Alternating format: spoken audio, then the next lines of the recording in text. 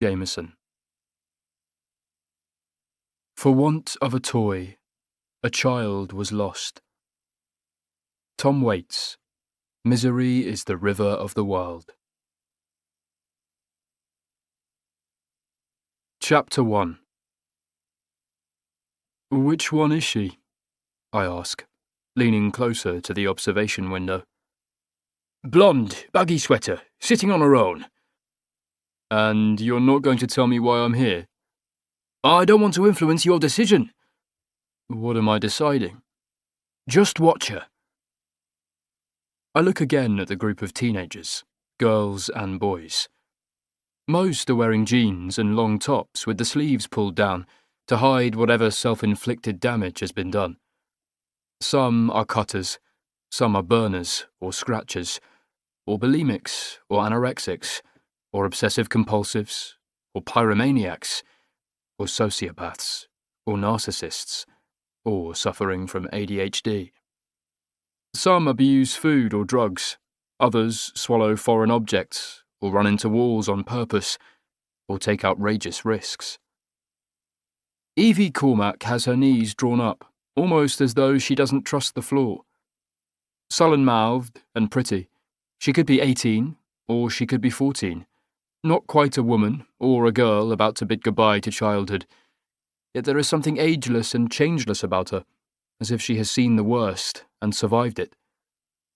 With brown eyes framed by thickened eyelashes and bleached hair cut in a ragged bob, she's holding the sleeves of her sweater in her bunched fists, stretching the neckline, revealing a pattern of red blotches below her jawline that could be love bites or finger marks. Adam Guthrie is standing alongside me, regarding Evie like she is the latest arrival at Twycross Zoo. Why is she here? I ask. Her current index office is for aggravated assault. She broke someone's jaw with a half-brick. Her current offence? She's had a few. How many? Too few to mention. He's attempting to be funny, or deliberately obtuse. We're at Langford Hall, a secure children's home in Nottingham, where Guthrie is a resident social worker. He's dressed in baggy jeans, combat boots, and a rugby jumper, trying too hard to look like one of them. Someone who can relate to teenage delinquency and strife, rather than an underpaid, low-level public servant with a wife, a mortgage, and 2 kids. He and I were at university together and lived in the same college. I wouldn't say we were friends, more like passing acquaintances, although I went to his wedding a few years ago and slept with one of the bridesmaids. I didn't know she was Guthrie's youngest sister. Would it have made a difference? I'm not sure. He hasn't held it against me. You ready? I nod. We enter the room and take 2 chairs, joining the circle of teenagers, who watch us with a mixture of suspicion and boredom. We have a visitor today, says Guthrie. This is Cyrus Haven. Who is he? Asks one of the girls. I'm a psychologist, I reply. Another one, says the same girl, screwing up her face. Cyrus is here to observe. Us or you?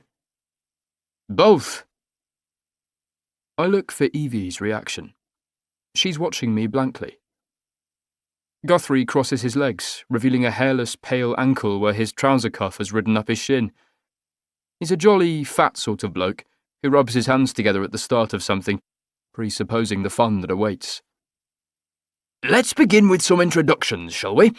I want you to each tell Cyrus your name, where you're from, and why you're here. Who wants to go first? Nobody answers. How about you, Alana? She shakes her head. I'm sitting directly opposite Evie. She knows I'm looking at her. Holly? Asks Guthrie. Nah. Evie? She doesn't respond. It's nice to see you're wearing more clothes today, says Guthrie. You too, Holly. Evie snorts. That was a legitimate protest, argues Holly, growing more animated. We were protesting against the outdated assumptions of class and gender inherent in this white male-dominated gulag. Thank you, comrade, says Guthrie sarcastically. Will you get us started, Nathan? Don't call me Nathan, says a beanpole of a boy with pimples on his forehead. What should I call you? Nat. You mean like a bug? Asks Evie. He spells it out. N-A-T. Guthrie takes a small knitted teddy bear from his pocket and tosses it to Nat. You're up first. Remember, whoever has the bear has the right to speak. Nobody else can interrupt. Nat bounces the teddy bear on his thigh. I'm from Sheffield, and I'm here because I took a dump in my neighbour's VW when he left it unlocked. Titters all round. Evie doesn't join in. Why did you do that? Asks Guthrie. Nat shrugs nonchalantly. It were a laugh. On the driver's seat? Asks Holly. Yeah, of course. Where else? The dickhead complained to the police, so me and my mates gave him a kicking. Do you feel bad about that? Asks Guthrie. Not really. He had to have metal plates put in his head. Yeah, but he had insurance and he got compensation. My ma had to pay a fine. Way I see it, the dickhead made money. Guthrie starts to argue but changes his mind, perhaps recognising the futility. The teddy bear is passed on to Reba from Nottingham, who is painfully thin and who sewed her lips together because her father tried to make her eat. What did he make you eat? Asks another of the girls, who is so fat that her thighs are forcing her knees apart. Food? What sort of food? Birthday cake? You're an idiot. Guthrie interrupts. Please don't make critical comments, Cordelia. You can only speak if you have the bear. Give it to me then, she says, snatching the bear from Reba's lap. Hey, I wasn't finished.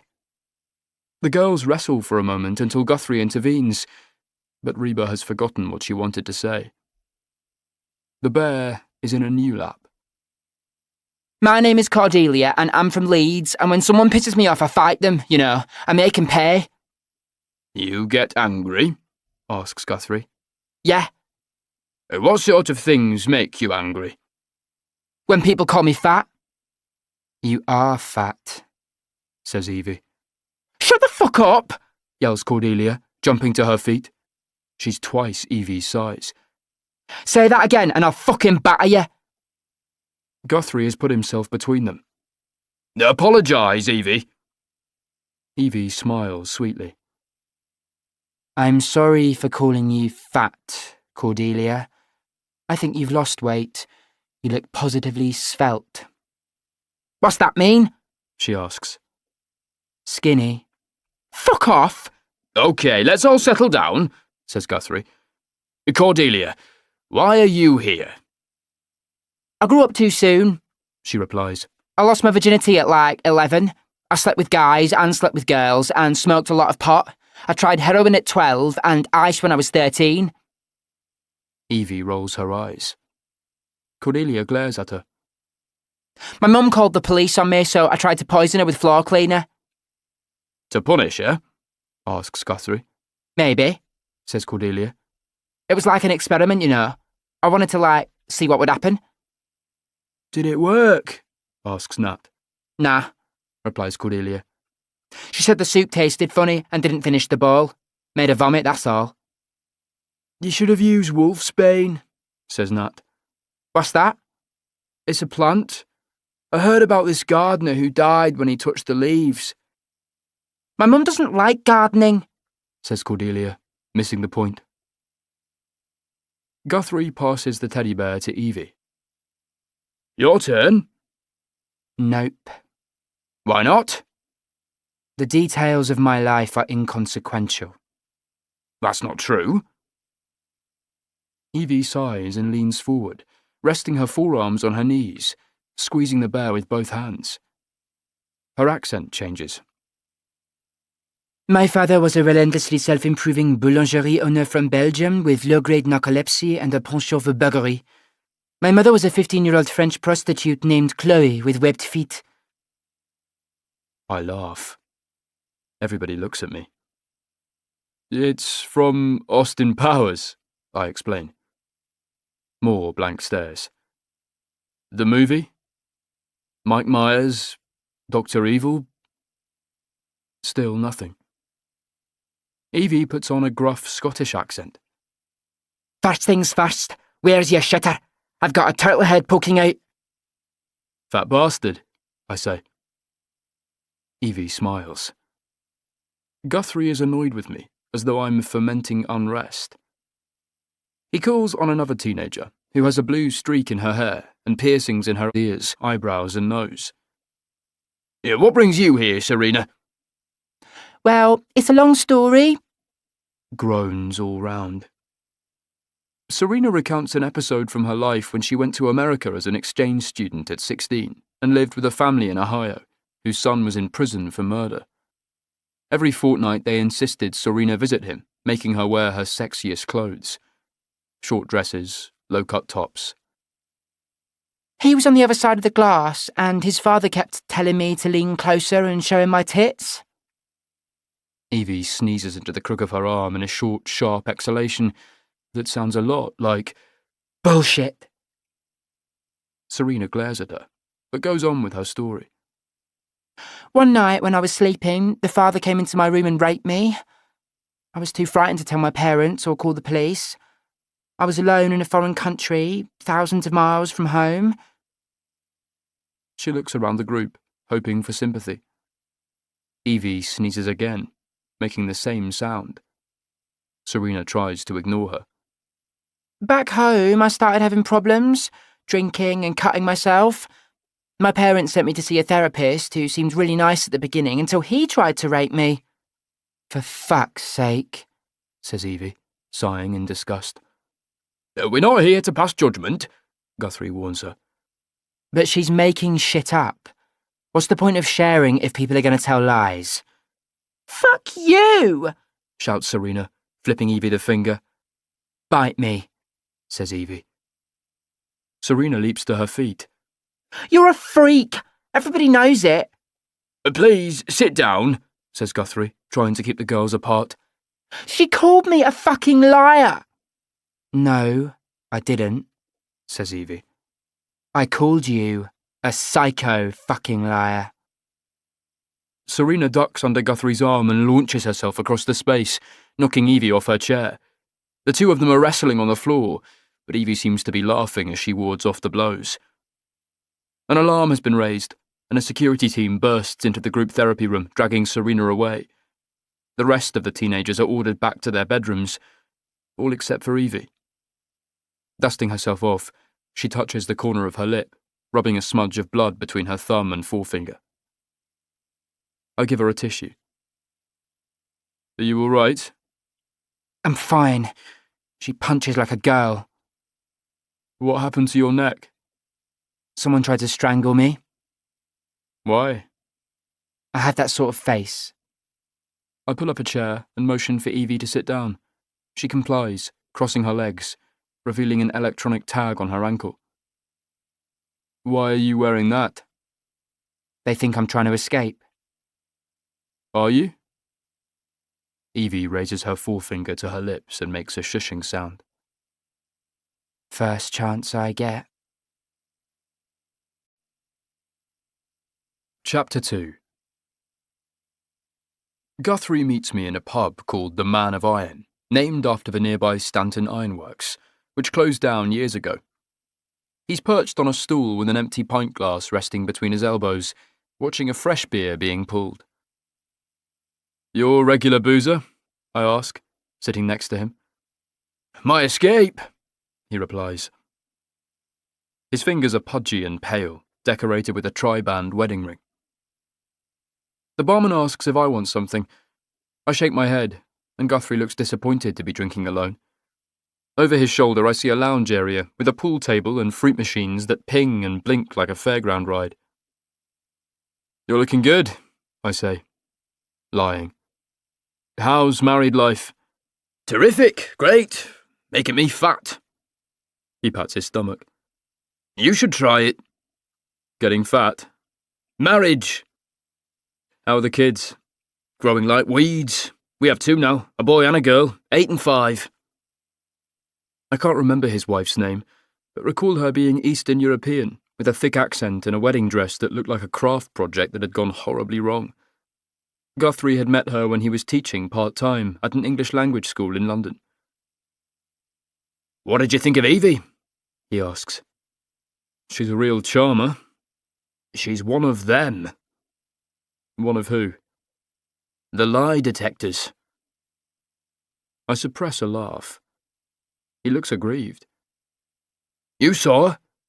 She knew when they were lying. She's a truth wizard, just like you wrote about." "You read my thesis?" "Every word." I make a face. "That was 8 years ago." "It was published." "And I concluded that truth wizards didn't exist." "No, you said they represented a tiny percentage of the population, maybe 1 in 500, and the best of them were accurate 80% of the time. You also wrote that someone could develop even greater skills, a person who wasn't disrupted by emotions or lack of familiarity with the subject, someone who functioned at a higher level." Christ, he did read it. I want to stop the conversation and tell Guthrie he's wrong. I spent 2 years researching truth wizards, reading the literature, exploring the research, and testing more than 3,000 volunteers. Evie Cormac is too young to be a truth wizard. Usually they're middle-aged or older, able to draw upon their experiences in certain professions, such as detectives, judges, lawyers, psychologists, and Secret Service agents. Teenagers are too busy looking in the mirror or studying their phones to be reading the subtle, almost imperceptible changes in people's facial expressions, or the nuances of their body language or their tones of voice. Guthrie is waiting for me to respond. "I think you're mistaken," I say. "But you saw her do it." "She's a very clever, manipulative teenager." The social worker sighs and peers into his half-empty glass. "She's driven me to this." "What?" "Drinking. According to my doctor, I have the body of a 60-year-old. I have high blood pressure, fatty tissue around my heart, and borderline cirrhosis." "How is that Evie's fault?" "Every time I talk to her, I want to curl up in a ball and sob. I took 2 months off earlier in the year, stress leave, but it didn't help. Now my wife is threatening to leave me unless I agree to see a marriage counsellor. I haven't told a soul that information, but somehow Evie knew." "How?" "How'd you think?" Guthrie doesn't wait for me to respond. "Believe me, Cyrus, she can tell when people are lying." "Even if that were true, I don't see why I'm here." "You could help her." "How?" "Evie has made an application to the court to be released, but she's not ready to leave Langford Hall. She's dyslexic, antisocial, aggressive. She has no friends. Nobody ever visits her. She's a danger to herself and others." "If she's 18, she has the right to move on." Guthrie hesitates and tugs at his collar, pulling it away from his neck. "Nobody knows her true age." "What do you mean?" "There's no record of her birth." I blink at him. "There must be something. A hospital file, a midwife's report, school enrollments." "There are no records." "That's impossible." Guthrie takes a moment to finish his beer and signal the barman for another. He drops his voice to a whisper. "What I'm about to tell you is highly confidential. I'm talking classified. You can't breathe a word of this to anyone." I want to laugh. Guthrie is the least likely spy in history. "I'm serious, Cyrus." Okay. His beer arrives.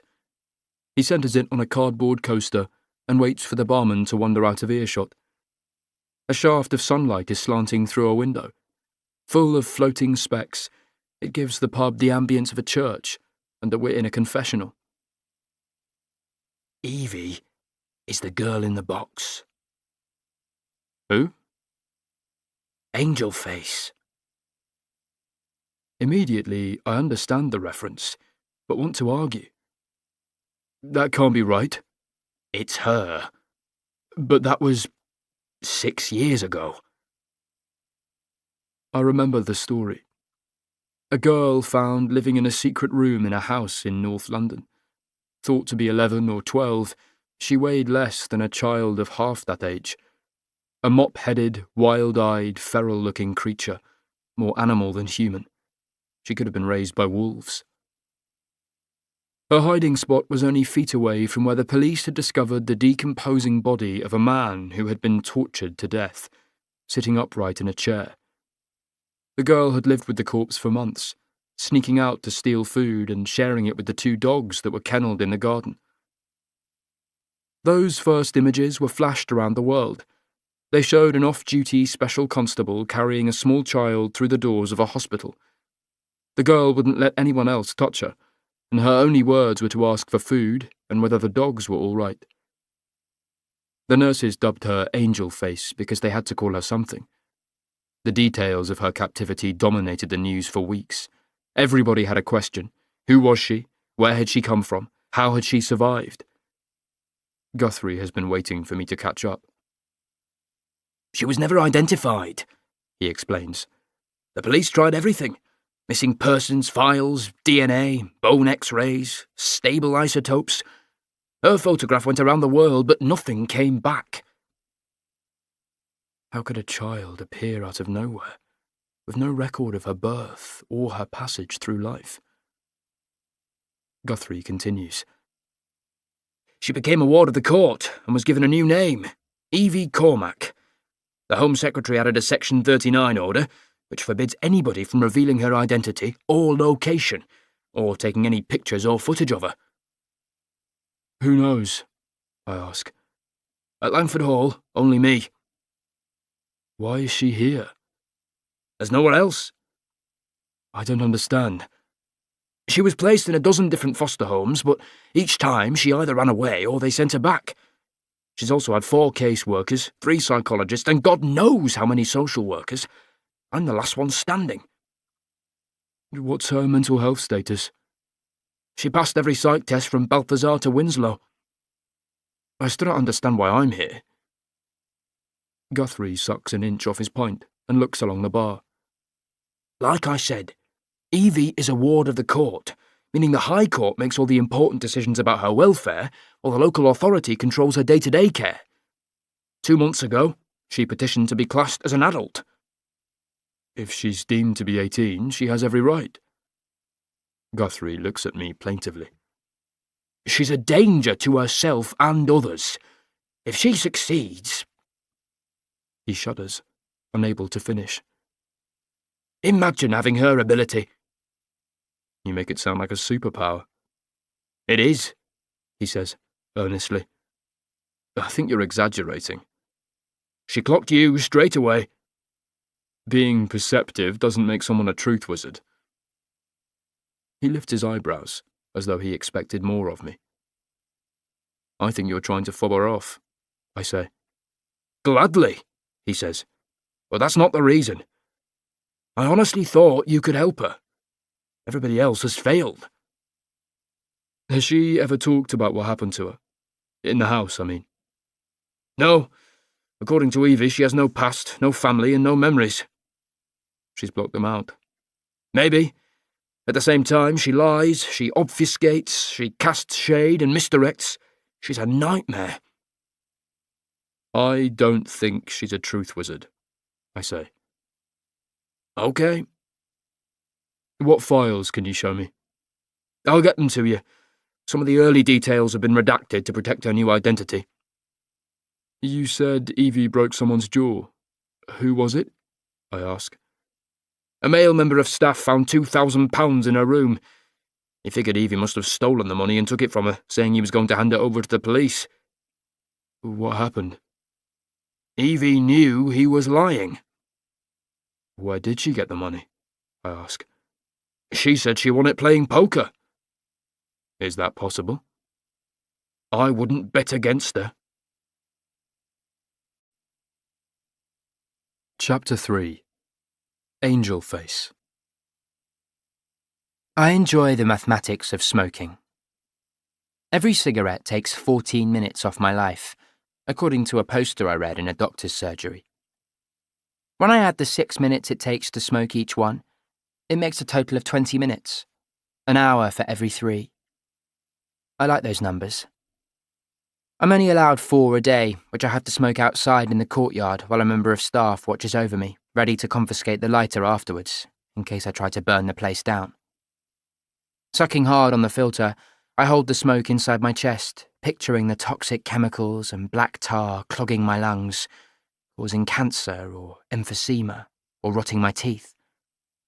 A slow death, I know, but that's life, isn't it? A long, drawn-out suicide.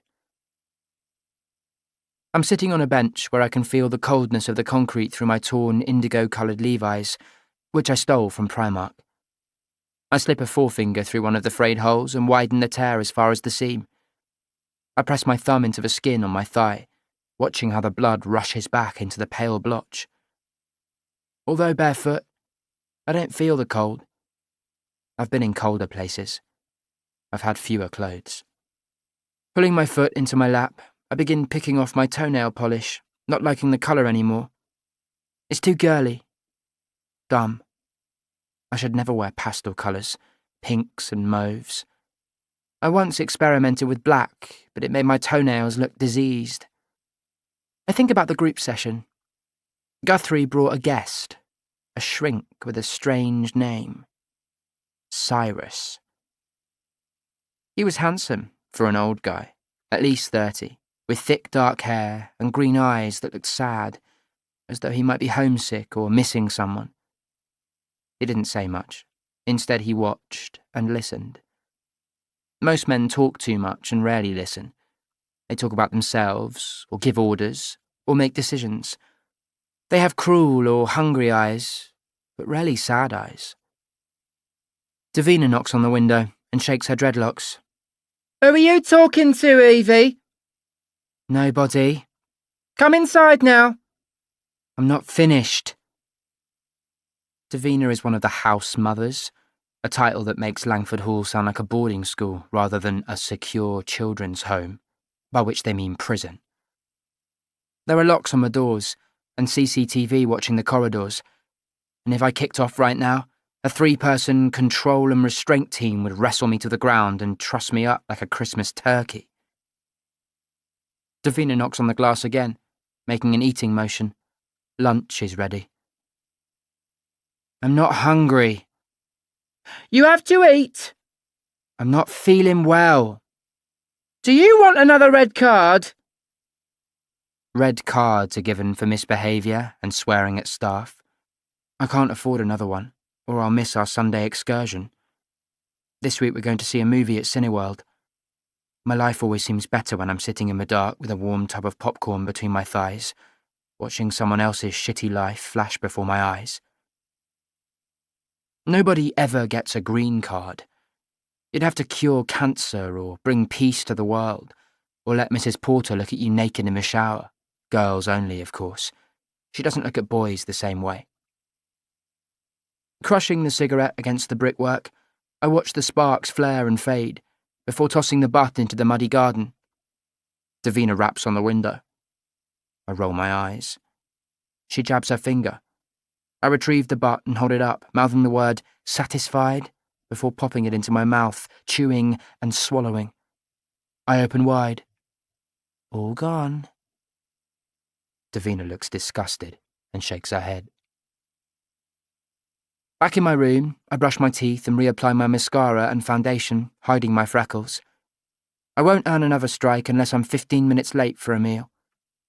When I arrive in the dining room, most of the other kids are finishing because boredom makes them hungry. The room smells of baked cheese and overcooked Brussels sprouts. I take a tray and move past the hot food, collecting 2 pots of yoghurt, a banana and a box of muesli. There for breakfast, says a server. I didn't have breakfast. Whose fault is that? She takes back the muesli. I look for a place to sit down. Whenever I spy an empty seat, someone moves quickly to deny me the place. They're all in on the game. Eventually, one of the girls doesn't react swiftly enough, and I get to a chair first. Freak, she mutters. Thank you. Dyke. You're too kind. Retard. You're welcome. I peel the top from a tub of yogurt and spoon it into my mouth, turning the spoon upside down and pushing my tongue into the hollow. I'm aware of people moving behind me, so I keep one arm braced across my tray, preventing anyone from flipping it over. I can't stop them spitting or putting bogies in my food, but it doesn't happen so much these days, because most of them are frightened of me. The same is true of the staff, especially Mrs. Porter, who calls me that devil child. I don't mind the name-calling, because I'm harder on myself than any member of staff. Nobody can hate like I can. I hate my body. I hate my thoughts. I am ugly, stupid, and dirty, damaged goods. Nobody will ever want me. The bully barks. The bully laughs. The bully wins. Chapter 4. Sun sinking. Autumn cold. I run along Parkside, zigzagging through the gate into Woollerton Park, where a sign warns me that I'm entering a deer carving area and that no unleashed dogs are allowed. The sky is streaked from edge to edge with pale trails of jets that have passed in the stratosphere. Jogging beneath a tunnel of bare trees, the asphalt path moves like a conveyor belt beneath my feet. Things come and go: park benches, garden beds, walkers and cyclists. I run twice around the lake before climbing a rise towards the Elizabethan country house that gives the park its name. Woollerton Hall once took my breath away, but I've grown tired of its grandeur because it seems to be showing off. Deer raise their heads, pausing from their grazing as I ghost past them along an avenue of lime trees towards the eastern entrance to the park. My right hip twinges, but I like the pain because it helps me focus. Wearing jogging shorts, a quilted red windbreaker, woolen hat and lightweight runners, I move in an easy rhythm, turning back at Middleton Boulevard and retracing my route through the park. Running is many things to me: calmness, solitude, punishment, survival. In a world beset by problems that I cannot control, I can tell my body what to do and it will obey for as long as it can. When I run, my thoughts become clearer. When I run, I imagine that I'm keeping pace with a planet that turns too quickly for me. I think about Evie Cormac. More of the details have come back to me. She was discovered behind a false wall at the back of a walk-in wardrobe in an upstairs bedroom. The house, in North London, had been rented by a low-level crim called Terry Boland. It was his body police had found in the same bedroom 6 weeks earlier. He was strapped to a chair with belts around his neck and forehead. The killer, or killers, had used an eyedropper to put acid into Boland's ears, slowly burning through his eardrums, destroying his cochlear and auditory nerves. Once he was deaf, they heated a metal poker with a blowtorch and used it to burn through his eyelids and his corneas, until his pupils boiled in their sockets. I remember this because the tabloids seemed to revel in every prurient detail. The murder was still under investigation when Angel Face emerged from her hiding place. Nurses cleaned off the muck and washed her hair, discovering a pale, pixie-faced thing with freckles and dirty brown eyes, a child too small to hold her own history. In the days that followed, she dominated the news cycle. The entire nation seemed to adopt her, discussing her fate over dinner tables, in hotel bars, across backyard fences and in supermarket queues. There were public appeals, newspaper awards and offers to adopt her. I know what it's like to be at the centre of a media storm. I was once the survivor, the lost little boy whose parents and sisters were murdered. I have been there, done that, seen the movie, and stayed for the closing credits. Is that another reason Guthrie turned to me? Speeding up over the last mile, I check my watch as I reach the front gate, holding my wrist steady because I'm breathing so hard. I'm 40 seconds outside my best time. I'm happy with that. Lifting the latch on the gate, I walk up the front path to a tall, narrow house, my ancestral home. It once belonged to my grandparents who retired some years ago to the south coast, preferring a modest bungalow in Weymouth to a 6-bedroom, Grade 2 listed house that looks like it should be haunted, or at least have a mad woman in the attic. It was crumbling then. It's falling down now. A masterpiece of urban decay. The ground floor has 2 large bay windows and a handsome carved doorway with fluted half columns and lead-like glass panels that throw red and green patterns onto the hallway rug when the sun is angled in the right direction.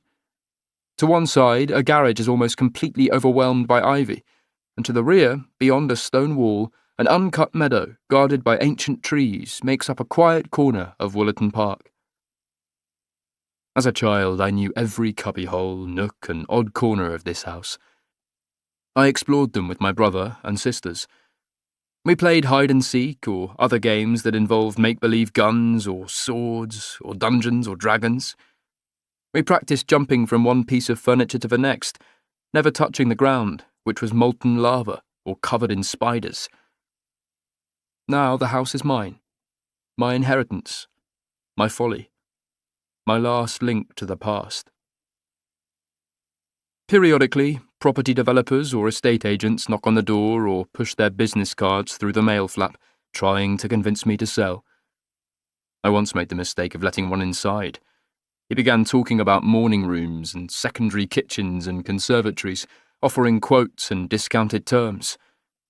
"You're sitting on a gold mine," he said, "but we have to act quickly while the market is hot." "Before this place falls down," he should have said. I reach under a pot for the spare key. As I straighten, I notice an unmarked police car is parked opposite the house. I know it's a police car because 2-way radio antennas are sticking from the roof, and a square-headed figure is behind the wheel.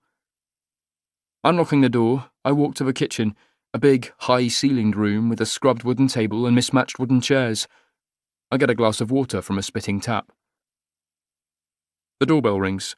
Water spills down my chin. I want to ignore both things, but that's not going to happen.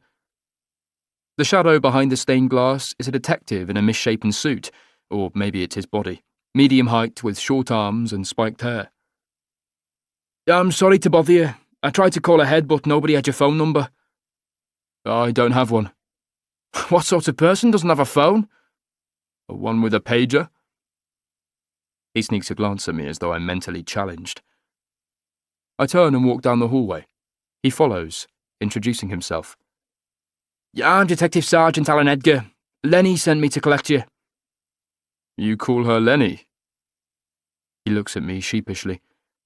"Chief Inspector Parvel." I drink another glass of water. The silence plays on his nerves. "We found the body of a teenage girl who went missing last night." "Where?" "In Clifton. Beside a footpath." I rinse the glass and put it in the drainer. "I need a shower." "I'll be in the car," he says, glancing at the ceiling, as though the house might collapse at any moment. In the upstairs bathroom, I strip down and turn on the tap. The pipes clank and shudder as I wait for the water to arrive, spitting and hawking from the showerhead. Some days it remains cold, as though testing me, or scalding hot, as though punishing me. But whenever I call a plumber, he recommends ripping out the entire heating system and installing a new one, something I can't afford. Hot water arrives. I'm clean for another day. Dressed in old jeans, a flannelette shirt, and an olive green army coat, I fill the pockets with a chapstick, keys, chewing gum, and my money clip. I have no pets to worry about, no plants to water, no other appointments to keep. D.S. Edgar opens the car door for me. I wonder if his mates call him Poe. There are worse nicknames. I've had some of them. At school I was called Virus, because of the rhyme. "You're a psychologist," Edgar says. Not a question. "You treated a mate of mine in the SWAT team.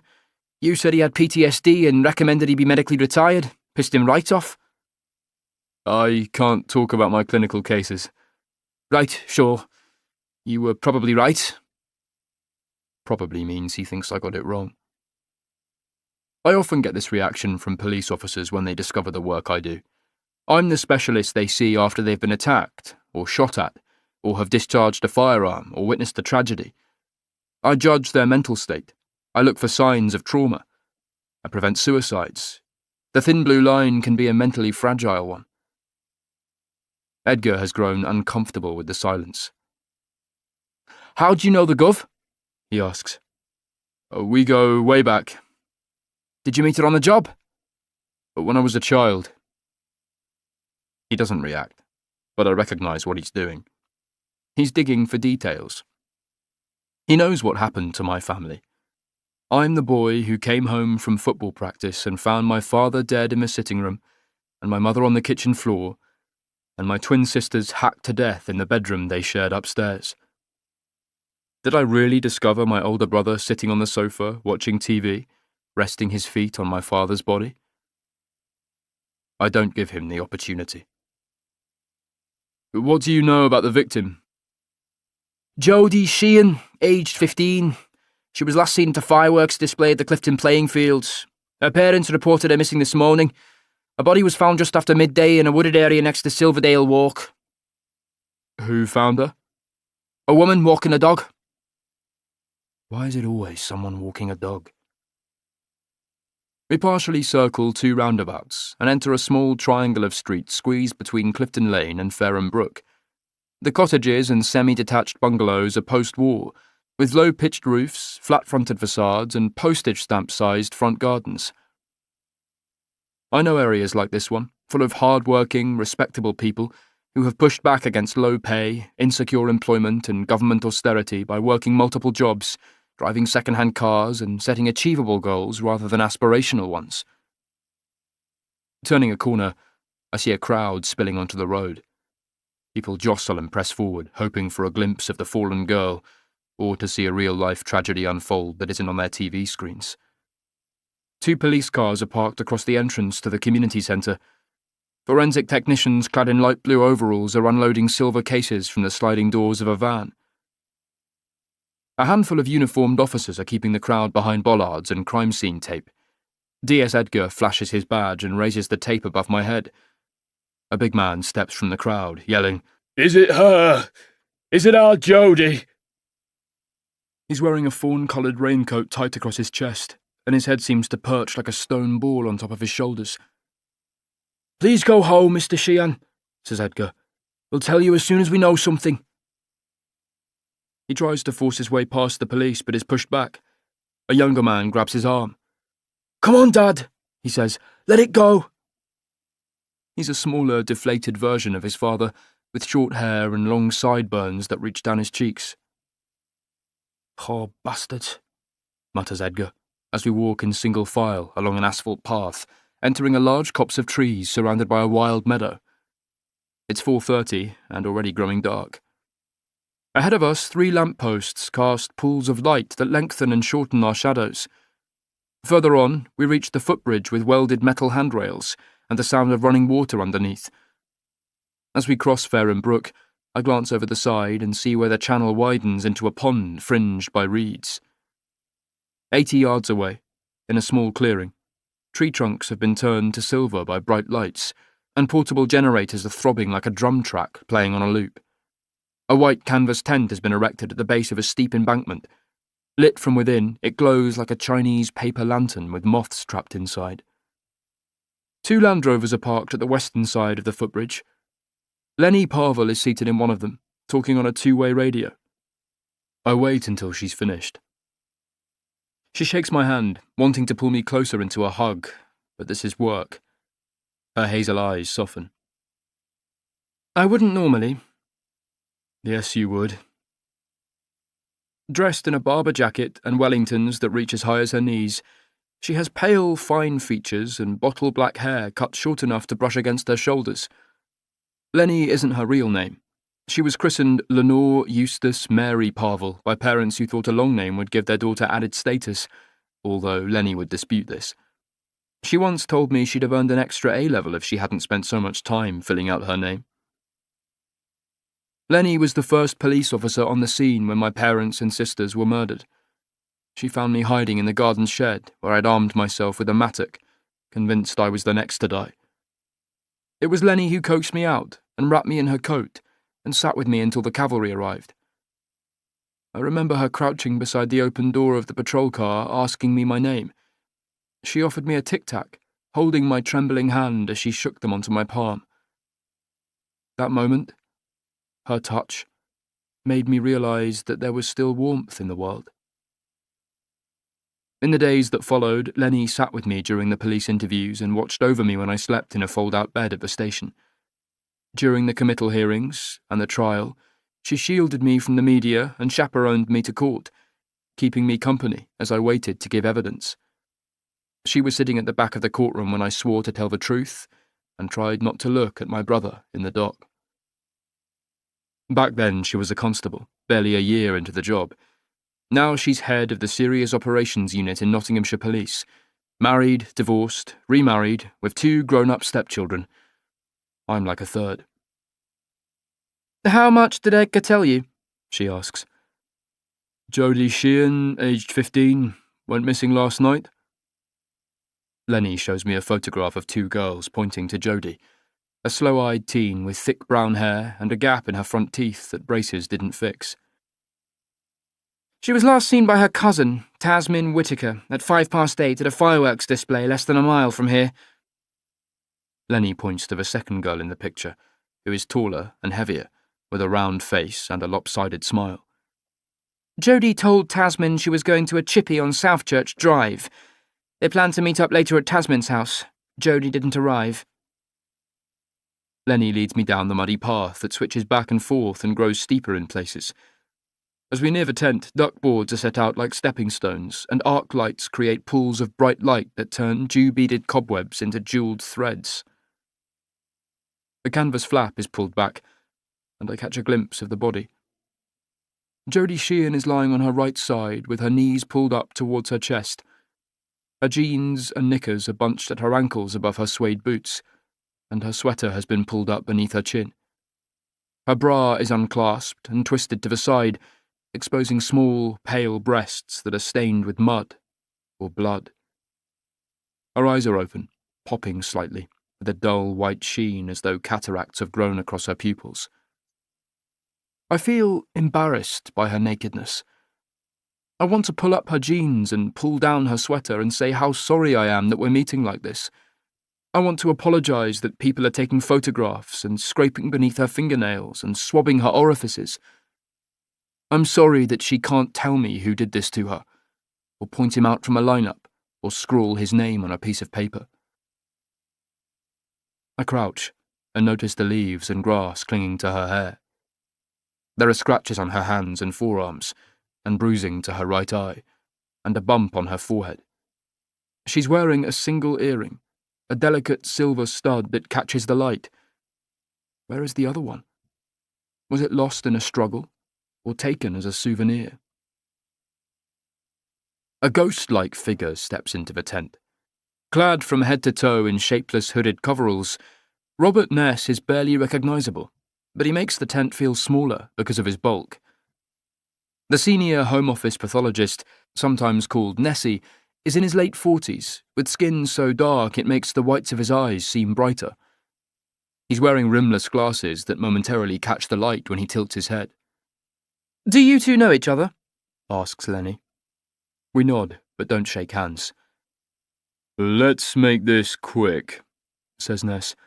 I don't want to leave her out here. When did she die? Asks Lenny.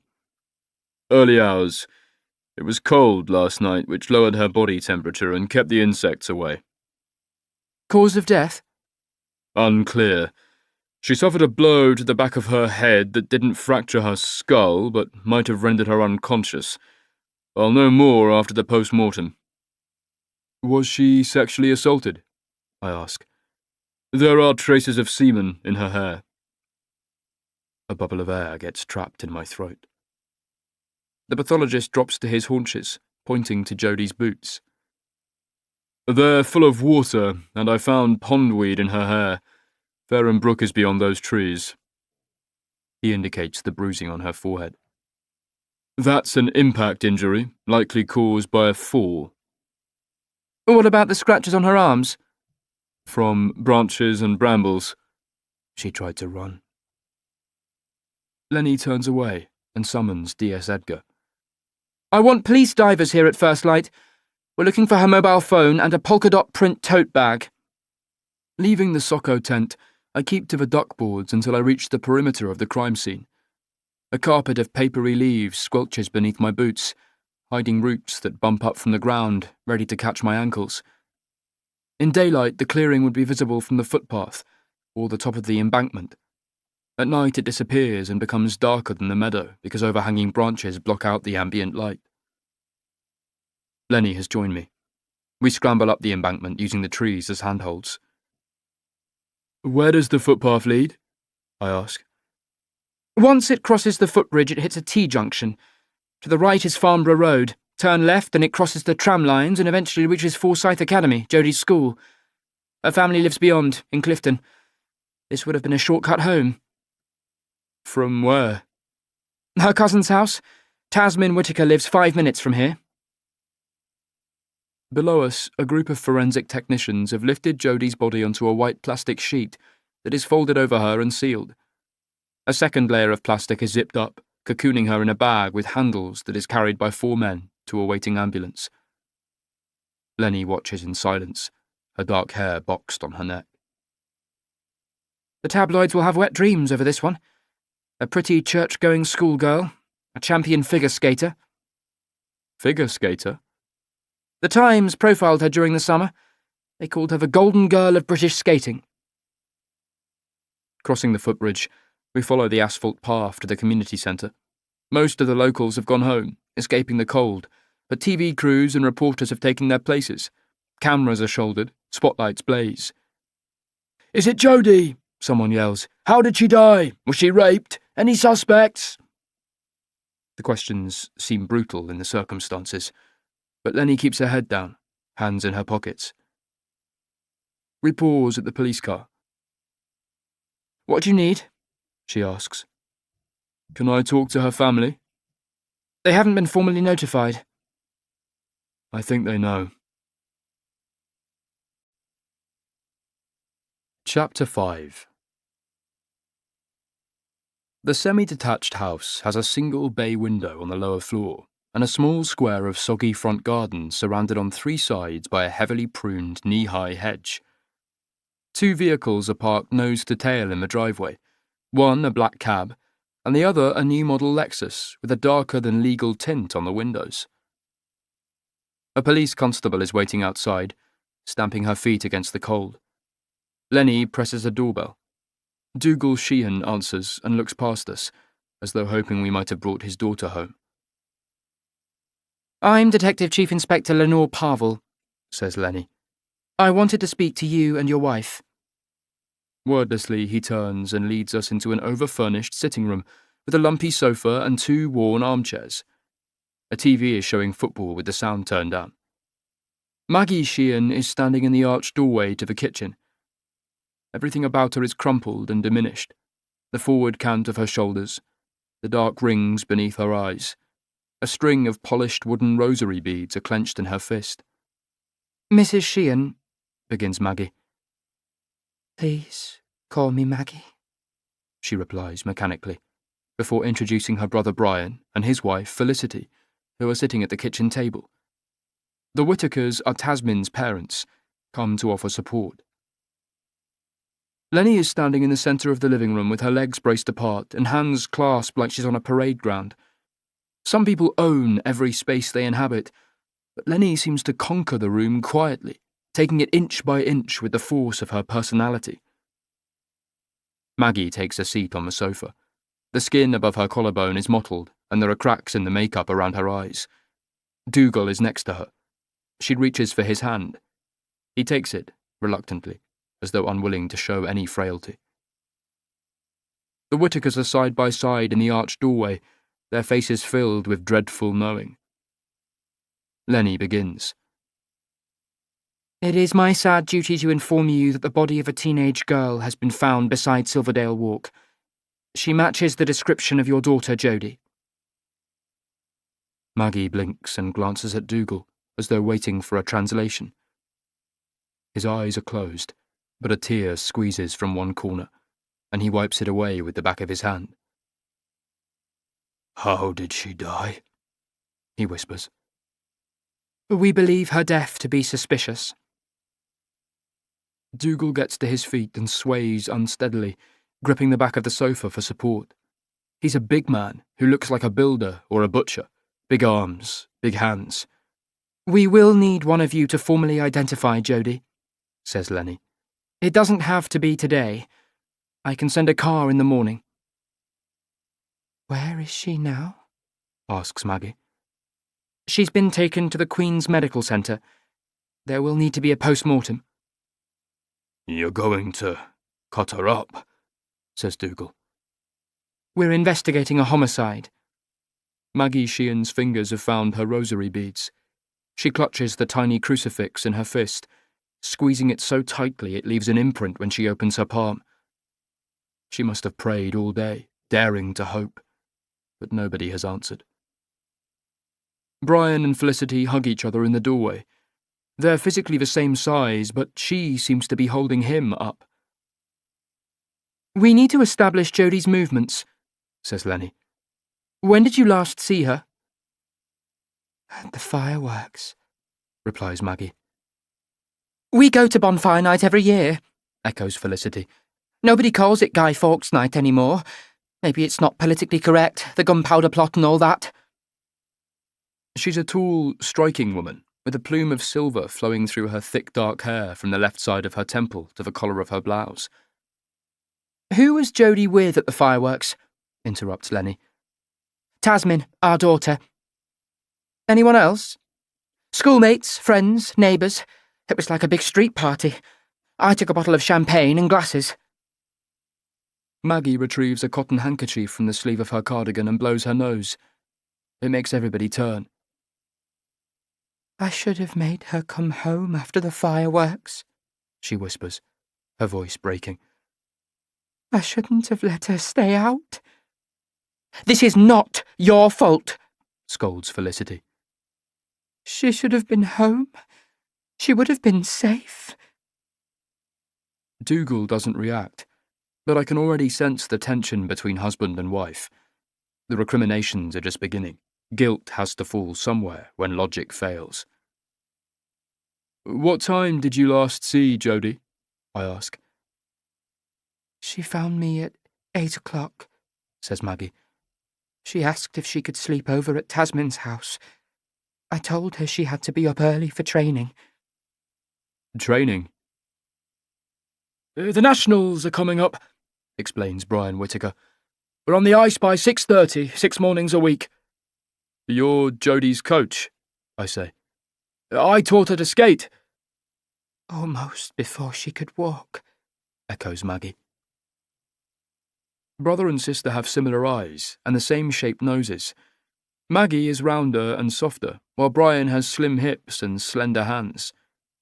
He looks like a dancer in the way he stands, with a straight back, square shoulders and raised chin.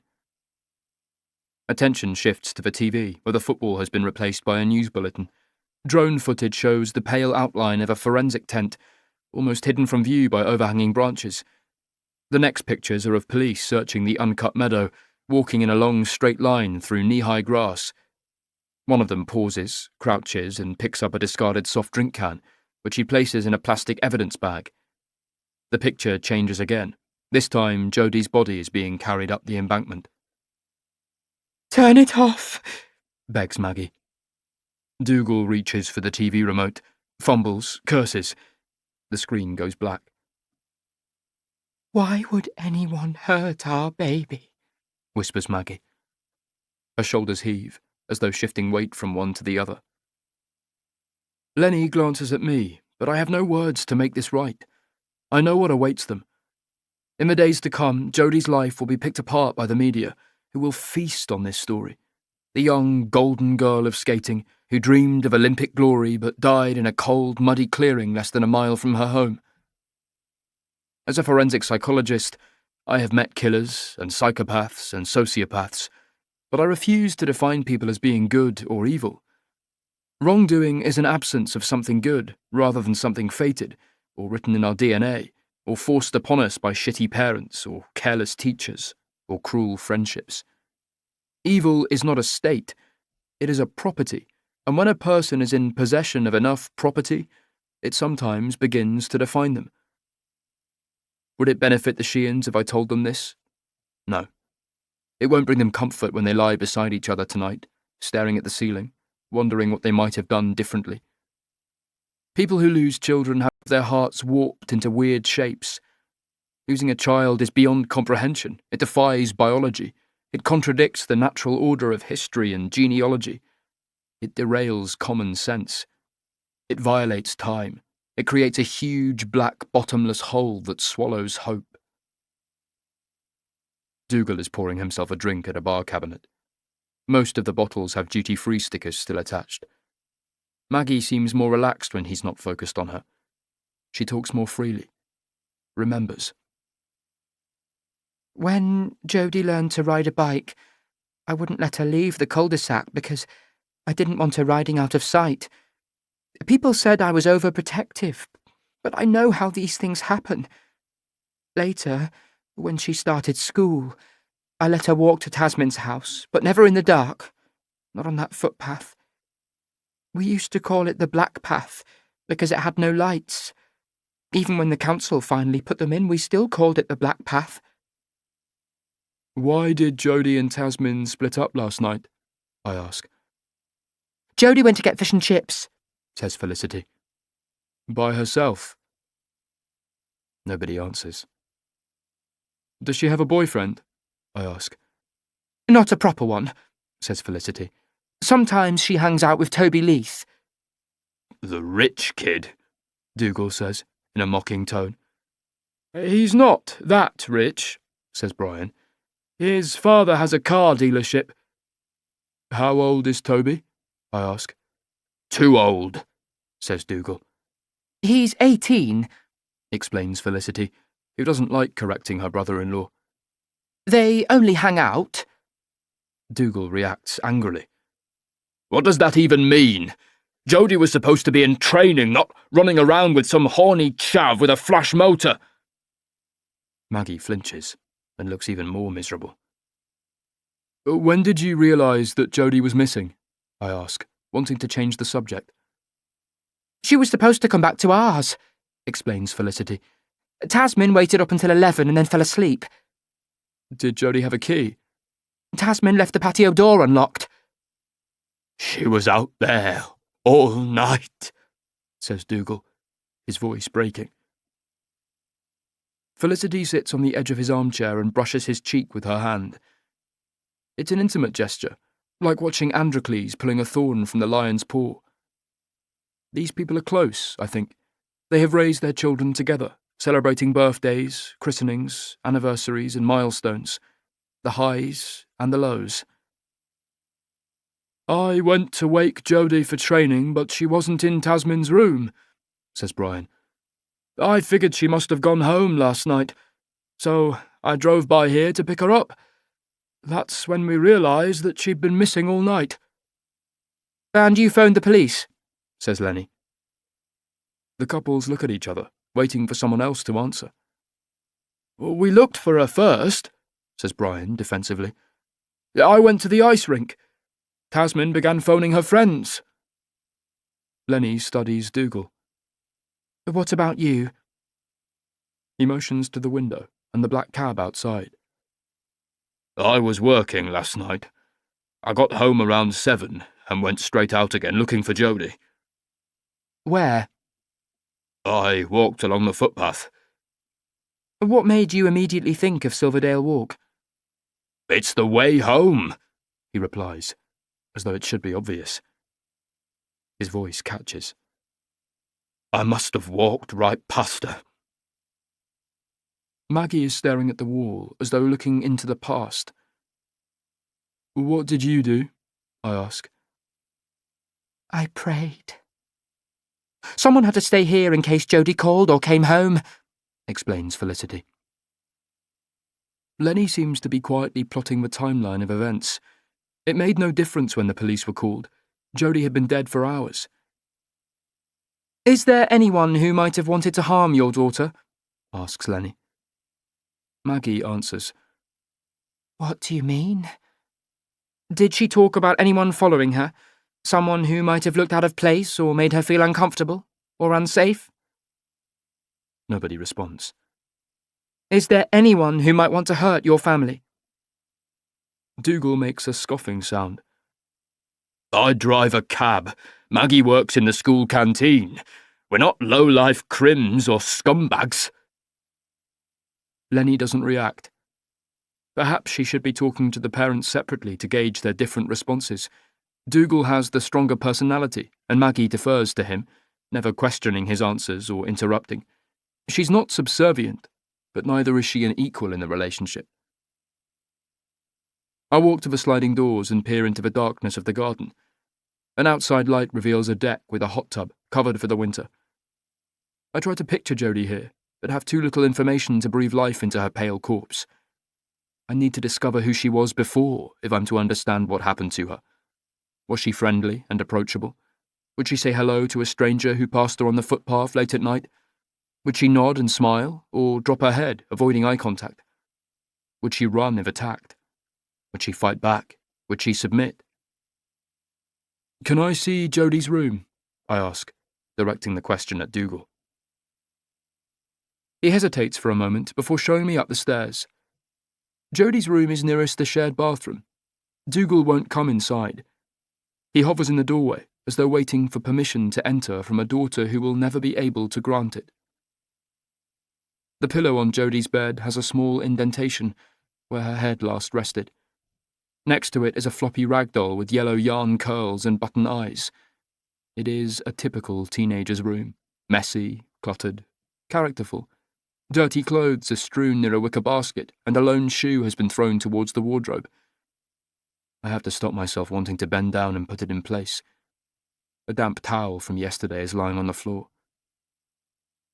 Studying the room, I imagine Jodie sitting cross-legged on the bed, a little girl playing with dolls and cutting and pasting pictures.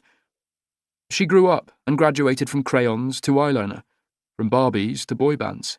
Every detail resonates.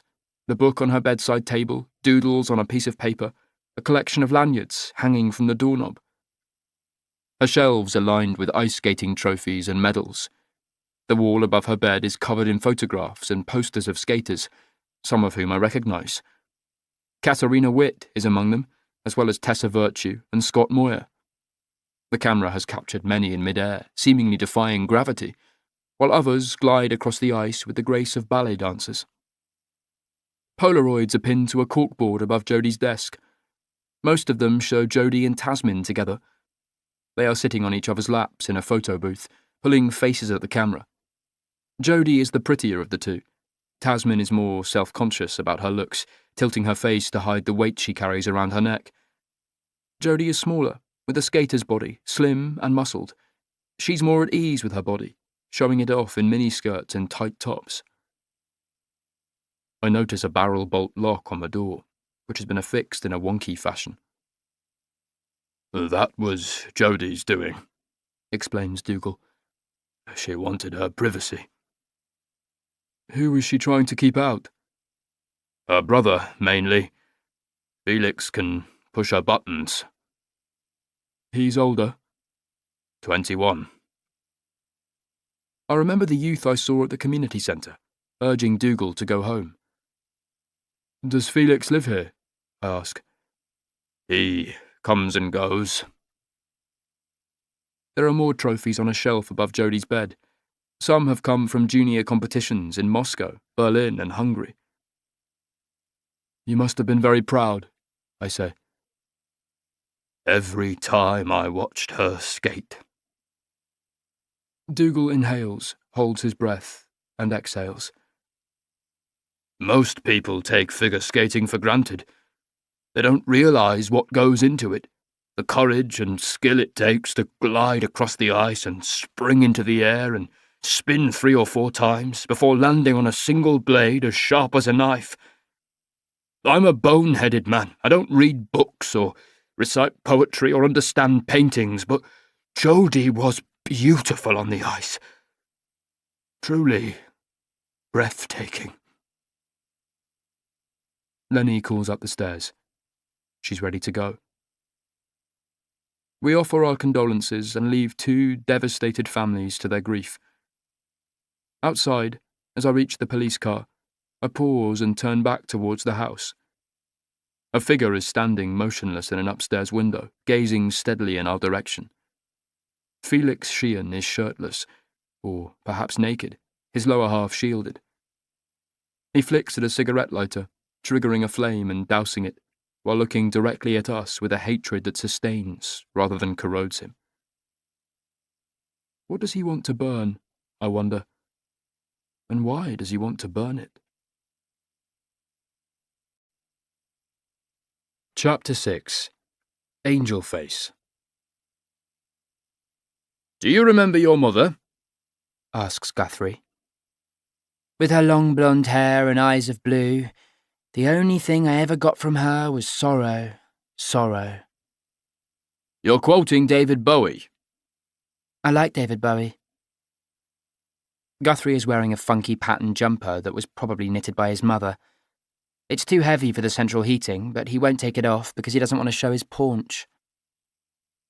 What about your father? He asks. Papa was a rolling stone. Wherever he laid his hat was his home, and when he died, all he left us was alone. The Temptations. It's a good song. You're not taking me seriously. You've asked me this stuff before. And you haven't answered. Recognise the pattern? Leaning back in my chair, I rub the instep of one foot with the arch of the other.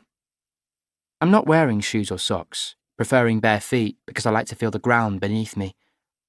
My electronic tracker looks like a manacle minus the ball and chain. I tested it once. I made it as far as the parking area before the alarm started sounding. I want what's best for you, says Guthrie, giving me his hangdog look. Then let me go. Answer my questions.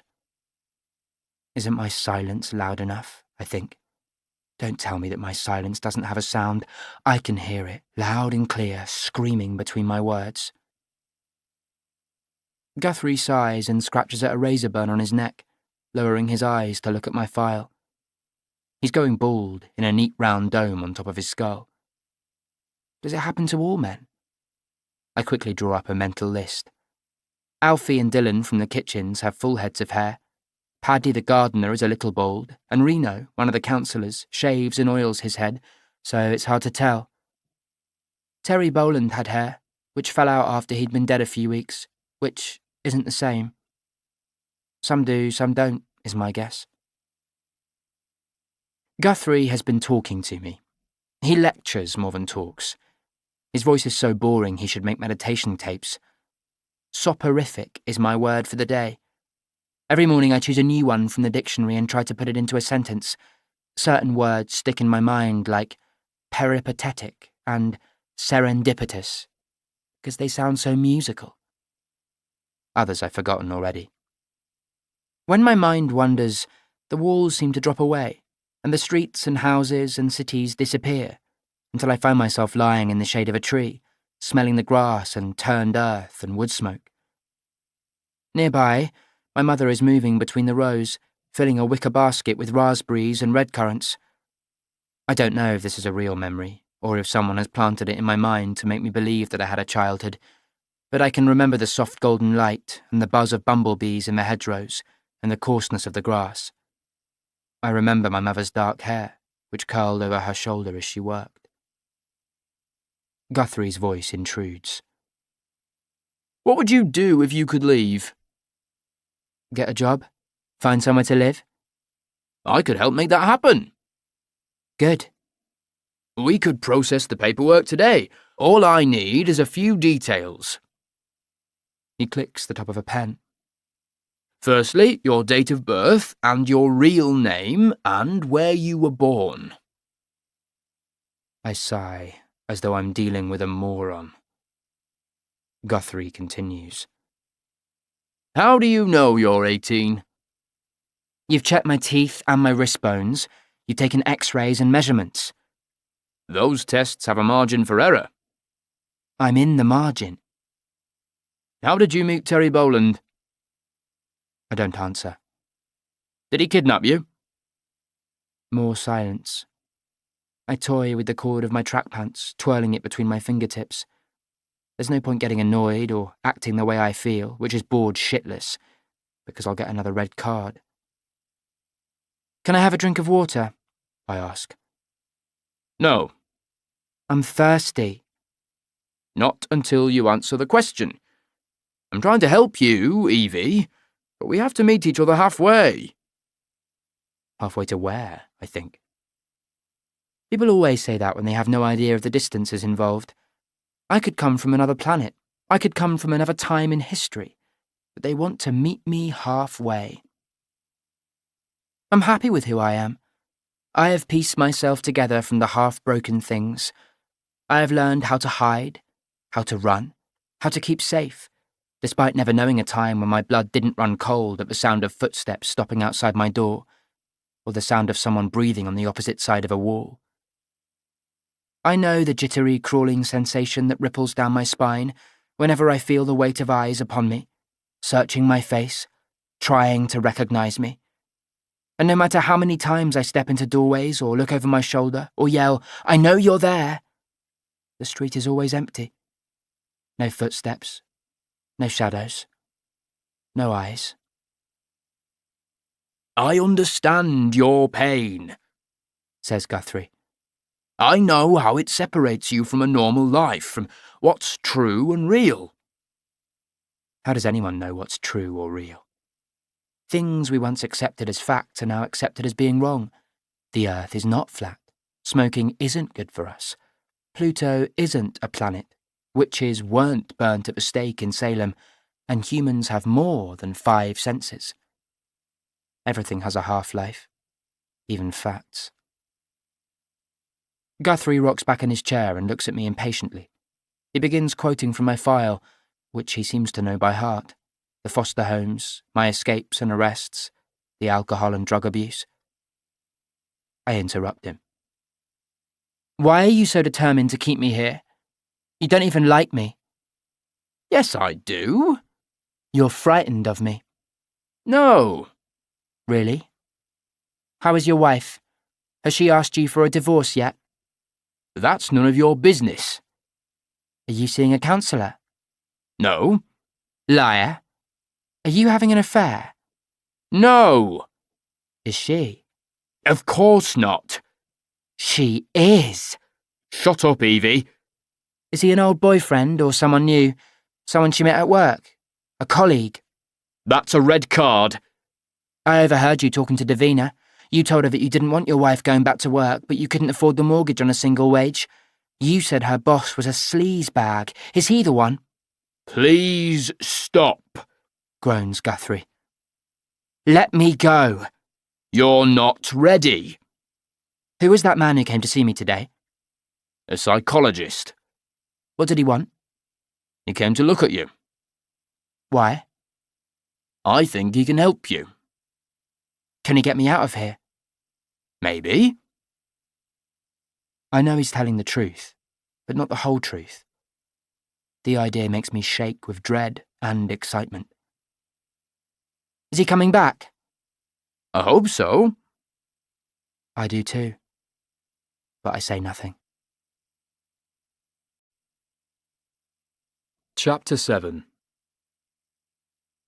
2 photographs of Jodie Sheehan dominate the front page of the Nottingham Post.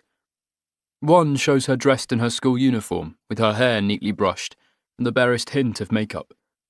Jodie is smiling cheekily at the camera, as though someone behind the photographer has made her laugh.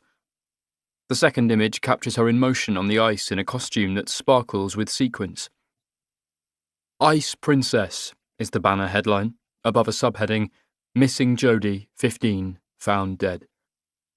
Further below is a breathless commentary describing the discovery of Jodie's body and the search for clues. As expected, she is portrayed as a fairy tale victim, Little Red Riding Hood snatched from a lonely footpath by a crazed beast who had been lying in wait for her. There are quotes from neighbours, school friends and fellow skaters, all of whom are shocked and saddened. I can't believe it could happen here. This is such a nice area. We look out for each other. Who would do such a terrible thing? I often wonder how people can live in such a state of innocence. Then again, what is the alternative? Fear? Suspicion? A siege mentality? Inside, there are 2 more pages of photographs, some showing lines of police searching the meadow, or the crowds of onlookers in the glowing white tent amid the trees. This is just the beginning. Certain crimes generate their own energy, like bushfires racing across treetops, moving faster than the wind, sucking oxygen from every other story. They consume the news cycle until they burn out, or some other tragedy takes their place. Angel Face had been like that. Overnight, Guthrie had sent me the files on Evie Cormac. There are thousands of pages: admission records, ward notes, psychiatric assessments, escapes and offences. I begin by familiarising myself with the original case, pulling up the earliest newspaper stories about the discovery of Terry Boland's body. He was murdered in a house in Hotham Road in East Barnet, where his body lay undiscovered for 2 months until neighbours complained about the smell and the landlord was summoned. Police broke down the door and found a mound of rotting flesh tied to a chair. Fingerprints were impossible given the state of decomposition, and whoever killed Boland had cleaned the house so thoroughly, bleaching floors, vacuuming rugs and wiping down every surface, that only 1 set of prints remained, which didn't show up on any police database until Angel Face was printed 6 weeks later. It took facial recognition technology to reveal the victim's identity. A computer-generated photograph was released to the media and triggered a call from a woman in Ipswich who identified Terry Boland as her ex-husband, an unemployed truck driver, aged 48, born in Watford, twice married, twice divorced, with a history of petty crime and low-level violence. 2 Alsatians were found in a kennel in the rear garden of the house. The animals were in surprisingly good condition, given how long Boland had been dead. Clearly someone had been feeding them, which generated the theory that the killer, or killers, might have returned to the house, showing more compassion for the dogs than for the man they killed. When details of the torture were leaked, the murder took on a greater sense of urgency. Various theories emerged, including foreign crime syndicates, or money laundering, or a drug deal gone wrong. Without any new leads to feed the story, the media became more interested in the fate of the dogs, which were given names, William and Harry. The Sun and Daily Mirror ran competing campaigns to find them new homes. Hundreds of readers offered to adopt the animals, while others donated money, until the Alsatians risked becoming the richest dogs in England, before the Deputy Mayor of Barnet Council stepped forward and adopted them, promising to use the donated funds to build an animal shelter. In the weeks that followed, the story slipped from the headlines, until Angel Face was discovered, and it became an international news event. A mysterious child in a secret room. It sounded more like a Grimm's fairy tale than reality. Among the files that Guthrie has sent to me is the original admission form from Great Ormond Street Children's Hospital. Gender, female. Name, unknown. DOB, unknown. Height, 50 inches. Weight, 57 pounds. Condition, underweight, filthy, evidence of scabies, head lice and rickets. Physical signs of long-term sexual abuse, including deep perennial and vaginal lacerations and scar tissue. Markings: birthmark on her left inner forearm the size of a penny, scar on her right thigh 4 inches above the knee, multiple lesions on her back and chest, most likely caused by cigarette burns. Property: 8 pieces of coloured glass, a large tortoiseshell button. Clothing: soiled jeans, a woolen jumper with a polar bear on the chest, cotton knickers. The admitting officer is listed as Special Constable Sasha Hopewell. She was photographed carrying Angel Face into the hospital, an image that flashed around the world and became synonymous with the case. I call it up on my computer. Constable Hopewell is dressed in dark gym gear, leggings and a jacket and trainers. Her knees and elbows are smudged with some sort of white powder. The girl in her arms looks filthy and emaciated, her hair a tangle of snakes, her face gaunt. She's dressed in the clothes described in the hospital admission form. Sasha Hopewell was 22 when she found Evie. She'd be 28 now.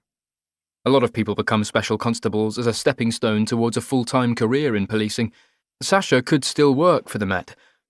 I want to ask her how she found Evie, what made her go back to the house so long after the murder. I call Barnet Police Station in North London and negotiate a maze of automated choices before reaching a desk sergeant. Never heard of her, he says, wanting to get rid of me. She was the officer who found Angel Face. Oh, her! She doesn't work here anymore. Where can I find her? No idea. She was only a volunteer. She was a special constable. Yeah, same thing. I hang up and type Sasha's name into Google, hoping she might have a Facebook page or Twitter account, but come up with nothing. Instead, I stumble across several newspaper photographs of her leaving a house identified as being in Wembley Park, possibly her parents' place. She is surrounded by photographers and reporters, forcing her way grimly through the pack. Further down the screen, I find a story from the Harrow Times. Sasha's father, Rodney, is quoted asking the media to leave his daughter alone. "She's not allowed to speak to you. She doesn't have anything to say. Please let Sasha have her life back." A street name is mentioned. I try the reverse phone directories, but the family's number is unlisted. Eventually, I call an old friend who works for the DVLA. Donna Forbes was a year ahead of me at school, and is one of the good ones. "How do I know you're not trying to trace an old girlfriend?" she asks. I'm not. "Yes, but how do I know?"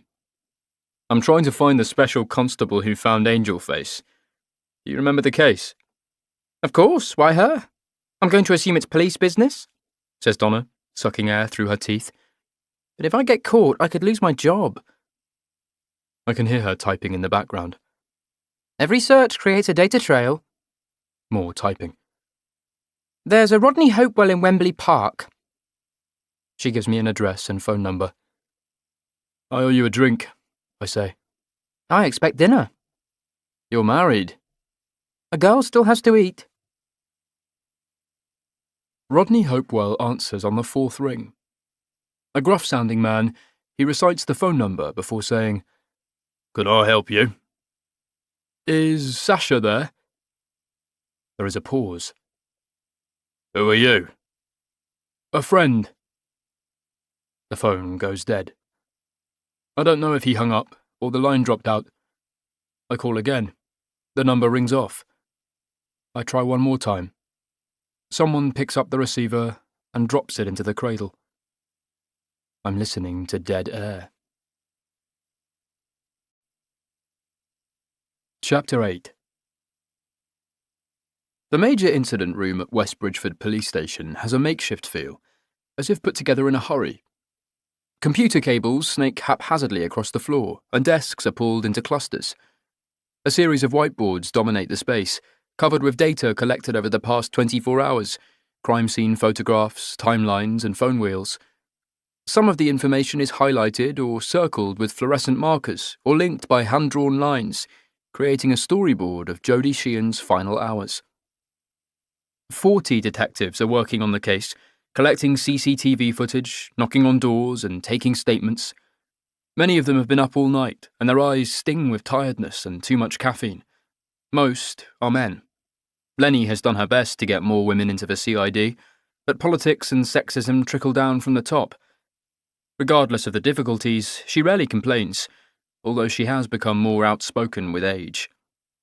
Professionally and publicly, she enforces laws that she sometimes regards as being antiquated and unfair, protecting property rather than people, while privately she rails against the real causes of crime: poverty, boredom, stupidity, and greed. None of these are excuses. In Lenny's view, deprivation doesn't force someone to put a needle into his or her vein, or gamble away a welfare check, or put a rubbish bin through a shop window, or set fire to a homeless man. Every society gets the criminals it deserves, is her philosophy, and the police force it's willing to pay for, rather than the one it insists upon. The 10 o'clock briefing is underway. Lenny is perched on a desk with her feet on a chair, listening as various detectives bring her up to speed. Some I've met before. Many have nicknames. Monroe gets called Marilyn, for obvious reasons, although she does have blonde hair. Her partner is known as Prime Time, because he manages to get himself on camera so often. My personal favourite is David Corran, a sharply dressed younger detective they call Nobody, because nobody's perfect. An estimated 2,000 people were at the fireworks display on Monday. with as many as 300 vehicles. Parking was ticketed, but anyone could walk from the surrounding streets and set up a picnic blanket for the show. There were no CCTV cameras focused on the crowd, but the rugby club had one in the parking area and another covered the traffic lights on Clifton Lane. A detective sergeant with a crew cut consults a laptop. 22 names have come up on the sex offenders register, living within 3 miles of the murder scene. We've spoken to 8 of them and we'll get to the others today. Any of them known to Jodie? Asks Lenny. Kevin Stokes lives 3 doors away. He served 7 years for molesting 2 boys at a swimming centre in Coventry. The victims were 5 and 7. When was that? He was released 8 years ago. Anything since? Nah, he's on a disability pension. Needs a mobility scooter to get around. Check with his doctor, says Lenny, turning to another detective.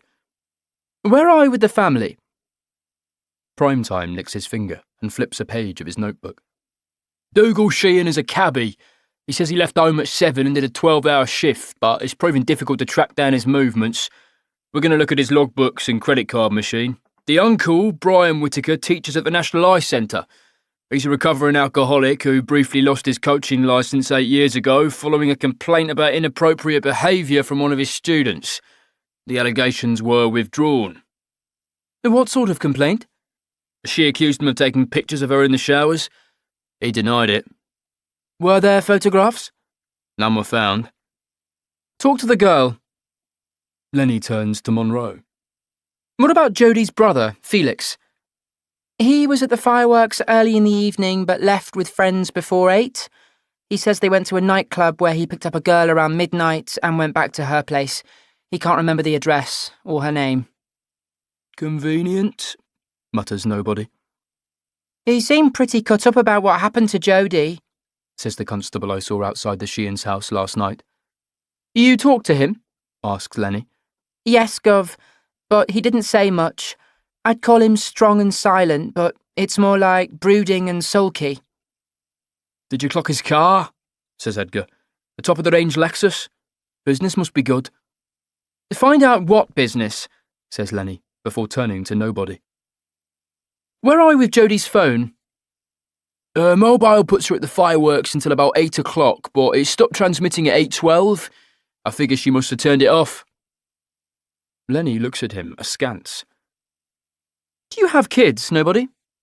No, Gov. For future reference, should you ever find a woman who wants to give birth to a little nobody, you'll discover that teenagers can't go 5 minutes without their phones. Jodie wouldn't have turned it off without a very good reason. Maybe it ran out of juice, suggests Monroe. Perhaps, says Lenny, clearly not convinced. Find out what sort of phone she was using. She might have had tracking software, or some app that allows us to turn it on remotely. Yes, Gov. When and where did we lose the signal? A fish and chip shop called the In Place on South Church Drive. Talk to the staff. See if anyone remembers her. Where are we with her call log and text messages? We're waiting on her service provider to release them, says Edgar. And her laptop? Nothing out of the ordinary in her search history, apart from the fact that she wiped it regularly. Mostly it was homework assignments, music videos, clothes, makeup, etc. We're still trying to access her iCloud account, but these tech companies treat every request like it's an attack on civil liberties. That's because we're fascists, grunts Primetime.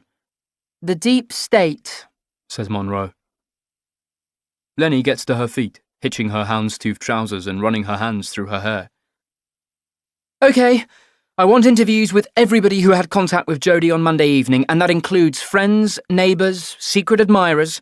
Also look at anyone who follows her on social media and who comments on her posts. She divides the task force into 4 teams, each with a senior officer in charge. One group will concentrate on the door-to-door interviews, another will trace Jodie's movements, a third will track down known sex offenders in the area, and the fourth will search for anyone seen talking to Jodie at the fireworks. The briefing ends, and detectives disperse, some pulling coats from backs of the chairs and heading out. I get a nod from Lenny. She wants to talk to me privately. Closing her office door, she sits in her high-back chair and opens a desk drawer, pulling out a scented candle, which she lights with a match, filling the room with the chemical reek of lemons. My personal trainer suggested them, she says. Apparently they relieve stress. I think they mask the smell. Of what? 40 detectives, fast food, and too much caffeine. I notice a wedding gift register open on her laptop. My sister is getting married again, she explains. You'd think after 2 husbands she'd be gun-shy, but she's having all the bells and whistles. A horse-drawn carriage, white wedding gown, and a reception in a manor house. The whole family has to show up and watch her pledge her undying love for some guy she met on a Caribbean cruise in August. 3rd time's a charm. He's a sodding dentist. Lenny closes her laptop and moves away from her desk, pressing her back against the window frame. You got anything for me? Not yet. What does your gut tell you? Strangely, my colon hasn't said a word since this morning. Lenny nods, as if to say, point taken. Despite our closeness, Lenny has never fully embraced psychology as being a science, and criminal profiling as an important tool. She's not a complete Philistine, but regards it more like a dark art akin to psychic readings or ESP.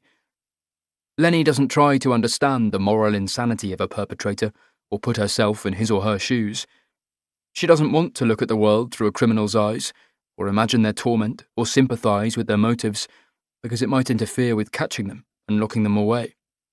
Psychologists care about motive, as do juries and actors and people who've lost someone to suicide.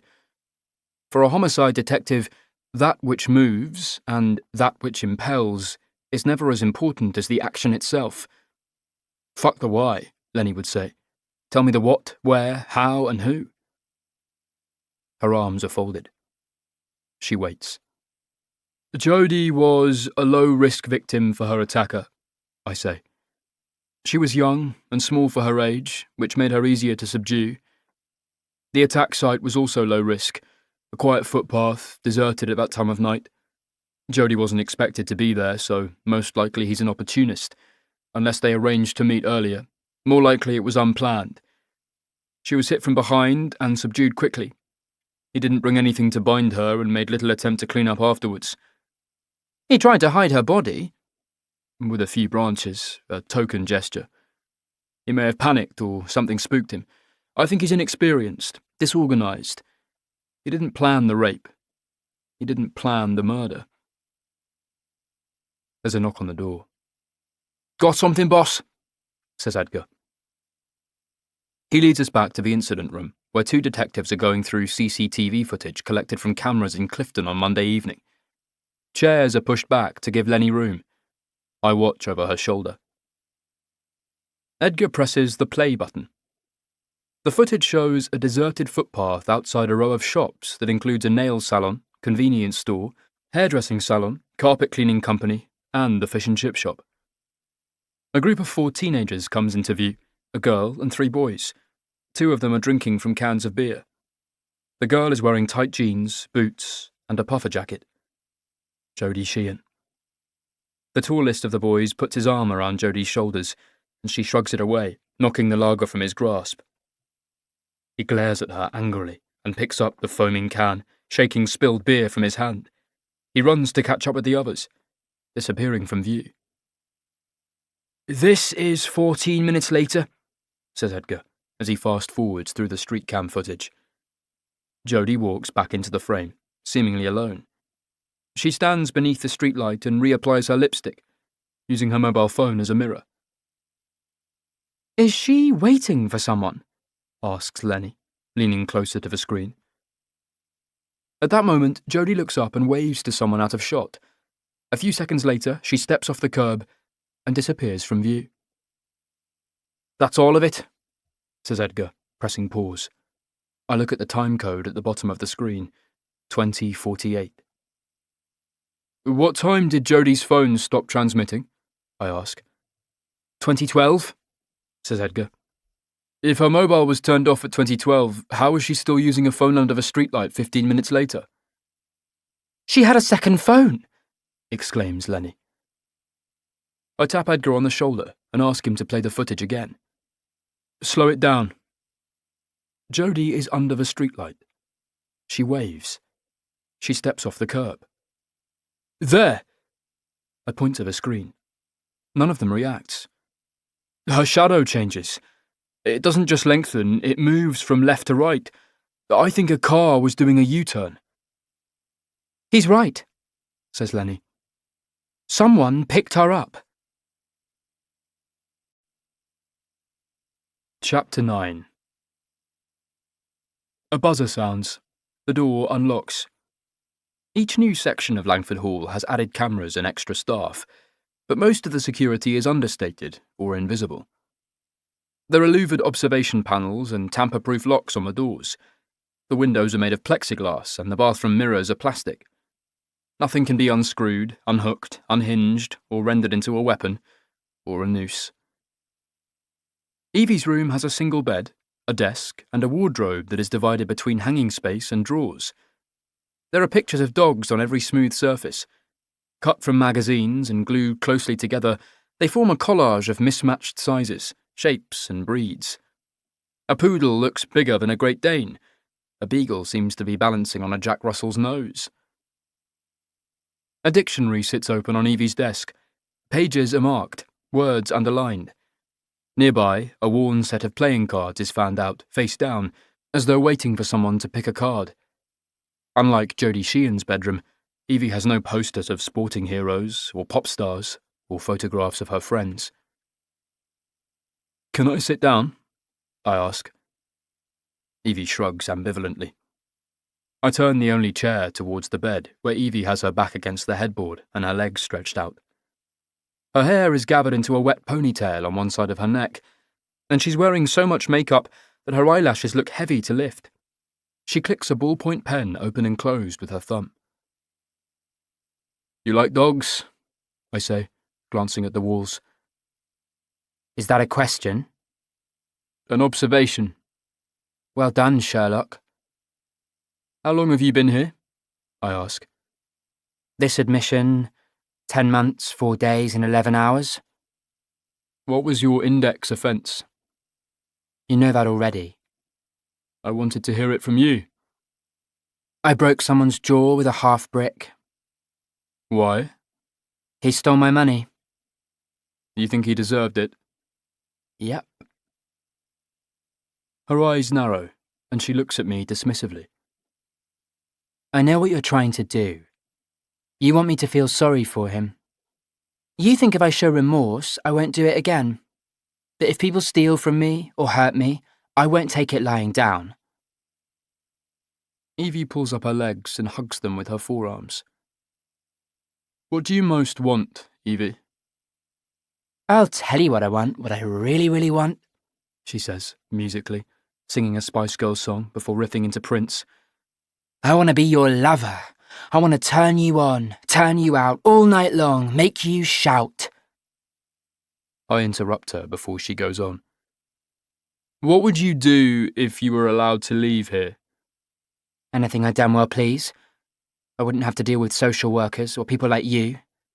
No offence. None taken.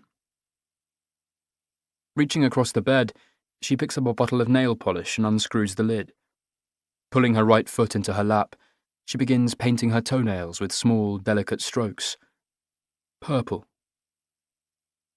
Are you going to give me a psych test? I'm very good at them. She licks an imaginary pencil and prepares to take notes. When you see a sick or sad person, can you put yourself in that person's place? Her accent is Swedish. A. Not at all. B. Just a little. C. Somewhat. D. Moderately. E. Quite a lot. F. All the time. I don't answer her. She carries on. Do you believe others control how you think and feel? A. Not at all. B. Just a little. C. Somewhat. D. Moderately. E. Quite a lot. F. All the fucking time. I interrupt her. Have you done many psych tests? Dozens. Why is that, do you think? People think I'm crazy. Why? You tell me, you're a shrink. You're here to poke the bear with a stick, see if I bite. Do you enjoy shocking people? Yeah. Why? It's so easy. Evie tucks her imaginary pencil behind her ear. Are you an ex-junkie? What makes you ask? A lot of the caseworkers here are former addicts. Why do you think that is? Maybe they understand addiction. She points to my wrist, where my shirt cuff has ridden up, revealing the edges of a tattoo. Some people get tattoos to hide the needle tracks. Not me. Do you smoke dope? Not anymore. Why did you stop? It was a crutch. That's very honest of you. And boring. Do I bore you? This place does. Is that why you tell lies and take off your clothes and disrupt group therapy sessions? Not really. Maybe. I have my wheel. What's that? My hamster wheel. Everybody needs one in a place like this. It keeps you sane. What's yours? I stopped caring. I don't believe that's true. Suit yourself. Evie pulls up her foot and blows on her toes. Do you have any friends here? I ask. No. Why not? Some of them are okay. Nathan and Cleary have been to prison and tried to big themselves up, hoping the girls might sleep with them, but no bed hopping is allowed. Would you like to bed hop? She raises one eyebrow. Are you suggesting I'm promiscuous? I'm asking if you have a boyfriend. Maybe I fancy girls. You shouldn't assume. I once kissed Charlotte Morris, with tongues, but that was for a dare. Was Charlotte a friend? Not really. She went home. They all go home eventually. Except for you. Evie shrugs, and I can see a timeless humanity in her. What about foster parents? I ask. I've had loads. What happened? They sent me back. All of them? Sometimes I ran away. Tell me about the last family who fostered you. You mean Martha and Graham? They were hippies, vegan. They treated their herbalist like he was a brain surgeon and kept blaming my behaviour on my diet, wanting me to eat weird shit. Is that why you ran away? She pauses and thinks. I don't know. Maybe. Where did you go? Edinburgh. You were 6 weeks on your own. And I would have been fine if they'd left me alone. You were arrested for gambling. I glance at the deck of cards on her table. Do you like playing cards? I'm good at it. It doesn't come across as bragging. You were quite tough on Serena the other day. She was lying. You don't know that. Yes, I do. Evie looks up from painting her nails, the brush poised above her big toe. Wet strands of hair have escaped from her ponytail. Can I call you Cyrus? Sure. If you'll permit me to say this, Cyrus, I don't think it's fair for someone like you to be studying me and not to tell me why. You think I'm studying you? Yes. Evie screws the lid onto the nail polish and points her toes towards me. What do you think? Nice. I have pretty feet. Don't you agree, Cyrus? She stretches out her legs, resting her feet in my lap. This time, when she points her toes, they press against my groin. Are you one of those guys who get off on women's feet? No. I lift her legs and put them back on the bed. Evie smiles. Definitely not gay. Are you married? No. Do you have a girlfriend? I hesitate before answering. Yes, says Evie, as though not convinced. What's her name? Claire. Do you live together? She's working overseas. When is she coming back? I'm not sure, Hmm. Evie says again. I'm annoyed at myself. Guthrie has me spooked. Is that why I'm being so truthful? Technically, Claire and I are still together, by which I mean we haven't broken up, although our Skype calls have gone from daily to weekly and lately once a month. She's in Austin at the moment, working on appeals for death row inmates on behalf of the Texas Defenders Service. It was supposed to be a 6-month assignment, which has stretched to 10 months. Initially, we had planned to spend this Christmas together in New York, but Claire told me 2 weeks ago that she has to work through the holidays. I offered to come to Austin. She told me I'd have more fun at home. What were the dogs called? I ask. Evie hesitates. What dogs? The Alsatians that you kept alive in the garden. The newspapers called them William and Harry, but you must have had names for them. Fear ignites in Evie's eyes. She's not used to people knowing about her background. You can't tell anyone who I am, she says, glancing anxiously at the door. It's against the law. I know. I give her a moment to relax. Sid and Nancy, she says, referring to the dogs. Did you name them? No. Terry must have liked the Sex Pistols. I guess. Why didn't you let the dogs loose? You were sneaking out at night to steal food for them.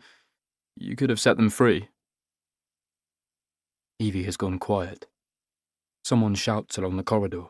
A voice answers. A third person tells them to shut up. I think you wanted their company, I say. Sid and Nancy were your friends. I can almost see the wheels turning in Evie's mind. She's steeling herself for the next question, the obvious one, the most offensive one. Why didn't she run when she had the chance? I won't ask it, because it would imply that she was somehow complicit, that she was responsible for what happened, when nothing could be further from the truth. I know the answer already. Elizabeth Smart, J.C. Dugard, Sean Hornbeck, Natasha Kampusch, all victims of celebrated kidnappings, all of whom had opportunities to escape but chose to stay with their abductors out of misplaced loyalty and love, or a learned helplessness. The same was true for Evie. She was drawn into a binding, dysfunctional, yet compassionate relationship with her abuser. She was brainwashed using the classic methods of sensory deprivation, threats, violence, and kindness. He created a new normal for Evie, convincing her that her parents were dead, or had abandoned her, or that others wanted to kill her and only he, Terry Boland, could keep her safe. Did you stay in touch with Sasha Hopewell? I ask. Who? The officer who found you. Evie shrugs, pretending not to remember her name. How did she find you? I ask. She got lucky. I think she was very clever. Evie pulls a face. That famous photograph, the one where she's carrying you into the hospital, she had white powder on her knees and elbows. You had white powder on your bare feet. It bugged me for a while. Then I realised it was talc. I think she suspected you were hiding somewhere in the house, so she waited until dark and she sprinkled baby powder over the floors. The next morning she saw your footprints, up the stairs, across the landing, into the wardrobe. That's pretty clever, don't you think? Nothing from Evie. Tradesmen were renovating the house. It was up for sale. What did you think was going to happen? I would have found somewhere else to hide, she replies, making it sound obvious. What about Sid and Nancy? She can't answer me. It annoys her. I want you to leave. Why? You ask too many stupid questions. Does that make you angry? Yes. What else makes you angry? Sweeping generalizations, hypocrites, being blamed for something I didn't do, people who hurt children. Were you hurt? Why'd you jump to that? I'm interested. It's all in the files. No, it's not, I say. You keep telling different stories to different people. Maybe the truth changes. Evie reaches for my arm and pushes up the sleeve, rolling it over my forearm to reveal a hummingbird hovering above a flower. I'm going to get a tattoo, she says. Anything in particular? Something bold and unexpected. No butterflies or flowers or birds. I like birds. Mine is going to make a statement. She traces the outline of the hummingbird. Does it hurt? Yes. You're being honest. Always. That's a lie. Do you ever hear voices, Evie? No, Are you anxious? not especially. What are you most frightened of? The people who want me dead. Who are they? Nameless men. Do you have a gift? No. What about a curse? Evie lifts her head to look at me, her eyes like a mirror, reflecting my image back to me. Yes. Chapter 10. The mortuary manager is a thin man, with a hook nose and nostrils like sinkholes that draw attention away from everything else on his face. I try not to stare at them as I show him my business card, asking to see Dr. Robert Ness. You're not police, He says, stating the obvious. I'm assisting in a murder investigation. The manager eyes me suspiciously, as though my true mission is to steal body parts. I call his maid, permission granted. I sign the visitor's book and look into the camera, letting my picture be captured, laminated, and hung around my neck. The mortuary is on the 4th floor of the Queen's Medical Centre, which has always seemed odd to me, because I feel like it belongs in the basement, closer to where we all finish. Dust to dust and all that. A trainee pathologist in green scrubs collects me from the reception area and leads me down a long corridor past post-mortem suites with stainless steel operating slabs and banks of halogen lights angled from above. You're late, says Ness, peeling off his gloves and tossing them into a hazard waste bin. His dark hands are preternaturally pale from the talc that lingers on his fingers. He raises his arms, and an assistant unties his stained scrubs and takes the protective glasses from his forehead.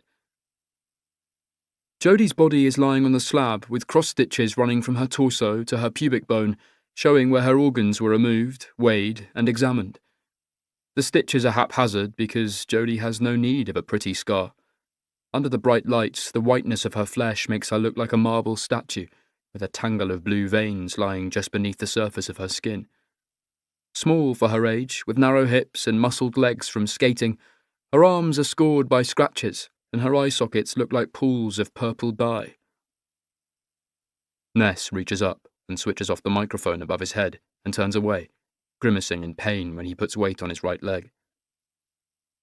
Everything okay? Gout, he mutters, as if no other explanation were needed. My doctor wants me to give up smoking, drinking, and eating rich foods. I think he's in cahoots with my wife.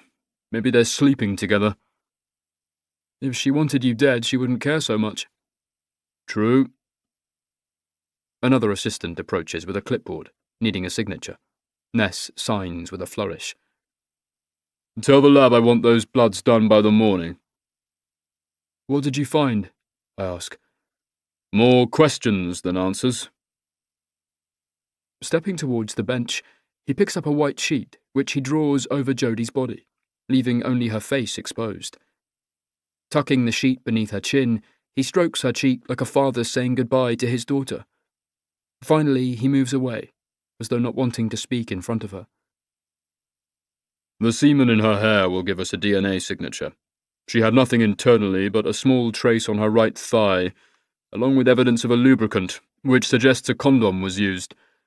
I found no evidence of vaginal tearing or bruising, so the intercourse may have been consensual, at least at first. Why have sex with her and then ejaculate in her hair? That's your area, not mine, says Ness, drinking from a bottle of water, not letting the plastic touch his lips. He wipes his mouth. Jodie had dirt under her fingernails, but no skin cells or obvious defense injuries. The scratches came from brambles and branches. You mentioned a blow to the head?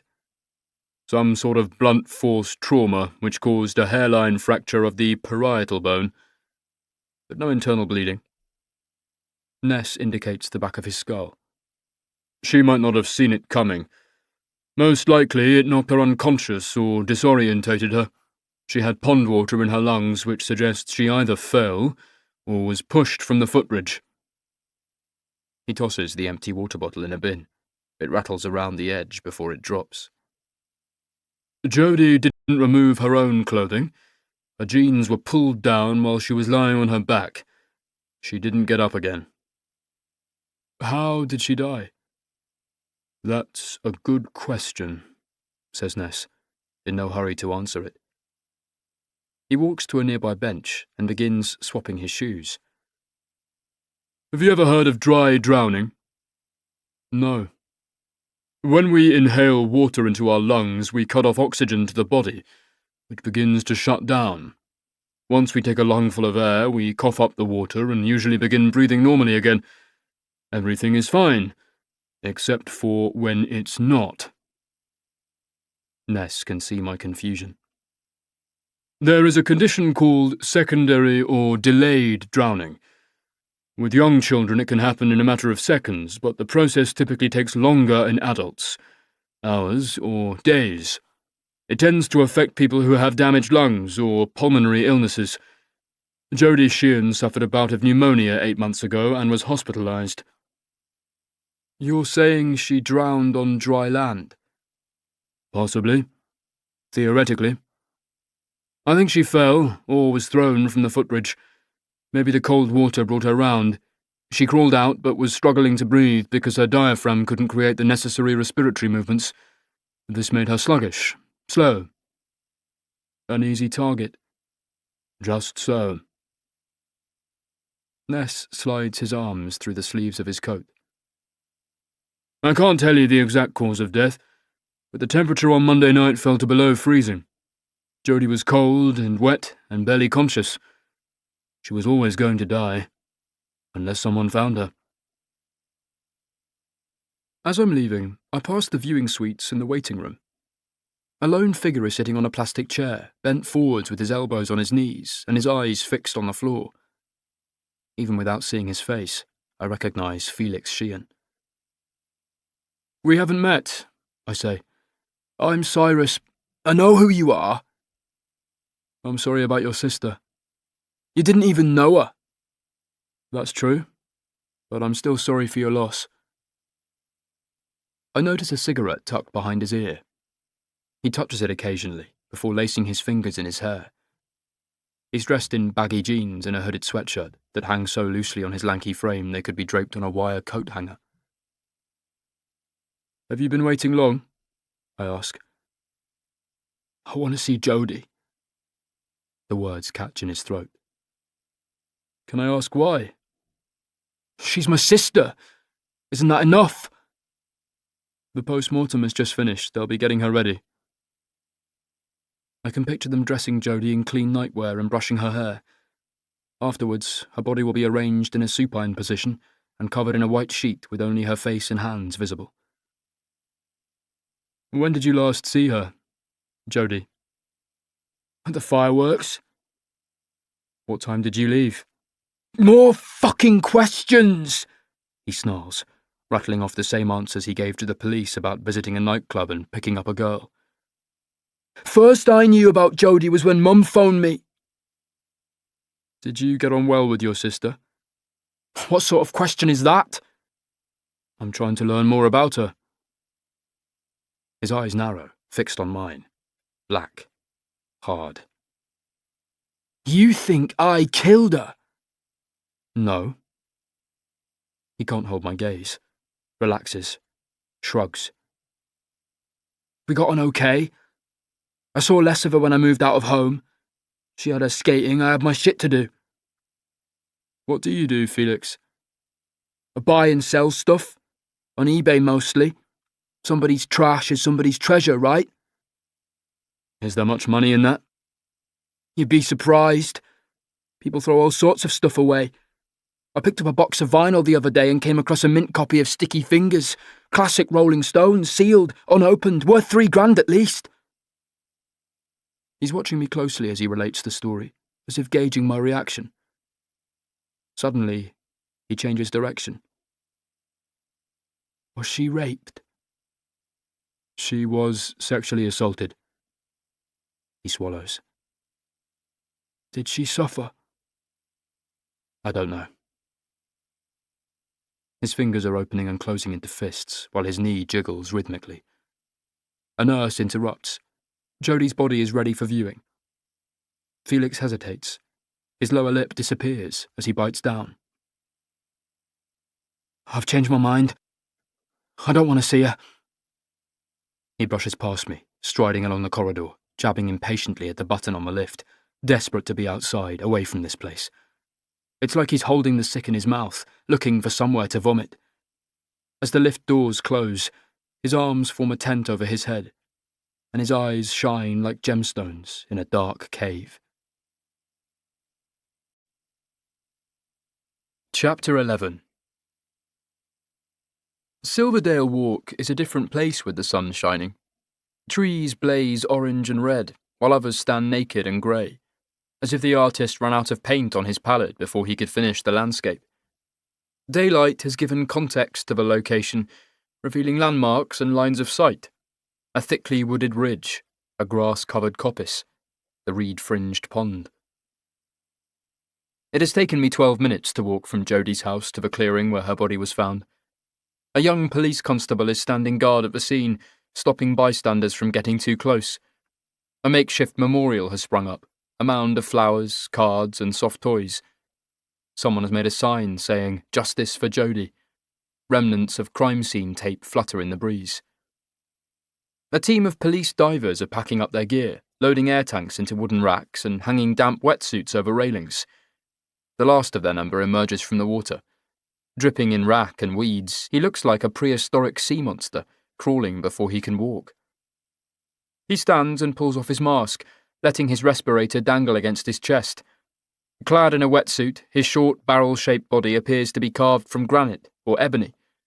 He swings his air tank to the ground and unhooks the harness. Ducking under the tape, I clamber down the embankment and join him beside the pond. The diver gives me a momentary glance and peels back the hood of his wetsuit, revealing a nest of shaggy hair.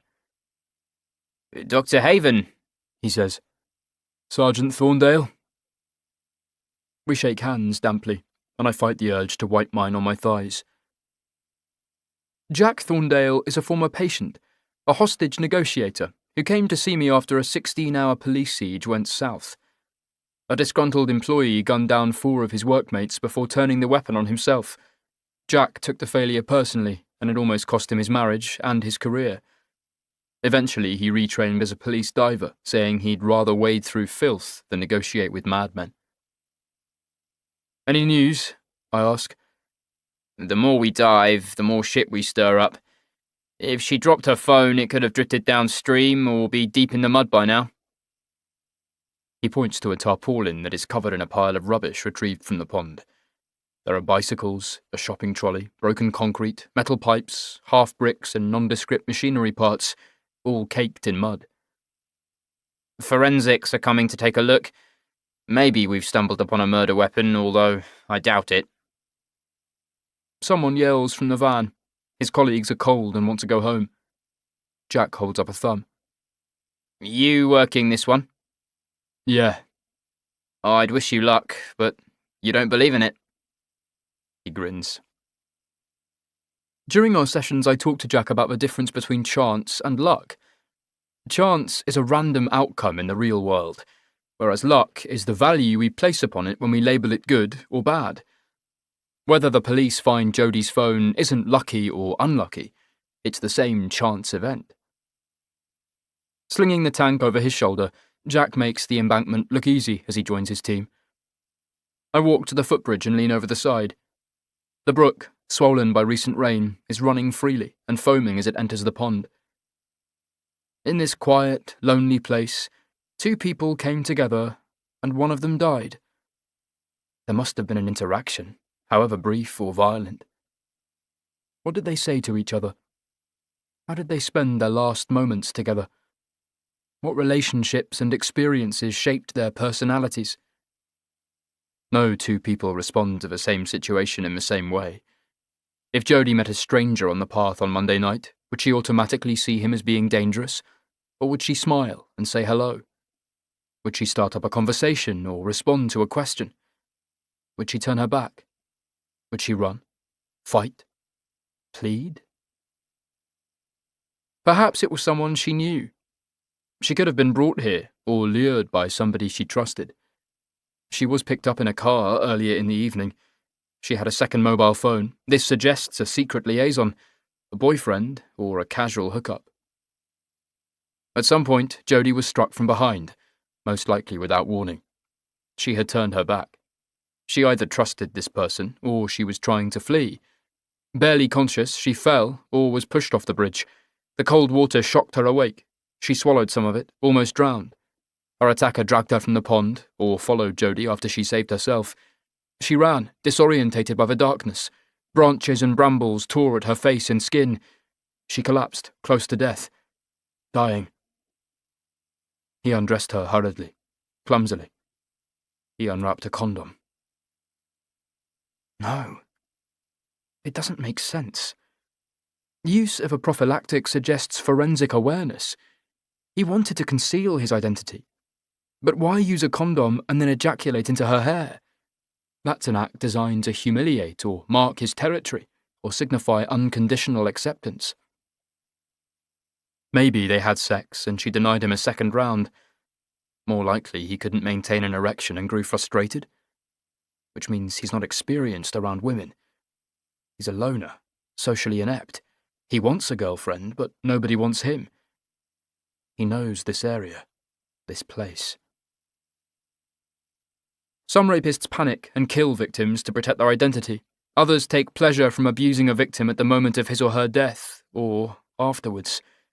The timing of the penetration reveals clues about them. I don't know the exact sequence of events, but this man and his corrupt lust sacrificed a human life for an orgasm. Afterwards he left her to die, or he watched her take her last breath. He covered her body with branches, trying to hide what he'd done. He went home, showered, changed his clothes, tried to forget. But he won't stop thinking about this. Part of him will be horrified, but another voice will tell him that she deserved it, that she led him on, that she was like all the other women who ignored him, belittled him, laughed at him. My knees are hurting. I've been squatting on my haunches for too long. I straighten, drinking in the cold air, and begin to move away from the footbridge, walking in a widening circle, feeling the softness of the ground beneath my feet. Everywhere I see signs of the police search, evidence markers, broken twigs, boot prints. But I'm not looking for the same things they were. A psychologist views a crime scene differently from a detective. Police search for physical clues and witnesses. I look at the overall picture and the salience of certain landmarks and features. Where are the obstacles and boundaries that alter behaviour? How quickly does someone disappear from sight? How far can I see in each direction? What are the vantage points and the shortcuts? Ahead of me, I glimpse something straight-edged through the trees, embowered by ferns. It's an old groundkeeper's cottage, or hunting lodge, which has fallen into disrepair. Grey with age, the walls are streaked with rust from the downpipes, and creepers have twisted around the spindlewood railings that fence in a small front veranda. The path is overgrown, but not unused. There are muddy boot prints and torn cobwebs. The police must have searched here yesterday. Stepping inside the derelict cottage, I take a moment to let my eyes adjust to the darkness. The wooden floorboards are splintery with age and stained by innumerable spills and leakages. Rubbish is strewn across the floor, and the walls are covered in graffiti, none artistic, some of it obscene, or as harmless as initials inside a heart. An old mattress yellowing with age has been positioned in front of a hearth, which is full of crushed beer cans, blackened by a recent fire. A half-drunk bottle of apple cider is within reach. 2 more empties are nearby. I move to the next room, a kitchen that reeks of damp and decay. Rubbish floats in an ankle-deep puddle, crisp packets and condom wrappers. Someone has ripped out the copper pipes, no doubt for scrap metal. The final room, most likely a bedroom, has a roof that has partially collapsed, giving me a glimpse of blue sky and the tops of trees. I understand instinctively where I am, not the original purpose of the building, but what it has become. A place where youngsters can avoid the gaze of adults, where they break up make up, hang out and make out, where they experiment with alcohol, drugs and sex. Did Jodie ever come here? Did this place mean something to her? Or her killer? The police have searched the cottage, but I doubt if any of them recognise the likely salients. Detectives don't understand the ley lines that teenagers use to navigate their world, the shortcuts, the meeting places, the secret language. Later, I call Lenny from a phone box opposite the school. It goes to her voicemail. The killer is in his late teens or 20s, physically strong but not overly intelligent. He's local. This is his territory. He knows the area. He knows the footpath and maybe the cottage. Look for someone who's been arrested or questioned for lesser offences like exposing himself to women or stealing their underwear. I don't think he planned the rape or the murder. It was too disorganised. But he possibly knew Jodie or was aware of her, and she may have played a part in his sexual fantasies. He's going to feel bad about what he's done. Ashamed. This is the first time for him. His first murder. He'll be following the police investigation closely, frightened and appalled, but also fascinated, which means he could return to the scene as an onlooker or bystander. Look for his face in the crowd. He's somewhere close by. Watching. Chapter 12. Angel Face. I hear a knock. Are you decent? Asks Davina. She's a big woman with coloured beads woven into her dreadlocks that tumble to her shoulders, curling at the ends like pig's tails. She leans on the frame, thrusting out one hip. You have a visitor? Who? Dr. Haven? I feel a surge of excitement. Tossing aside my magazine, I swing my legs off the bed and go to the mirror, touching my hair and brushing my fingertips along my eyebrows. I reach for my makeup bag. He's not your boyfriend, Davina chuckles. She's still standing in the doorway. I want to slap her for being a bitch. Shall I tell him you're coming? I could throw rose petals in your path. Fuck off! That's a red card. I pull the hood of my sweatshirt over my hair and follow Davina down the hallway, less certain than before. Normally I don't care about shrinks and social workers. I've dealt with so many. But this one unsettled me the last time. It was nothing he did or said. He didn't ask about my family or my real name or where I came from or what happened to me as a child. Instead, he seemed to hold up a mirror to me, wanting me to look. Entering the dining room, I find him sitting at a table nursing a cup of tea. He stands and bows in an old-fashioned way, like he's Prince Charles, which makes me smirk. I take a moment to decide where I should sit. Opposite is best, so I can see his face. Cyrus is smiling. He looks tired, like someone is blowing air into his eyes, making him blink. "Why are you smiling?" I ask, guardedly. I'm pleased to see you. I make a scoffing sound and study his face, but cannot find a lie. I told you I'd come back. How have you been? I shrug. Cyrus picks a chocolate finger biscuit and nibbles one end. "That's not how you should eat them," I say. He looks at the biscuit. "You have to bite off both ends. Then you can use it like a straw." In my tea? Exactly. Cyrus bends his head and sucks tea through the biscuit. "Eat it before it gets too soggy," I say. He stuffs the biscuit into his mouth and chews, showing his chocolate-stained teeth. That's really good. "I don't think you should try it at the Ritz." Have you ever been to the Ritz? "Oh, all the time," I say, putting on my posh voice. "I do so love their high tea, the scones and clotted cream and strawberry jam. Although one doesn't understand the point of cucumber sandwiches. They taste of nothing, don't you think?" Do you lie a lot, Evie? What do you consider a lot? Enough for people to think you're a liar. I've been called worse. I feel my jaw tighten. I don't want Cyrus to be like the others. So sometimes I lie. Is that so weird? You'd lie as well if you were stuck in here. You'd make up stories, amuse yourself. What do you lie about? Random stuff. I don't even know why I do it half the time. It's automatic, like sneezing. Sometimes I hear myself say something and I think, that's not even remotely true, not even fucking close. But I still keep going. The other day I told this new girl that my father is a treasure hunter looking for a Spanish galleon that sank in the Bermuda Triangle. I told Cordelia that I won a scholarship to a cheerleading school in California, but had to turn it down because I'm on a no-fly list as a suspected terrorist.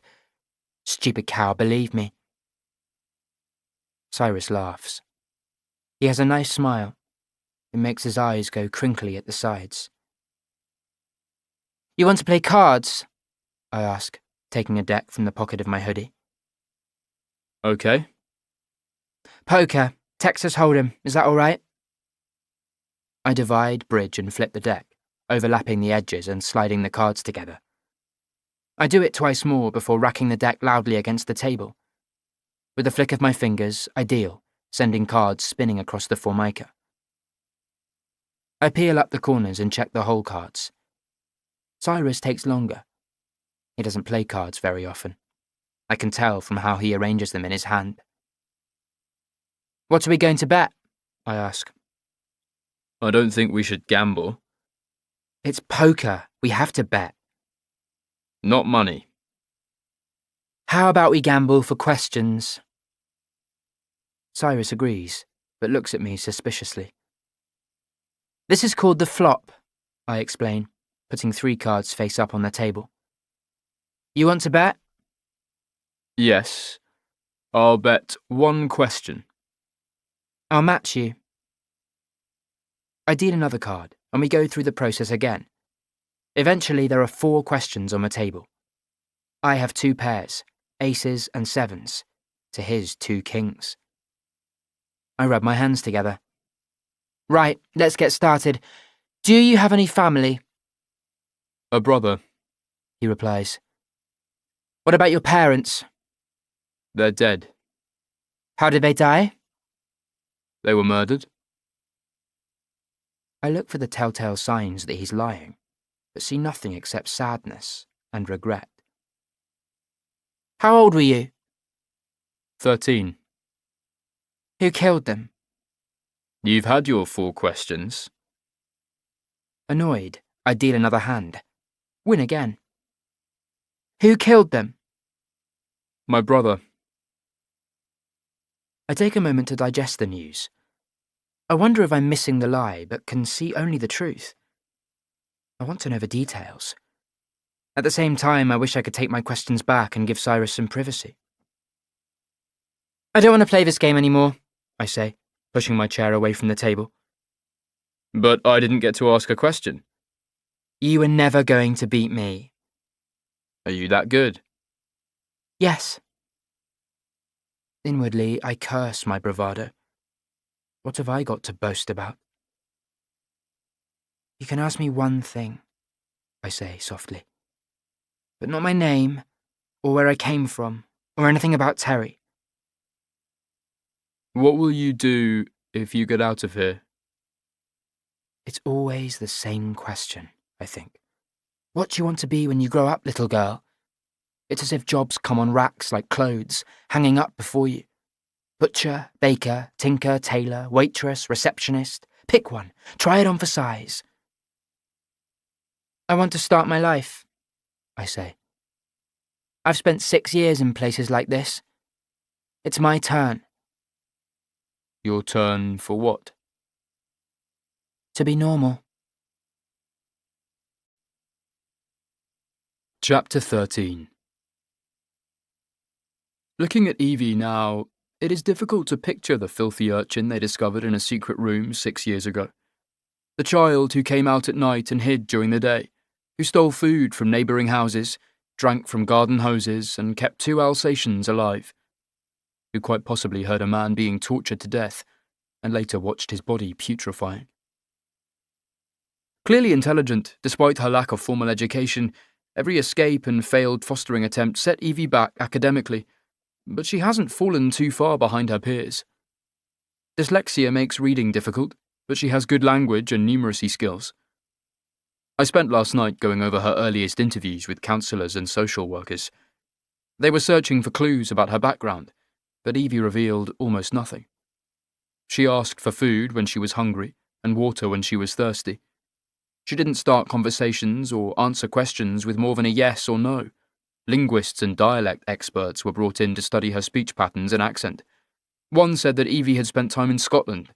Another detected possible East European traces in her voice, in particular how she made rainbow sound like ranbo and mixed up her tenses.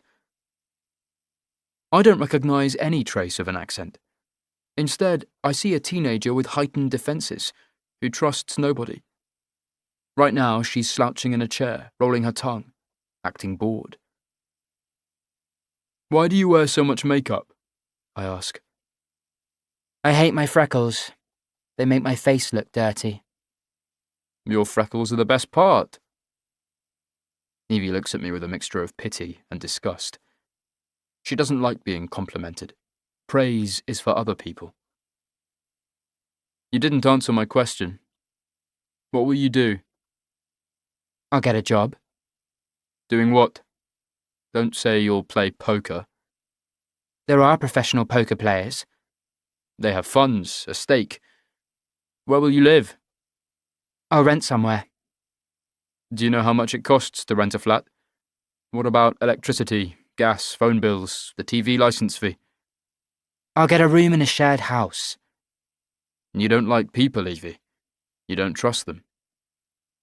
She gives me a pitying stare. Guthrie said you wanted to help me. Another fucking lie. You're like all the others. No, Evie. But even if you had savings and a job and a place to stay, a judge might still not let you go. He's going to ask for a mental health assessment, which means getting evidence from social workers, doctors, therapists. Fuck them, Spits Evie. I'm not a freak. Nobody thinks that. Yes, they do. Before I can respond, a clanging bell rattles the air, reverberating from speakers in different parts of the building. Lockdown, Says Evie. She's on her feet. I have to go back to my... Her words are cut short by a scream from the corridor. A woman stumbles through the door, holding her stomach.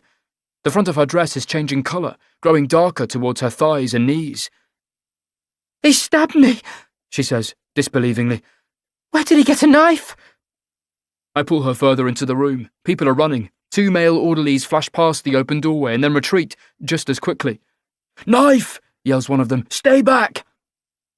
A moment later, a teenage boy appears, wild-eyed and wired, edging backwards into the room. He looks over his shoulder and spins around, pointing a knife at me. I raise my hands and retreat. He pushes the table across the doorway, barricading the entrance. Our escape. I make the wounded woman sit down, telling her to stay calm. What's your name? Roberta. You must keep still and keep pressure on the wound.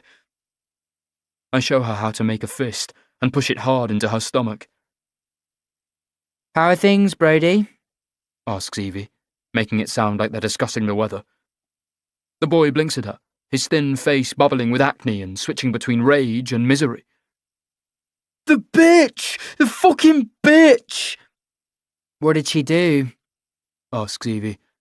Took my magazines? Your porn? It weren't all porn, stammers Brody, wiping the back of his mouth.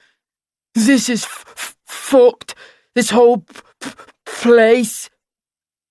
His face folds like an accordion, grimacing and twitching.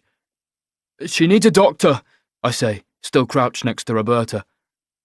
I hope she dies, says Brody, carving at the air with the knife. The alarm is still clanging, almost drowning out his words. Evie has moved closer. I tell her to stop. You want some of this? Says Brody, swishing the blade at her face. You're not going to stab me, she responds, opening her arms as if saying, Here I am. Maybe I'll fuck you first. Why? Because you're an uppity bitch who thinks your shit don't stink. You barely know me. Davina and 2 male orderlies are standing in the doorway, watching in horrified silence. Evie has stepped closer. Her voice is calm, and nothing about her seems tense or uncertain. "Please, stay back," I tell her. She ignores me and moves into range. Do you really hate me, Brody? I don't hate you. We're all victims in here. Prisoners. Pawns. You say I never talked to you. I'm talking now. What do you want to say? It doesn't work like that. What doesn't? Brody tries to speak, but the statement gets lost in his stuttering. He swallows and curses himself. How does it work? Asks Evie, who is standing next to him now. She takes Brody's wrist and pulls the knife towards her chest, pointing it at her heart. This is the best place. One push, and I'll be dead. Brody tries to pull the blade away. Evie holds it steady. She leans her head forward until her forehead touches his, and they're staring into each other's eyes. If you do it quickly, I won't feel a thing, she whispers. You'll be doing me a favour. I don't hate you that much. You called me an uppity bitch. You don't talk to people. I've got nothing to say. Davina is pleading with Evie to step back, but nobody dares to move because the knife is so close to her heart. Brody looks confused, lost. He tries to pull away again. Evie groans, and I can't tell if the knife has entered her chest. Don't, Brody stammers, but doesn't get to finish the statement before Evie rams her forehead into his face. The crack of bone and spray of blood tell me she's broken his nose. Brody teeters back, uttering a curse, holding his face. The knife clatters to the floor. 2 male orderlies vault over the table and wrestle Brody to the ground. Evie touches her forehead, as though concerned she might have a bruise.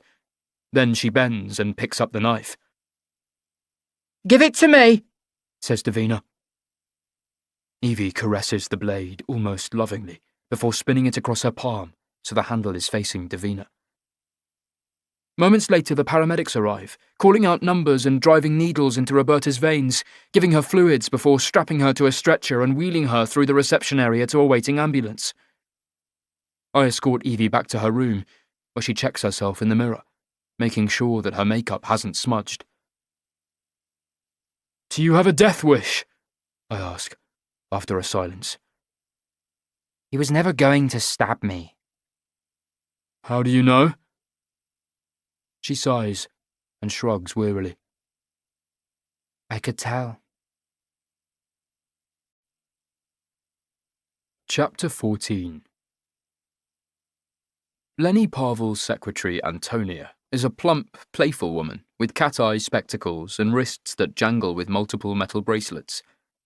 Her desk is wedged between 3 filing cabinets that look like grey standing stones. Milk, no sugar, She says, bringing me a cup of tea. Digestive or hobnob? Not for me. Don't tell me you're on a diet. There's nothing of you. Women like a little meat on the bone. She winks at me wickedly and takes a biscuit. I notice flat-packed boxes leaning against a wall. "Are you moving?" I ask. Haven't you heard? DCI Parvel is being transferred. To where? Uniformed operations? She's an investigator. I don't think she was given a choice. My surprise borders on shock. Why? Antonia gives me an exaggerated shrug. Nobody tells me anything. Then she leans closer and whispers the name Heller Smith. Timothy Heller Smith is the rising star of the Nottinghamshire Police, a future chief constable if the pundits are to be believed, as well as the conga line of hangers-on.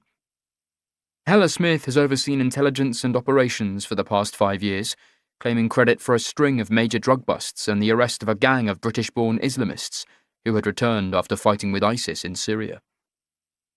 There's no way Lenny would have asked for a transfer. Ever since I've known her, she's worked towards becoming a detective. If you ask me, Hella Smith wants her out of the way, whispers Antonia, brushing biscuit crumbs from the shelf of her bust. Lenny isn't a threat. A lot of people are suggesting that the next chief constable should be a woman. She taps her nose, as if she's giving me the name of a sure thing running in the 3:30 at Doncaster. The office door swings open, and Lenny emerges, shrugging on her overcoat. There's a car downstairs.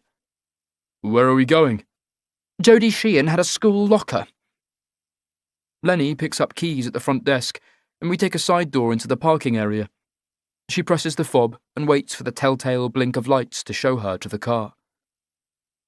Why didn't you tell me? I ask. About what? Uniformed operations. We're not married, Cyrus. You love this job, I say.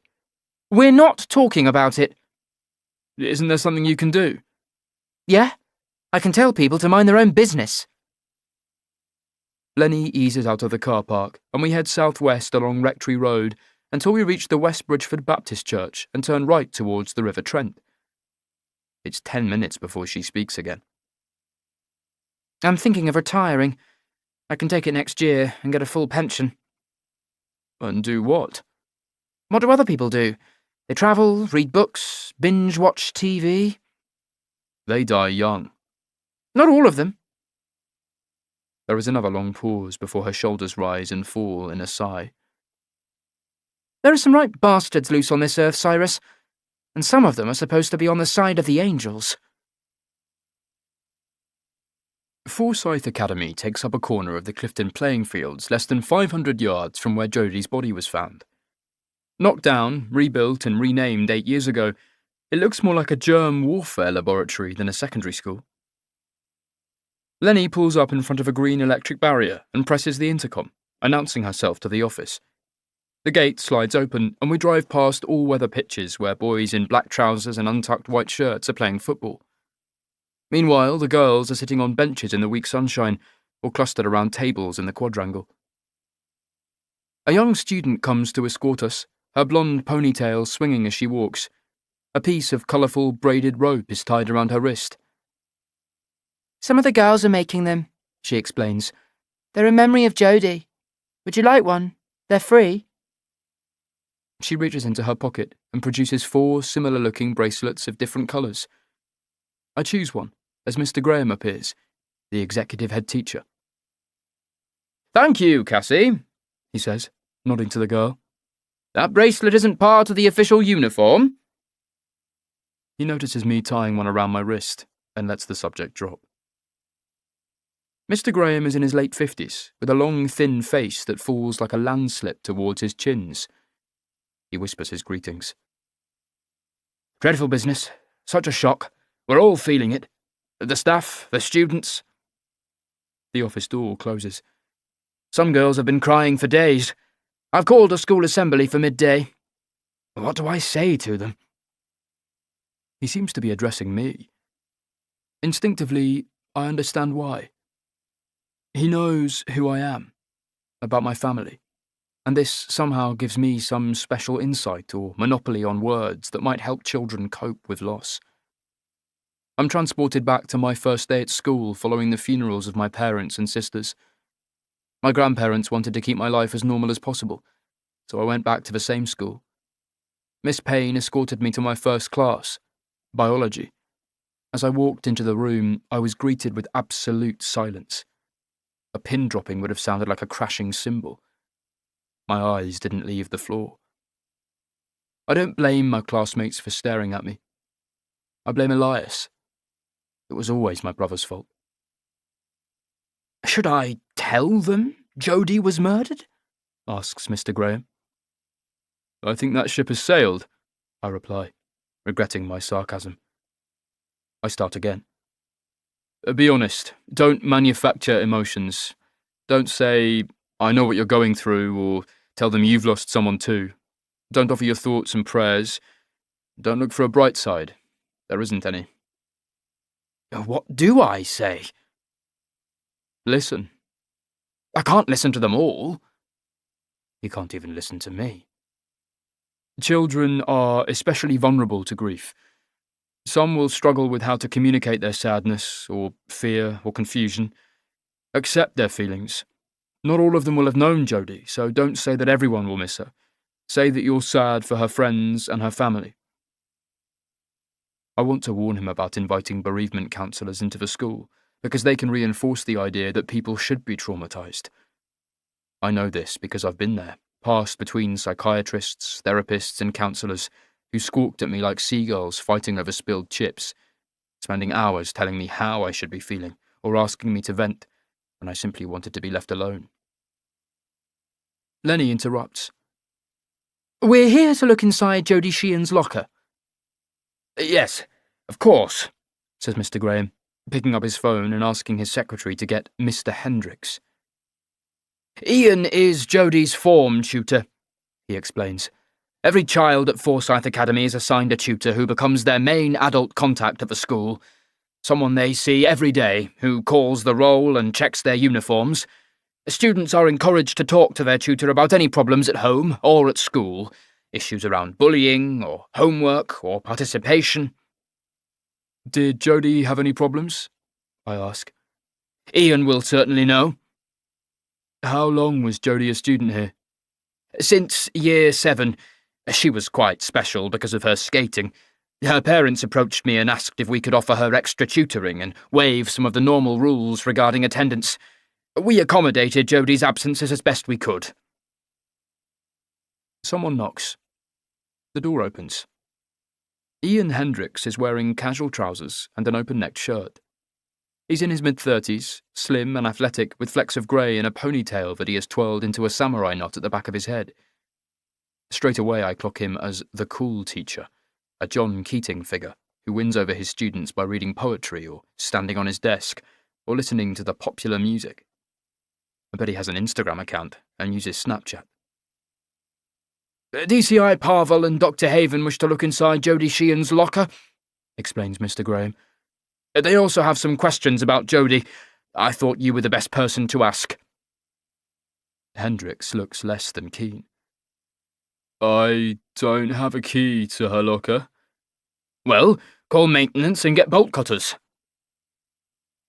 Moments later we're escorted along a covered walkway to a 2-storey brick building with stairs at either end.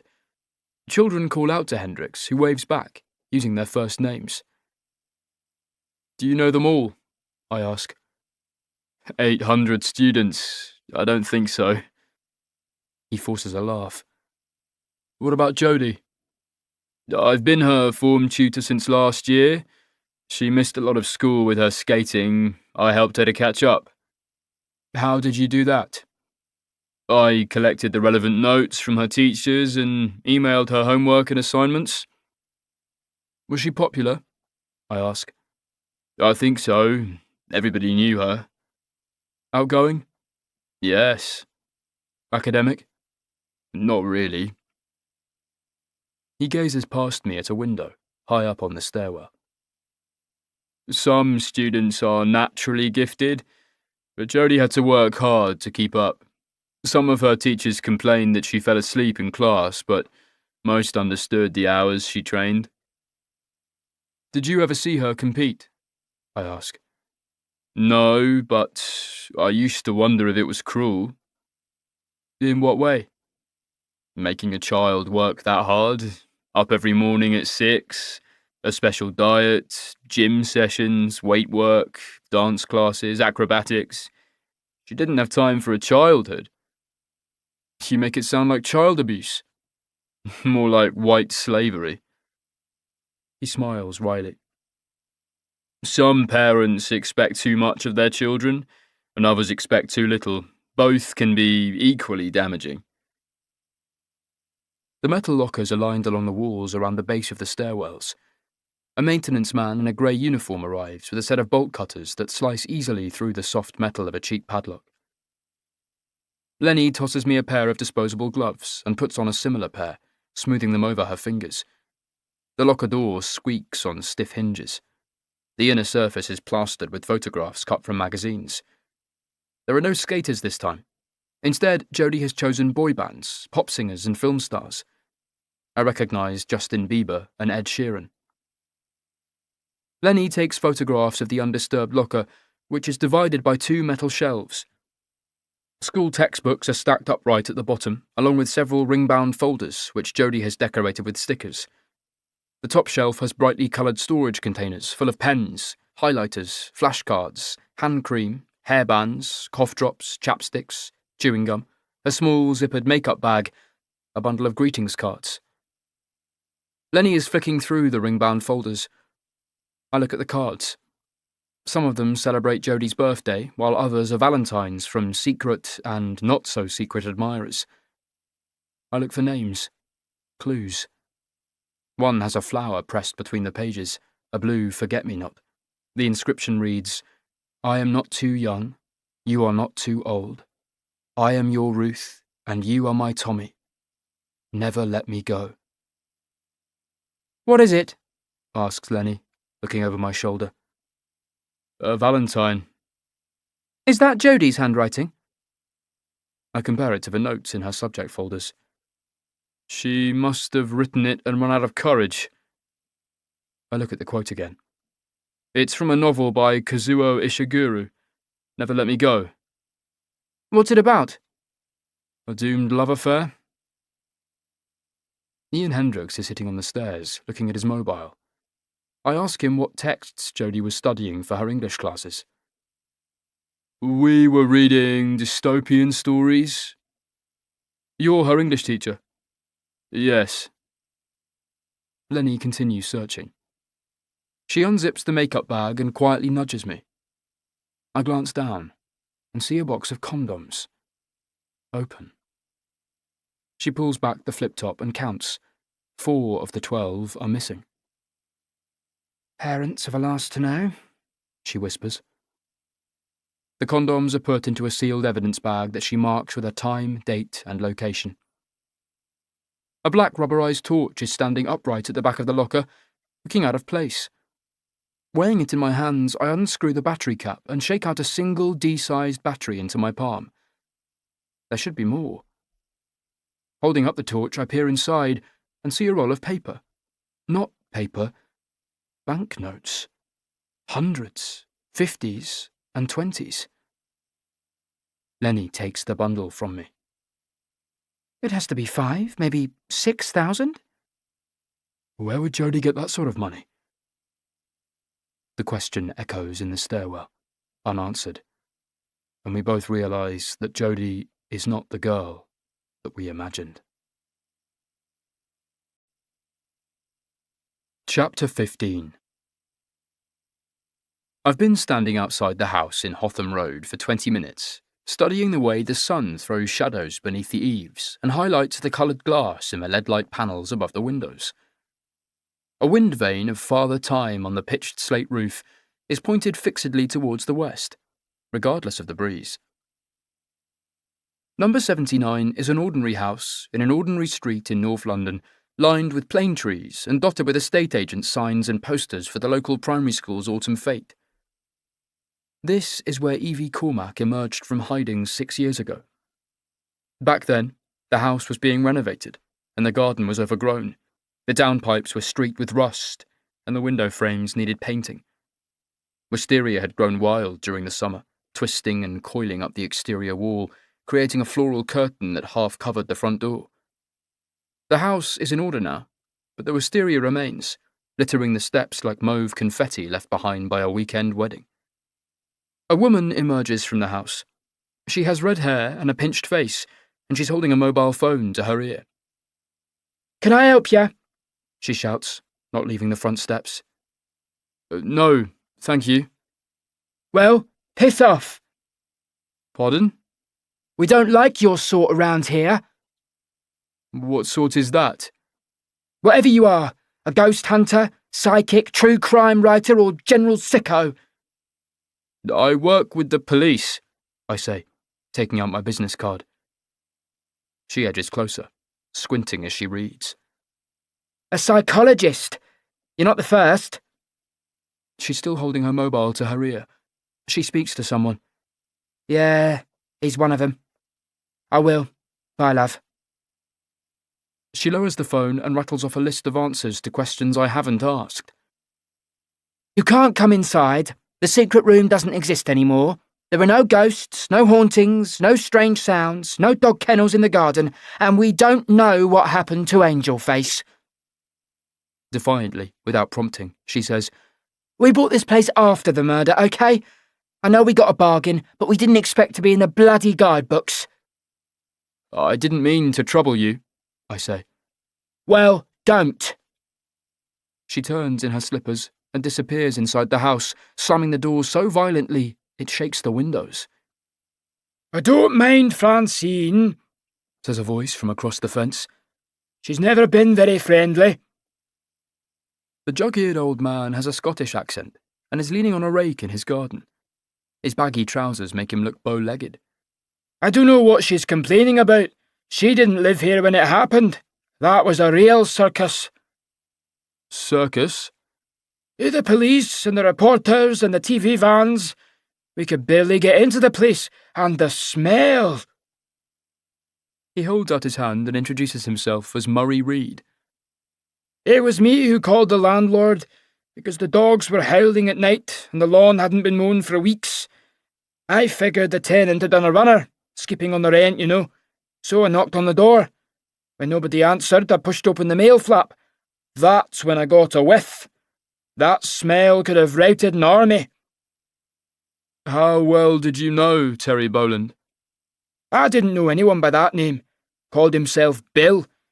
We said hello a few times, waved over the fence. I'd see him outside working on his car or carrying stuff back and forth. Did you ever see him with the girl? Never. I mean, people came and went. The killers, obviously, although nobody took much notice.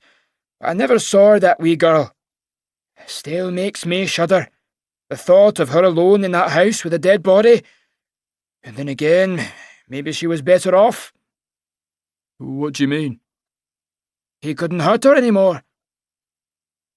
The temperature seems to drop, as though a cloud has suddenly passed across the sun. Why do you think they tortured him? I ask. Murray shrugs. Yeah, at first I figured he must have been a gangster or a drug dealer, you know. He pissed off the wrong people. But when they found Angel Face, that all changed. Paedophile like that, kidnapping a wee girl. He deserved everything he got. A group of school-aged children are pushing bikes along the footpath. As they get nearer, their chatter ceases. Murray yells out to one of them. Hey, George! A teenage boy looks up, embarrassed to be singled out. Leaving the group, he wheels his bike towards us. This is Dr. Haven. He works with the police, explains Murray. George lives over the road. He saw Angel Face. Only one time, says George, who is tall and gangly, with a foppish fringe that falls over his eyes, while the rest of his hair is cut short in a wide band. When did you see her? I ask. My dad says I'm not supposed to talk about it. Why not? Property prices? Murray finds this funny. George doesn't like being laughed at. Dad says we get too many rubberneckers driving up and down the street looking for the house. He says the police are useless. No offence. None taken. Did you ever talk to the man who was murdered? No. But you saw him? Sure. You must have been young when it happened. 10. And you saw the girl? George shrugs. I didn't know she was a girl. I thought she was a boy because she had short hair. Where did you see her? In the window, upstairs. He points towards the house. I waved to her, but she didn't wave back. Did you tell anyone? Only the policewoman. Sasha Hopewell. He nods. She came to talk to us about the robberies, says Murray. What robberies? A lot of us had stuff going missing. Little things, you know. I lost a cashmere blanket and a bag of licorice all sorts. Mrs. Vermeer had dog food stolen. Someone took my Harry Potter books, adds George. And my snow dome of the Eiffel Tower. Yeah, we thought it was local kids until Constable Hopewell found Angelface, says Murray. It's amazing how that wee lass survived all those weeks. I often wonder what happened to her. If she made it back to her family. I hope she's okay. A different house, in a different street. A shadow passes behind the frosted glass. Who is it? Asks a woman from behind the door. Dr. Cyrus Haven. I'm looking for Sasha Hopewell. She's not here. I work with the police. Can you tell me where she is? No. I'm going to slide my business card under the door. I push the card halfway, and it disappears onto the far side. After 2 beats of silence, the deadlock releases. A woman with burnt orange hair and thick spectacles peers at me over the security chain. Why do you want Sasha? I'm looking for information about a cold case. Angelface. Yes. Go away. She shuts the door. I put my finger on the bell, letting it ring constantly. This time a man answers, her husband, telling me to leave or he'll call the police. I am the police, I say. They all say that. Who do? Leave us alone. It's Rodney, isn't it? I talked to you on the phone. Give me 5 minutes, please. It's important. The door closes, and I can hear them arguing, whispering urgently. Sasha told us not to. He doesn't look dangerous. What if it's a trick? But he's a psychologist. The card could be fake. After a few more moments, the chain is unlatched, and the door opens. They're standing side by side in the hallway like parents ready to scold a child for coming home late. We're not going to tell you where she is, says Mr. Hopewell. I understand. Can I come in? They look at each other as though trapped by their natural politeness. Mrs. Hopewell is a heavy-set woman in a floral dress and cardigan. Her husband is tall and lean and hunched over, as if bent by some invisible weight. He whispers to me as I pass him. Please, don't upset Dominique. She's not well. Their kitchen is cold. Used tea bags have solidified in the sink, and a dripping tap rings the same note over and over. Mrs. Hopewell offers to turn on the heating. She's in her mid-60s with a fine head of chemically coloured hair, swept back and held in place by a hairband. They sit close, shoulders touching, arms crossed. I've been asked to look into a police cold case. I was hoping your daughter, Sasha, might be able to help me. She can't, says Mr. Hopewell. She won't, echoes his wife. Haven't you done enough to hurt her? I don't understand what you're talking about. I wish Sasha had never found Angelface. Why? Because we lost a daughter, says Mrs. Hopewell, her chest expanding and collapsing in a sigh. I don't know what these people are talking about, but their pain is real. Please, can you start at the beginning? A look passes between them. They don't trust me, but whatever has happened has gone on too long. When Sasha finished school, she applied to join the police force. I didn't think it was a proper career for a woman, not like nursing or teaching. She had her heart set on it. She tried twice to join the Metropolitan Police, but missed out. She was too young the first time. Then they said she had to live in London to be eligible. That's why she became a special constable, adds Mr. Hopewell. She said it was a stepping stone, the next best thing. They both fall silent. I wait. He begins again. That all changed when she found Angelface. It made her famous for a while. Everybody wanted to talk to her. The newspapers, TV shows, magazines. She thought it might help her career, but it caused her nothing but grief. Why? It never stopped. The late-night phone calls and the people following her. Are you talking about reporters? At first, yes, but then other people came calling. Some wouldn't take no for an answer. We had 2 burglaries and her car was vandalised. When you say they, who did these things? Mrs. Hopewell erupts. You tell us! I can't answer her. Where is Sasha now? Travelling. Can you be more specific? Last week she was in France. A month ago it was Germany. Before that we got postcards from Scotland, Italy and Ireland. Mr. Hopewell motions to the fridge, which is entirely covered in cards. She never stays in the same place more than a few days. That's why they can't find her. Who? I ask. The people who are looking for her. He makes it sound so obvious. Have you ever met these people? No. Does Sasha know their names? No. Was she ever threatened? I ask.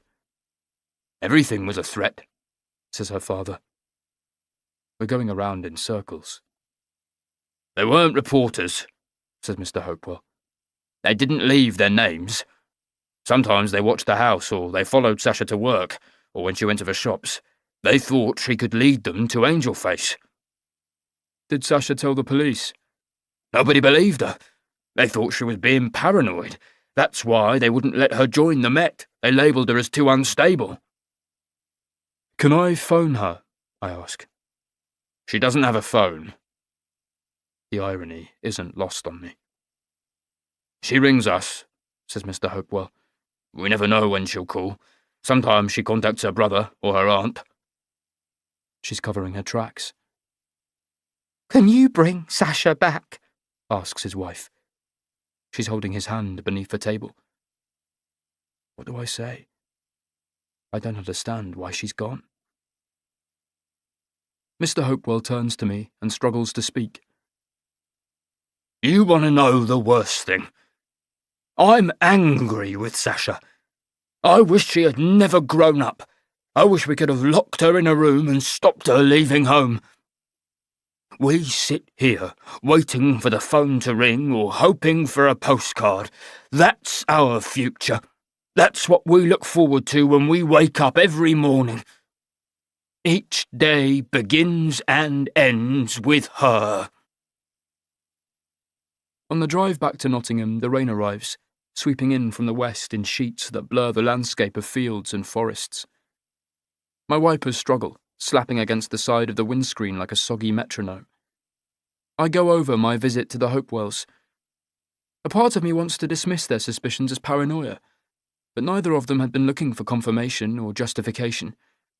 Paranoid people believe the world is conspiring against them and that mistakes are never their fault. Paranoid people focus on what they want to see. At the same time, I don't buy into conspiracies. I'm not saying they don't exist, but too many people are drawn to complicated answers rather than obvious ones. They want to believe that arch-villains or shady organisations or the deep state are manipulating society, pulling the strings. In reality, there isn't some shooter in the grassy knoll, or child sex ring in the pizza shop, or secret group controlling the world. To misquote Mark Twain, it isn't what we don't know that gets us into trouble. It's what we know for sure that just isn't so. Chapter 16. Angel Face. The minibus is supposed to leave at noon. I stand back while the others jostle to get on board, calling shotgun on certain seats or demanding to sit next to the window. "Will you get on the sodding bus?" says Miss Macready, pinching Nat on the forearm. Ow! What did I do? "You're being a twat," she says, under her breath, but loud enough for me to hear. Miss Macready's partner, Judy, is driving the bus. She looks like a nightclub bouncer or a rugby manager with her square head, boxy clothes and tightly cropped hair. "I know who wears the pants in that relationship," whispers Chloe. "What does that mean?" I ask. "She's the butch one. She goes on top." Do lesbians worry about tops and bottoms, I wonder? Chloe considers herself an expert on sex, having boasted about giving blowjobs to her older brother's friends and her biology teacher, who got sacked when he texted her a picture of his dick. He thought it was anonymous, but he forgot to crop the image, which included a coffee cup that said, "Old teachers never die, they just lose their class." Irony 101. I take a seat near the front, where I'm less likely to be hassled. I plug in my music, but can still hear Chloe commandeering the back seat and choosing who gets to sit next to her. Miss Macready does a head count and tells everybody of the penalties that await anyone who misbehaves. She's almost finished when Reno steps on the bus. A cheer goes up, because Reno is one of the most popular members of staff. He's young and into music, and he likes discussing last night's episode of Love Island. He also plays keyboards in a pub band called Roadkill. They once came to Langford Hall and did a gig, which was the most fun anyone could remember, unless you ask the neighbours. Reno sits next to me and holds out his fist for a bump. I do it reluctantly, glancing at him quickly before looking away again, seeing the stubble on his cheeks and the stud in his earlobe. Some of the boys wolf whistle and chorus, "Ooh." I don't react, but I'll get them later. Reno is just back from his honeymoon in Sri Lanka. He showed me where that was on a map, but I couldn't tell if it was a long way away because I have no sense of distance. The bus pulls out of the driveway and heads through the streets until the houses give way to pound stores and pawn shops. We pass an Islamic bookshop, a kosher butcher, an Arab grocer, and an Asian supermarket. People call it the Great Melting Pot, but nothing is melting or blending. I like it that way, with everybody being different. What I don't like are the old people who keep complaining about stuff, the noise and the traffic and the cost of living. Grey and puffy as dumplings, they hobble along footpaths and wait at bus stops and count out their change at supermarket checkouts, humming with disapproval every time a young person speaks too loudly, or moves too quickly, or simply breathes. Don't ride your skateboard, don't play your music, don't wear those clothes. The minibus stops at a red light. Reno is reading a story on his phone. It's about a schoolgirl who was raped and murdered in Nottingham. "Who did it?" I ask. Some sicko. "How can you tell?" What? "How do you know when someone is sick in the head, or when they're just plain bad?" Reno shrugs. "Is that why we're in Langford Hall?" I ask. Nobody thinks you're sick or bad. I turn away, resting my forehead against the glass, watching the window grow foggy with each breath. At the cinema, we wait while Miss Macready buys our tickets. Arcade machines beep and blink with bright lights. A group of teenage boys are playing table football, knowing the girls are checking them out. Chloe grabs Reba and pulls her over to the boys. Chloe has all the moves, pointing her front toe, pushing out her boobs and smiling coyly. Straight away, she's targeted the best-looking one, who has blonde hair cut short and gelled into spikes like he's channeling his inner hedgehog. I notice his smoky grey eyes and his clear skin, but most of all, his confidence. Where does it come from? Does it come with age, or testicles, or can it be ordered online from Amazon? Next day delivery. The boy has his arm around Chloe, running it down her back, letting it drift lower. "Chloe Pringle!" barks Miss Macready, giving the boy the evil eye. She marches Chloe back to the group. Chloe looks over her shoulder and mouths the word, "later," tossing her hair again for the sake of tossing it. We queue for popcorn. I let the others push past me.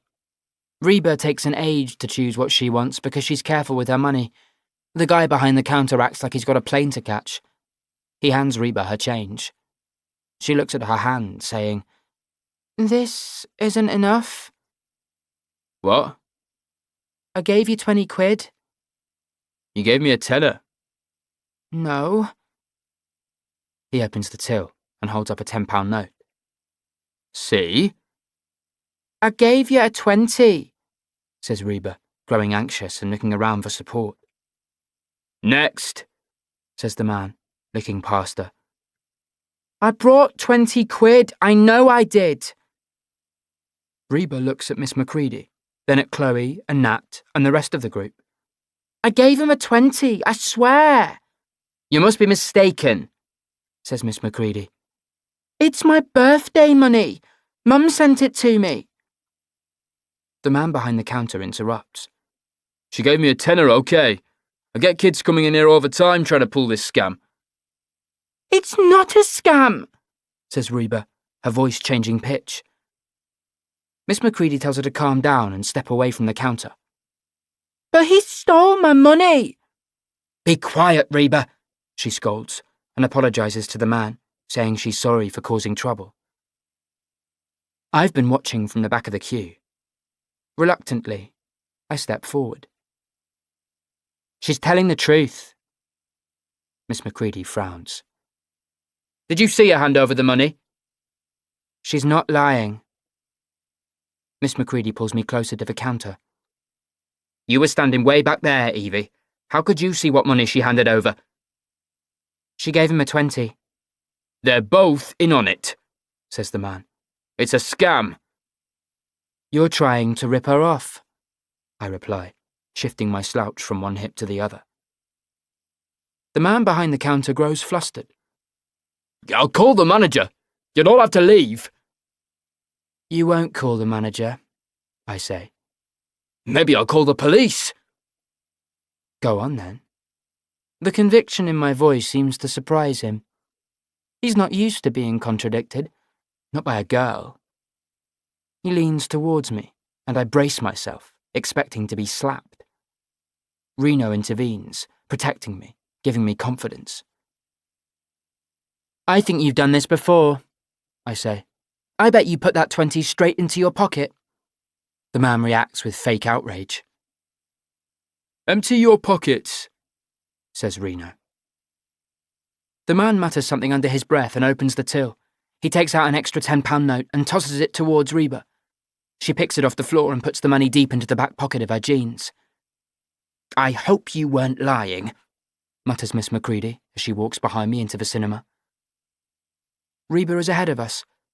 She looks over her shoulder as though wanting to say thank you, but not remembering the words. Chapter 17.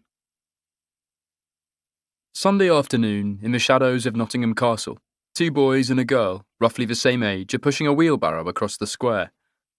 Slumped inside is a crude effigy of Guy Fawkes, stuffed with straw or rags, with red woolen hair, a flat cap, and mismatched buttons for eyes. They're a bit late, I say. Bonfire night was a week ago.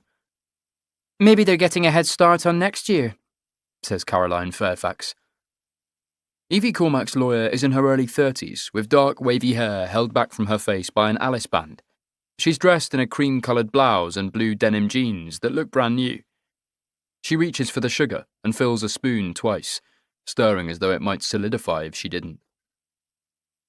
You don't see Guy Fawkes effigies very often anymore, I say. That's not a bad thing, she replies. Anti-Catholic rituals are rather outdated. Are you Catholic? Heavens no, I'm an equal opportunity atheist. She licks foam from her spoon. Across the road, Japanese tourists are posing for photographs in front of a Robin Hood statue. Cast in thick bronze, Robin has a green tinge and is about to unleash an arrow at a tourist stand selling felt hats, medieval tunics, Maid Marian wimples and Friar Tuck teddy bears. Where do you stand on Robin Hood? I ask, enjoying the banter. He was a dangerous progressive who gave money to spongers and welfare cheats. Nowadays they'd lock him up, or make him leader of the Labour Party. She smiles, and I feel a jolt of attraction as her eyes meet mine. In that moment it feels like she has mentally grabbed hold of my testicles and given them a tug. I look away and try not to blush. I expect her to look away as well, but Caroline's eyes are still searching my face. She licks the spoon again. Evie's case is on Wednesday, I say. Are we allowed to be talking? What do you mean? Maybe you're going to be a witness for the other side. Are there sides? I ask. We all want what's best for Evie. She looks at me doubtfully. Why do people always say that when they're taking the choice away from someone? Do you think Evie is ready? My job is to ask questions of people like you, who seem to think she's too damaged to be allowed out into the big bad world. You must have an opinion. I'm a legal aid lawyer, not a psychologist. How old were you when you left home? I ask. The question annoys her. I don't see what difference that makes. Was it university? Yes. You went home for the holidays. You had a student loan, a car, regular money from your parents. What are you trying to say? Evie doesn't have any support. No family to fall back on. We can't keep people locked up because they don't have parents or family money. I hesitate, about to ask another question, but Caroline gets in before me. I know who she is. Pardon? Evie. I know the truth. I play dumb. She's Angel Face. There is a beat of silence. Caroline lowers her voice. I guessed. How many people her age can't prove how old they are? You can't tell anyone. I know the law, Dr. Haven. Please, call me Cyrus. Outside, another group of tourists are carrying matching red shoulder bags and following a guide who is twirling a yellow umbrella like a baton. Caroline speaks next. Do you want to keep Evie locked away? No. Then why are you here? I don't know how to answer her, or if it's appropriate to tell her the truth. How do I explain that Evie Cormac has lodged under my skin like a splinter that irritates me at unexpected moments? She fascinates and alarms me, and makes me realise why I became a psychologist. Normally, when someone is balanced and copes well with day-to-day life, there's no point in trying to unlock their psyche. More importantly, it can be dangerous to tinker with a machine that isn't broken. Most people learn to live with trauma and deprivation by developing coping mechanisms. They get on with life rather than dwelling on failure or loss. I don't know if Evie remembers what happened to her or has chosen to forget. The idea of traumatic memories being suppressed and coming to the surface later has divided psychologists and neurologists for 30 years, but the memory wars of the 1990s were never resolved. I don't think Evie has suppressed memories. We know some of what she endured. She listened to a man being tortured to death. She spent weeks in a house with his decomposing body. She was sexually abused from a young age, and doctors doubt if she'll ever be able to have children. Yet, despite being treated by a legion of therapists, counsellors and psychologists, she has never spoken about what she witnessed, or how she came to be in the secret room. I don't care how untouched or untroubled she may appear to be. She will have scars. She does remember. Caroline runs her finger around the rim of her coffee cup, collecting the remaining froth. Would you like another? I ask. I don't have time, She replies, glancing at her phone. About Evie. Can I call you as a witness? No. But you've talked to her. She's told me nothing. You've read her files. Same answer. Was it really so bad? What happened to her? I lean closer. So far, I haven't found anyone who doesn't consider Evie to be a danger to herself and to others. And you agree? Not completely. I think Evie is self-destructive, self-hating, antisocial, and impervious to criticism. Yet she's also the most self-aware, undaunted, sanguine person I've ever met. She doesn't appear to need friends, or approval, or human interaction. That doesn't make her dangerous to anyone other than herself, although she has a history of attacking people whom she perceives as having wronged her in some way. You think she should be locked up indefinitely? Says Caroline. I didn't say that. I want to help Evie, but I haven't worked out exactly how to do it. That's still not a reason to keep her at Langford Hall. No. Caroline's face seems to transform, growing softer. Nobody else in my office wanted this case. They gave it to me because I'm the newbie. I've litigated 2 cases in my short career, and now I'm appearing before the High Court. You'll be fine, I say, hoping I sound convincing. But you're right. They're going to ask Evie how she can support herself, where she'll live. I don't have anything to tell them. I wish I could help you. Caroline collects her briefcase from beside the table. Are you going to put her on the stand? I ask. I don't think I have a choice. Don't do it. She's not... She'll... I can't finish. What else can I do? Anything but that. Chapter 18. Chief Superintendent Timothy Heller Smith strides into the incident room, yelling, "We got him!" and pausing to punch at the ground like he's pull-starting a lawnmower. Cheers echo across the open-plan office, accompanied by fist bumps and high-fives. 3 words have changed the entire mood of the task force, sweeping away the exhaustion and fatigue. Lenny Parvell is with him, along with a uniformed constable, nervous at being thrust into the spotlight. Lenny doesn't seem to share Heller Smith's enthusiasm, but says nothing as she lets her superior take charge of the briefing. Detectives gather to hear the details. I join them, standing at the back, leaning against the wall. Heller Smith looks more like a politician than a senior police officer, dressed in an expensively cut suit and red silk tie. His thin, sparse hair is dyed black and heavily oiled, and his mouth is permanently open, like a thick-lipped fish. "This is Constable Harry Plover," he announces, getting the name wrong and having to be corrected. "PC Glover has provided us with a breakthrough in the Jodie Sheehan case. But let's hear the story from him." I can see Lenny seething, but she's not going to create a scene. The young PC looks nervously around the room, holding his hat in his hands. "It was last Wednesday afternoon, the day after we found Jodie. I was at Silverdale Walk, protecting the crime scene, when this guy came along, walking his dog. He got all chatty with me, saying he used the footpath most days and knew the area well. I asked him if he'd noticed anyone odd hanging around the footpath, maybe someone who was following women and such. He said I should show him a photograph if we find a suspect. I took down his name and address." Lenny motions for him to go on. "Later that afternoon, I had a couple of girls come up to me. They were putting flowers on Jodie's memorial, the makeshift one, near the community centre. One of them said she went to school with Jodie. I asked her when she heard the news, and she said she'd been waiting at a bus stop on South Church Drive on Tuesday afternoon when a guy came up to her. He had a dog, a Kelpie. He told them not to use Silverdale Walk because the police had found a girl's body beneath the footbridge. I asked Jodie's friend what time this was, and she said about 3:30.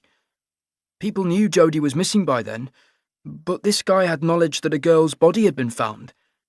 He pinpointed the location." "Exactly," says Heller Smith. "That information wasn't released until the 6 o'clock media conference, and we made no mention of the footbridge." He holds aloft Glover's police-issue notebook. "Not only did the constable recognise the discrepancy, but he asked the girl for a description and realised that she was talking about the same person he'd spoken to earlier in the day.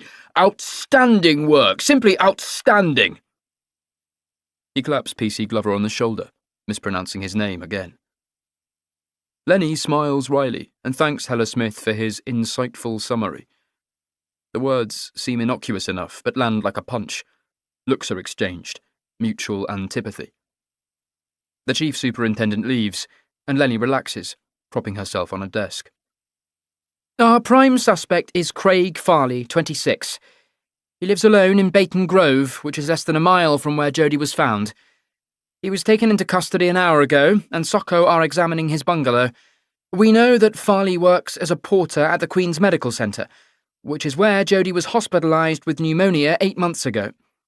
He may have seen her there and developed an infatuation. More importantly, he has form. 2 arrests for exposing himself to women in Central Park near Nethergate Stream. Both times he claimed to be nude sunbathing. The second time he was given a suspended sentence and a good behaviour bond. At aged 18, he was picked up for having sex with a minor. The girl was 14. Her parents chose not to press charges, which means Farley escaped with a caution and wasn't put on the sex offenders register." Lenny looks from face to face, making sure that everyone is on the same page. "One of Farley's neighbours saw him on Tuesday morning carrying a bundle of clothes in a bin bag. He said he was giving them to charity, which is why we're going to check every second-hand shop and clothing bin in Nottingham. There are groans from the detectives. Lenny ignores them, glancing instead at a clock. We can hold Farley for another 23 hours, unless we apply for an extension. The clock is ticking. I want to know everything about him. Talk to workmates, friends, family, ex-girlfriends, neighbours.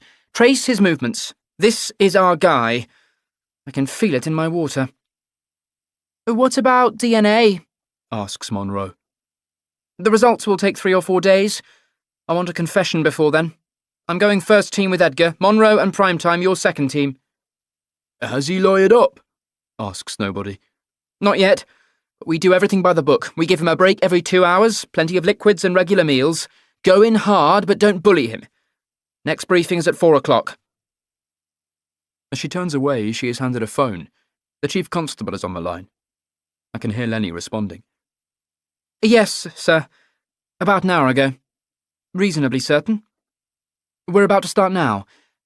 Yes, sir. I will, sir. You'll be the first to know. Lenny hangs up and motions for me to follow. We head downstairs to the interview suites, located at the rear of the building. The white-painted room is furnished with a table, 3 chairs, and a one-way mirror that allows the interrogations to be observed and filmed. Craig Farley is alone, slouching in a chair, biting at a hangnail as though it's a splinter. He stands suddenly and walks to the door. He raises his fist as though ready to knock, but changes his mind. Now he's in front of the mirror, glancing past his reflection with a studied casualness, as if he's aware there might be someone watching him. There is nothing unusual about his looks. He's 5'10", brown-haired and 30 pounds overweight. Although anxious, his face is strangely blank, as though he's not completely sure how he managed to get here. Lenny and D.S. Edgar enter the room and introduce themselves. They ask Farley if he'd like something to eat or drink. He says he wants to go home. You're under arrest, Lenny explains. There's been a mistake. You got the wrong person. For what? Farley hesitates. For whatever you think I did. I'm glad to hear it, says Lenny. Because things were looking pretty serious for you, Craig. But if it's all a misunderstanding, we should be able to sort this out toot sweet. She pulls her chair closer. I watch how Farley examines her, checking out her breasts and her hips. He can't help himself. Exactly what mistake have we made? Asks Lenny. I had nothing to do with that girl. What girl? The one in the papers. Do you know her name? Jodie something. You mean this one? Says D.S. Edgar, opening a file and taking out a photograph. For the record, this is a recent picture of Jodie Sheehan. It was taken by a school photographer in March 2018. Farley looks at the image and away again. Pretty, isn't she? Asks Lenny. Not my type. What's your type, Craig? We know you like them young. He doesn't answer. You had sex with a minor. I was never charged. Lenny corrects him. You were never convicted. According to the medical report, you really tore her up. Farley nods. She wanted it. And she was your girlfriend? Yeah. So why be so rough on her? Her dad was the problem, not me. He looks from face to face, wanting to be understood. Lenny switches focus. So where did you meet Jodie?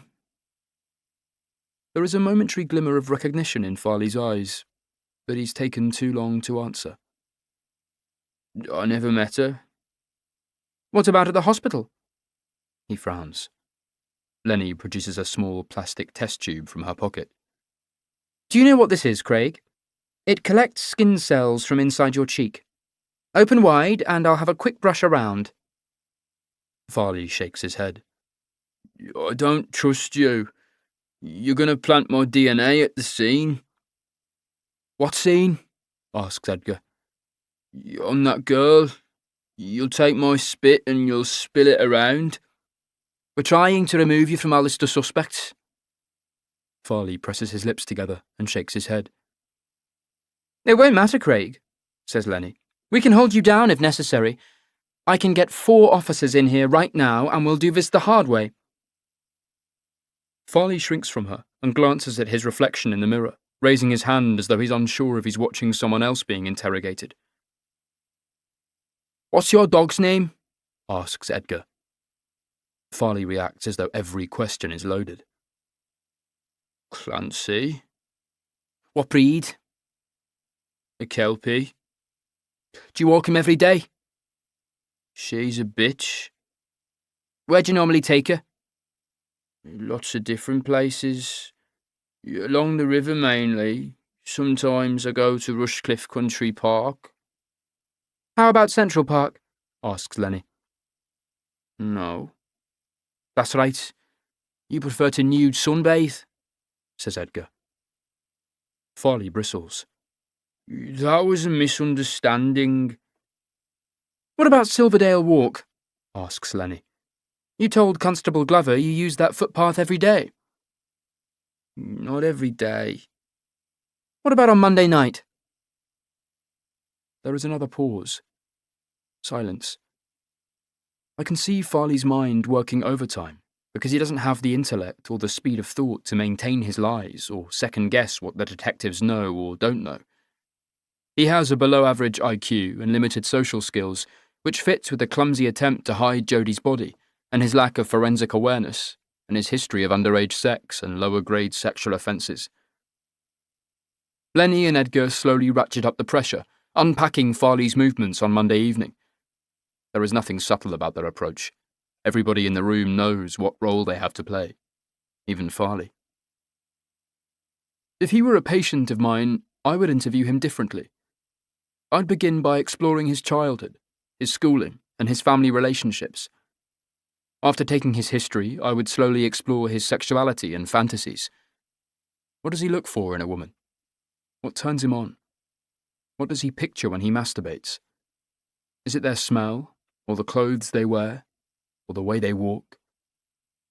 Over numerous sessions, I would identify the progression that led his normal, consensual, romantic fantasies to become corrupted by thoughts of violence, exploitation, and coercion. Perhaps he was abused as a child, or maybe his first attempts at having ordinary relationships were rebuffed. Girls ignored him, or laughed at him, or belittled his failings. That's when his fantasies were formed. Richly detailed scenarios in which he won the girl and landed the job and got a nice car and cool friends. But the more his real-world attempts at intimacy failed, the more his fantasies changed. Instead of romantic love and sexual compatibility, he imagined punishing the women who shunned him, the bosses who sacked him, and the bullies who bullied him. In his imagination, he didn't just get the girl, he made her pay. He made them all pay. Fantasies of sexual revenge have to be fed. Pornography and violent films provided some of what he needed, but soon it wasn't enough. He sought out real-world details, locations, victims, souvenirs. He began following women home, or stealing underwear from their clotheslines, or peeping through their windows. When he did approach women, they tended to be young and impressionable, and easier to talk into having sex. All of this behaviour is part of a progression, yet raping and killing Jodie was way ahead of anything he'd done previously. Something must have triggered the escalation. A family tragedy, getting fired from a job, some unexpected setback or humiliation. If I were asking the questions, I would take my time, but the police don't have that luxury. Unless they seek an extension from a judge, they have 24 hours to either charge Farley or let him go. After 2 hours, the team takes a break. Lenny arrives in the observation room. She looks pleased with how it's gone. Farley is still in the interview room, pacing the floor, muttering to himself. What do you think? She asks. I think you'll get a confession. She waits, expecting more. I think he's highly suggestible. We're not putting words in his mouth. Pushed hard enough, he'll say almost anything. Lenny frowns so deeply that her eyes disappear. She's angry in a hip-jutting, pissed-off way. He's not going to make up a murder. I know, but you'll get his DNA and fibres from his clothes. You don't have to break him. Farley is isolated and confused. The adrenaline rush that led him to raping Jodie has disappeared, and he's realising the magnitude of what he's done. Of what he is. You think he's a suicide risk? Yes. Saving us a lot of time and expense. I'll pretend I didn't hear that. Chapter 19. Christ, that's all I need, mutters Lenny, looking through the glass doors of the station. A crowd has gathered on the pavement, spilling onto the road. They've been arriving for the past hour, says a uniformed sergeant. That's because this place leaks like a church roof, grunts Lenny. I recognise Felix Sheehan among the crowd. He's with another young man and two teenage girls who look school-age but are dressed to look older, or colder, depending on what you consider functional or fashionable. Two uniformed officers are guarding the main doors. One of the protesters yells, "What's his name? Has he confessed?" Others react and begin chanting, "Bring him out! Bring him out!" I notice a TV crew arriving, hoisting cameras onto shoulders and bathing the crowd in a spotlight. The escalation is immediate, and the noise level increases. I've always been fascinated by the psychology of the mob, how it provides anonymity and abrogates responsibility and diminishes any sense of self. People don't lose their identity when they join together. They gain a new one as part of a tribe. Get some more bodies down here, mutters Lenny, pushing through the glass doors. Cameras fire and reporters jostle to get to the front. I'll make a short statement, then I want you all to leave, she says. A local man has been taken into custody and is helping us with our inquiries into the murder of Jodie Sheehan. That is all I can say. Who is he? Yells one of them. We won't be releasing his name. Let us talk to him. The statement triggers laughter. Lenny continues. Please, go home. Let us do our job. We have every right to be here, yells the ringleader, who has tattoos on his shaven head and a t-shirt that says "Freedom isn't free" with a picture of Tommy Robinson, the far-right activist, emblazoned on a Union Jack flag. Lenny ignores him. The crowd starts chanting, "Scum! Scum! Scum!" I notice Felix slipping back through the bodies, trying to fade into the background. Stepping out of the main doors, I walk along the pavement, skirting the crowd, keeping him in sight among the heads. I spy him crossing the road, ducking between stopped cars. He's with the same group, the young man and teenage girls. I follow from a distance, watching them saunter along Rectory Road, slouching and smoking. Felix has his arms around the two girls, sliding his hands down their spines until his fingers tuck into the pockets of their denim shorts. I want to talk to him. I want to ask about the money we found in Jodie's locker, but now isn't the time. Instead, I follow him from a distance. This is how I learn things about people. I watch them. I study the way they walk and talk and interact with the world. When a structural engineer looks at a bridge or a building, he automatically thinks about axial forces, load-bearing points, and tensile strength. I look at how people use their bodies, faces, and voices, what they wear, how they drive their cars and relate to each other. Without trying or wanting to, I learn things about them. Not the detail of their lives, but the shape of their personality and what influences their behaviour. I'm not far behind Felix. I half expect him to notice me and turn, but he's too busy flirting with the girls. He's reached his Lexus. My aging red Fiat is parked opposite. That's when I make the decision. I cross the road and open the car door, while Felix says goodbye, bumping fists and shoulders. One of the girls whispers something in his ear. He brushes her off. I've never tailed a car before. It's not like following someone home from the pub or to a picnic spot in the countryside. Felix drives impatiently, accelerating hard between lights. Twice I think I've lost him, but the traffic is so heavy that he can't get too far ahead of me. We cross Trent Bridge and follow London Road past Meadow Lane Stadium before turning left into Queen's Road. He pulls into a multi-storey car park near Nottingham Railway Station and drives to the rooftop level. He parks and locks the Lexus, twirling the keyless fob around his forefinger as he walks quickly down the stairs. I can hear his footsteps echoing below me, masking the sound of my own progress. I emerge 30 yards behind him, watching him enter the station concourse, past the taxi rank and through the automatic doors. He stands beneath the arrivals and departures board, but isn't studying the timetable. Instead, he seems to be looking for someone. Maybe he arranged to pick them up.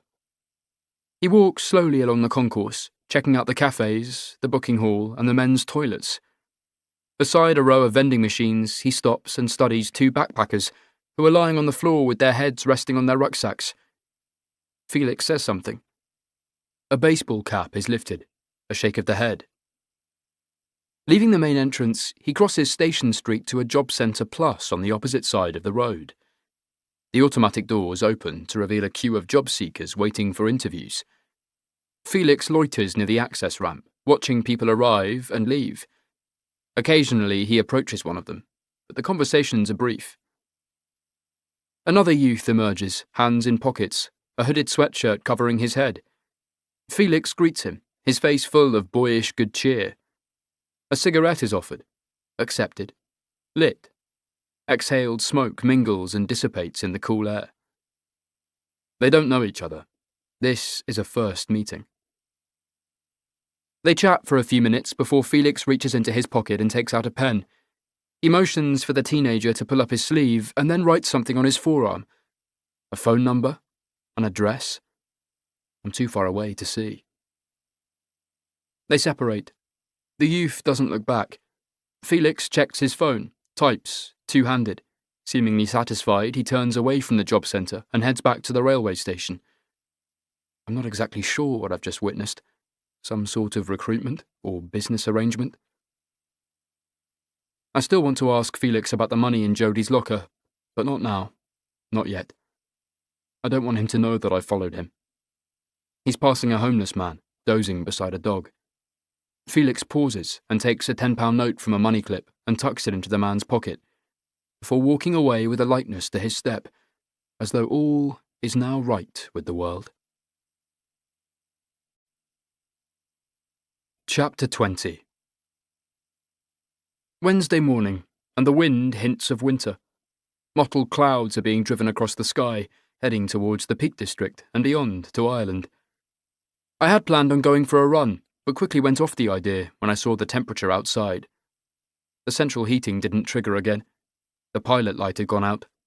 It takes 20 minutes and a sore thumb before the spark becomes a solid blue flame. I order a cab for 9 o'clock and slide into the back seat. The driver is listening to the radio. I can only see the back of his head, which is shaved and oiled, and the colour of an old leather football. A hospital porter has been charged with the rape and murder of Nottingham schoolgirl Jodie Sheehan, whose body was found a week ago beside a local footpath. Craig Farley, aged 26, was arrested on Sunday at his Bainton Grove bungalow, which is less than a mile from where Jodie's body was discovered. At a press conference held late yesterday, Detective Chief Inspector Lenore Parvel said that Farley had made a full confession and would appear in Nottingham Crown Court this morning. I hear Lenny's voice take over the commentary. By choosing to cooperate with the police, the suspect has spared Jodie's family added heartache. I would like to thank my team, who have had very little sleep over the past week. This quick arrest is down to their professionalism and hard work. They did it for Jodie and for everyone whose life she touched. We cannot bring her back, but we can make sure she's not forgotten. The driver is talking to me. Sorry, did you say something? I ask. He nods towards the radio. Me and my mate's got it wrong. About what? Jodie Sheehan. We figured it was going to be family, you know, someone close to her. Any particular reason? Normally is, eh? 80% of the time. Where do people get figures like this? He's waiting for me to agree with him. Do you know the family? I ask. The old man, he's a cranky prick. I want to say the name Dougal Sheehan, but leave it unsaid. He's one of us, a cabbie, says the driver. Had some trouble a while back. This woman complained that he assaulted her. He'd driven her all the way out to Calverton before she told him she couldn't pay. Said her purse had been stolen. Dougal threatened to call the cops, but she got in first and accused him of holding her hostage. She had bruises on her arm. Could have been Dougal did it. Could have been her boyfriend. What happened? Never went to court. He glances into the rearview mirror. That's why I got myself one of these.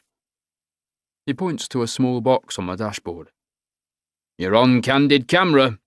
Say cheese. We're heading along Derby Road, past Lenton Abbey and the university. Taking the first exit on a roundabout, we cross the River Leen, little more than a concrete culvert, and follow Abbey Street. The plane trees form a golden tunnel that is crumbling in the wind, and between the branches I get a glimpse of Nottingham Castle perched on the aptly named Castle Rock. Having been conquered, razed, rebuilt, and conquered again, it now looks more like a grand house than a fortress with turrets and battlements. The cab drops me outside the Crown Court, a modern building with an arched glass entrance. TV crews are sheltering inside the main foyer, away from the wind. They have set up their cameras in front of the large coat of arms, ready for reporters to cross live to the studio with news of Craig Farley's first court appearance. High Court hearings are in a different part of the building. Evie Cormac's case has been listed for 10:30. I try to imagine her being anxious, but it's not an emotion I associate with Evie. The corridors are bustling with lawyers and clients. This part of the precinct handles family law matters, divorces and child custody applications. I recognise the couples because they avoid eye contact, while their respective lawyers mingle with each other, chatting and smiling. Marriages that began with heartfelt promises to love and honour and respect have been reduced to ring-bound folders that detail who gets what and when and where. The arguments have led to this, a hearing before a judge who will undo what God put together and no man was meant to put asunder. I spot Caroline Fairfax. She is wearing her court clothes, a matching skirt and jacket, both black, over a white collared blouse. As I draw nearer, I realise that she's not alone. Details slowly register. The freckles, bird-like skeleton, and upturned nose. Evie has been transformed. Her hair is dyed to a more natural colour, and she's wearing a dress and cardigan buttoned up to her neck. Ankle-length boots give her another few inches in height. She looks great, yet miserable, as though forced to wear sackcloth or a hair shirt. I smile. What are you looking at? She snaps. Doesn't she look great? Says Caroline. I nod. Evie tells me to fuck off. You have to stop doing that, says Caroline. What? Swearing. It can't happen in the courtroom. I'm not a complete moron, says Evie, who tugs at the collar of her cardigan and adjusts the elastic of her knickers in a less than ladylike manner. Caroline must have helped her with her makeup, which is understated and subtle, rather than plastered on with a trowel. I hear someone call my name. Guthrie waves to me, wanting me to join him. He's standing with two men, lawyer types in charcoal grey suits. By comparison, the social worker is his usual slovenly self in baggy corduroy trousers and a tweed jacket with a canary yellow fleck that makes his skin look jaundiced. The taller of the lawyers introduces himself as Derek Hodge, QC, the silk representing Nottingham City Council. His colleague is the instructing solicitor, Stephen Carter. Hodge has a finger-mangling handshake and a way of leaning forward, as though trying to intimidate or establish the pecking order. Carter has his arms full of ring-bound folders and can only nod a greeting. It's good that you're here, says Guthrie. Mr. Hodge wants to call you as a witness. Me? Evie Cormac wouldn't agree to see a court-appointed psychologist, but I told him that you'd spoken to her. I've met her twice, not in a clinical setting. But you were there during the knifing incident, says Hodge, looking at me straight and steady, as if to say, no pretending, no ducking out. What difference does that make? Hodge answers. Evie Cormac asked a highly agitated adolescent to stab her. That's not what happened. His right eyebrow arches up his forehead, as though trying to join his hairline. I've seen the CCTV footage. She points the knife at her heart and pulls it towards her chest. She disarmed him. She asked the young man to stab her. She knew he wouldn't do it. And you know this because... She told me.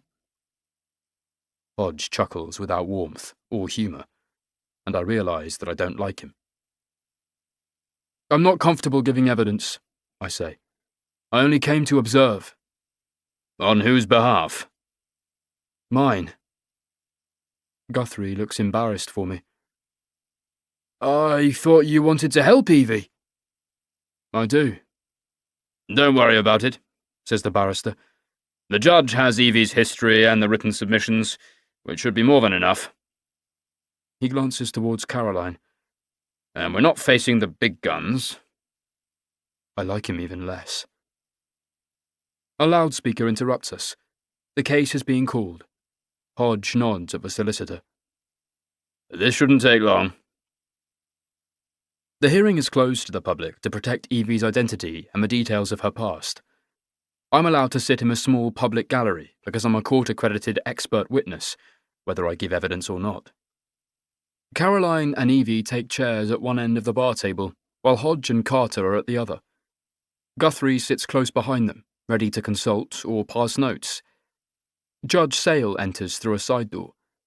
Middle-aged, with tea-black hair and strangely grey eyebrows, he smiles and welcomes everyone, making a note of their names before addressing Evie directly. It's nice to meet you, Miss Cormac. I know this place may seem intimidating, but we're not here to punish or repudiate anyone. This is a safe space where you can speak freely and honestly. He then addresses the lawyers. I'm sure you all appreciate the strict secrecy provisions that apply in this case. I have read all the relevant submissions and will give each of you an opportunity to present closing arguments before I make my ruling. I would also like to hear from Evie, if that's all right with you. Evie doesn't react, but seems to be holding herself in check.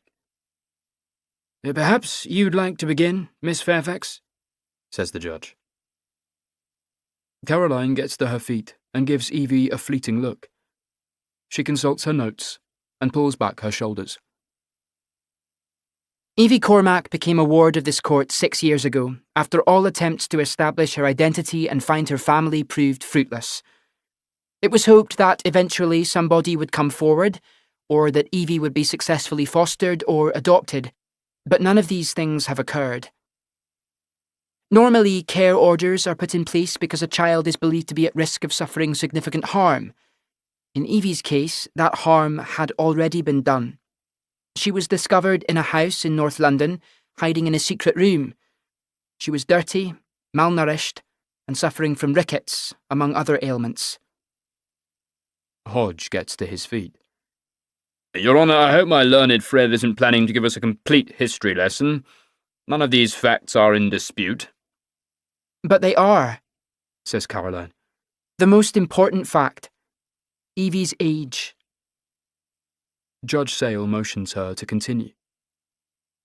Your Honour, the duty of care exists in common law, derived from the historic judgments made by the courts, that places an obligation upon an individual or organisation to take proper care of a child, or to avoid causing foreseeable harm.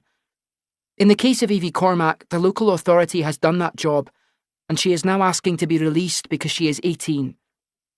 She could be 16, interrupts Hodge, twirling a pen across his knuckles. Or 19, counters Caroline. My client is an adult and wants to be treated like an adult. She can't have it both ways, says Hodge. She is trying to divorce the local authority like a child divorcing a parent. What case law can she use to seek redress? Argues Caroline. Perhaps if she'd acted more like an adult, says Hodge, who has stayed on his feet. Caroline tries to object, but Hodge ignores her. Setting aside the issue of Evie Cormac's age, we cannot ignore her mental fitness and her propensity for self-harm and violence. On 12 occasions, she has been fostered by safe, stable, loving families, but each time she has chosen to fight the system. She has run away from care at least 20 times, going missing for weeks at a time. Stealing, taking drugs, gambling, drinking, abusing police, resisting arrest. Now who's giving a history lesson? Asks Caroline. A very pertinent one, Miss Fairfax, chides Hodge. Evie Cormac has spent the past 4 years in a high-security children's home because of her refusal to obey the rules, or, dare I say, to act her age. She has abused staff, her peers, mental health care workers, therapists, psychologists, and psychiatrists, many of whom have provided submissions to Your Honour. Evie's case officer is in court today, and he regards Evie as the most damaged child he has ever encountered. Only last week she was involved in a malicious wounding incident at Langford Hall, where she grabbed a knife, pointed it at her heart, and asked a highly disturbed young man to kill her. Evie disarmed the man, says Caroline, by offering herself as a victim. It was a ploy. Hodge snorts and waves his hand dismissively, as though Caroline were resorting to semantics. Evie Cormac is not mature enough or stable enough to be released from care. She has no means of support, no job training, or anywhere to live. I should also point out that crime figures show that children in care go on to make up a disproportionate percentage of our prison population. Hardly a glowing endorsement of local authority care, says Caroline. The onus is not on the council to prove Evie Cormac's age, says Hodge. Whose job is it? Her own. It is Mr. Guthrie's submission that Evie Cormac knows her real name and her age, but refuses to cooperate. She is her own worst enemy. She is not ready to be released from care, and even if she were deemed to be an adult in this court today, the local authority has instructed me to immediately seek to have her sectioned under the Mental Health Act and sent to a secure psychiatric hospital. That's outrageous, argues Caroline. You can't fucking do that, yells Evie, leaping to her feet. Her chair topples over with a bang. She is on the bar table, crawling towards Hodge, as though ready to rip out his throat. Caroline has to pull her back, holding her around the waist. Evie is so small that Caroline lifts her easily, but has to avoid her kicking feet. Hodge is backed away. I think that proves my point. You're a fuckwit, screams Evie. Please be quiet, Caroline pleads, glancing helplessly at me. Judge Sale waits until Evie is back in her chair before warning her, "There can be no more outbursts." Evie's shoulders are shaking with rage, or maybe she's crying. I can't see her face. The judge opens a folder and turns the pages. I glimpse notes scrawled in the margins in paragraphs that are underlined. "I'd like you to approach the bench, Miss Cormac," he says. "Come up and take a seat." Evie stands awkwardly, slightly pigeon-toed, and looks over her shoulder as she makes her way forward. The judge points to a wooden chair, which has been positioned to be on the same level as his own seat. "I'm sorry you had to listen to that," he says gently. "It can't be easy hearing yourself described in such a way." Evie doesn't answer. "I have read your application, and I think I understand how you feel. Children are taken into care for many reasons, primarily due to parental abuse or neglect, but also because there is nobody else to look after them. Your case was considered to be so serious that you were made a ward of this court, and we are your guardians." Sitting with her back straight and knees together, Evie listens with a disquieting intensity. "Do you know how old you are?" he asks. 18. "When were you born?" I can't tell you the exact date. "You look small for your age." You look young to be a judge." He smiles at that. "I have at least 8 statements here from child care experts who say you're a danger to yourself and a risk to the community." I'm not. "In fact, the only submission that supports your application was delivered to me yesterday." Judge Sale searches his folder and fumbles to put his glasses on his nose. "The one person who thinks you are mature and stable enough to be released is a psychologist, A Dr. Haven. Evie turns her head to look at me. Caroline does the same. For the briefest of moments, I'm the subject of everyone's attention, until Judge Sale reclaims the focus. What will you do, Evie? Where will you live? I want to go to London and get a job. You have no qualifications or record of employment. You don't have a national insurance number or a bank account, or any savings. Mr. Hodge may be right. You could be 16. People get married at 16. With parental consent. They join the army. If their parents approve. Evie stops. She's not winning the argument. Judge Sale continues. I could order you emancipated, but only if you could prove that you are economically self-sufficient and emotionally capable of living alone, or going to a home environment that is entirely suitable for a minor. I'm 18. But you can't prove it. Neither can anyone else. Exactly. That's the rub, isn't it? Judge Sale takes off his glasses and pulls a cloth from his pocket, breathing on each lens before polishing them. I don't want to see you remain in care, Evie, but I don't have any alternative, unless you can find the means to support yourself or can prove your real age. Evie is shaking her head from side to side. I expect anger or an explosion.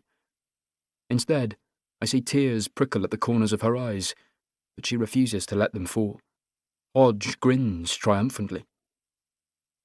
Judge Sale hooks the glasses over his ears, jotting notes as he talks. I have decided to nominate a birth date for the appellant, Evie Cormac. According to the records, she was found on September the 6th, 6 years ago. For that reason, I'm going to nominate September the 6th next year as the date that she turns 18. In the meantime, she will remain in council care. He addresses Evie. Use that time well, young lady. Listen to your counsellors, study hard, and sort through your issues. Evie is staring right through Judge Sale, as if unable or unwilling to believe how quickly her fate has been decided, the speed of the decision, the complete reversal. Instinctively, I realise this isn't over, that some unseen part of Evie's personality is stirring, uncoiling, waiting for the right moment to vent her fury upon the world. Chapter 21. Angel Face. The hate climbs inside me. It rises from my stomach, into my throat, up my neck, to my cheeks. In the near silence of the courtroom, I want to scream. I want to hurt someone. I want blood and carnage and destruction. Willing myself to stand, I make my way back to the bar table. Caroline touches my arm. I pull away as if scolded. Instantly I loathe this woman with her blemish-free skin and her expensive clothes and her lovely straight hair that smells of coconut, who has had everything handed to her by an accident of birth, born into the right family, sent to the best schools, taken on holidays abroad, given ballet and violin lessons. Everything has come easily to her. University, a career, and a fiancé. I bet Mummy and Daddy helped her buy a flat. Even her name, Caroline Fairfax, sounds like it belongs to a film star or a fashion designer. I hate her. I hate all of them. The judge and Guthrie and the braying lawyers, fuckwits, dickheads, scumbags. I will not look at them. I will not show my disgust. Why did they raise my hopes and then tear me down? Why not just beat me up, break a few bones, and dump my body in a ditch? Why not swing a fist into my stomach or boot me in the groin? That's what it feels like. I know, because I've been here before. I'm the problem. I'm worthless, detestable, a receptacle for refuse, a sewer, a punch bag, a piñata, a cunt, an ignorant, stinking slit. I cannot escape my past. I'm a child again, sullen and whining, being passed from person to person, greeted like a special delivery. Dressed up, painted, pampered, playing a role. Call me Daddy. Call me Uncle Jimmy. Call me Aunt Mary. Yes, Daddy, please, Daddy. Don't hurt me, Daddy. No more. We'll be good next time. In the background I can hear voices. Cyrus is talking. The judge. Caroline. I'm not listening. Nothing is worth hearing anyway. The cardigan is tight around my neck. The boots are hurting my feet. Suddenly, I picture myself in the same courtroom, this time with a machine gun. I press the trigger, and bullets rattle through the air, punching holes in stomachs and chests and eye sockets, painting the walls with blood and gore. When they're dead, when their bodies are strewn around me, I walk out the door into the corridor, down the stairs, across the foyer, into the street, yelling to the armed guards, "Come and get me! Shoot!" Caroline shakes my shoulder.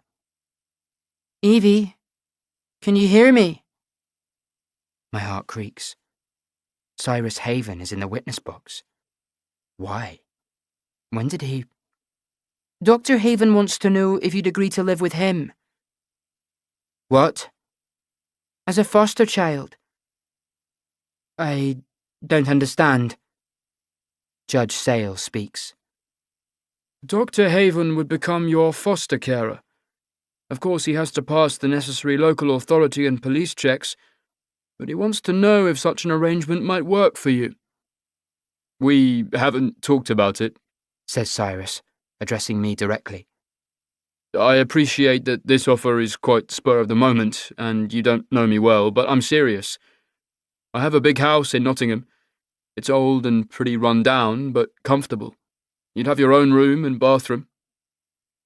And you'd have to continue your studies, says the judge, or undertake training or get a job. You will remain a ward of the court until next September, and your foster arrangements will be monitored regularly by the local authority. I still haven't responded. Where's the catch? I think. Why would he do this? I'm not going to sleep with him if he lays one finger on me. You can't keep running away, Evie, says Judge Sale. You have to behave yourself until next September. I look from face to face and back down to the boots that are hurting my feet. I won't talk to him.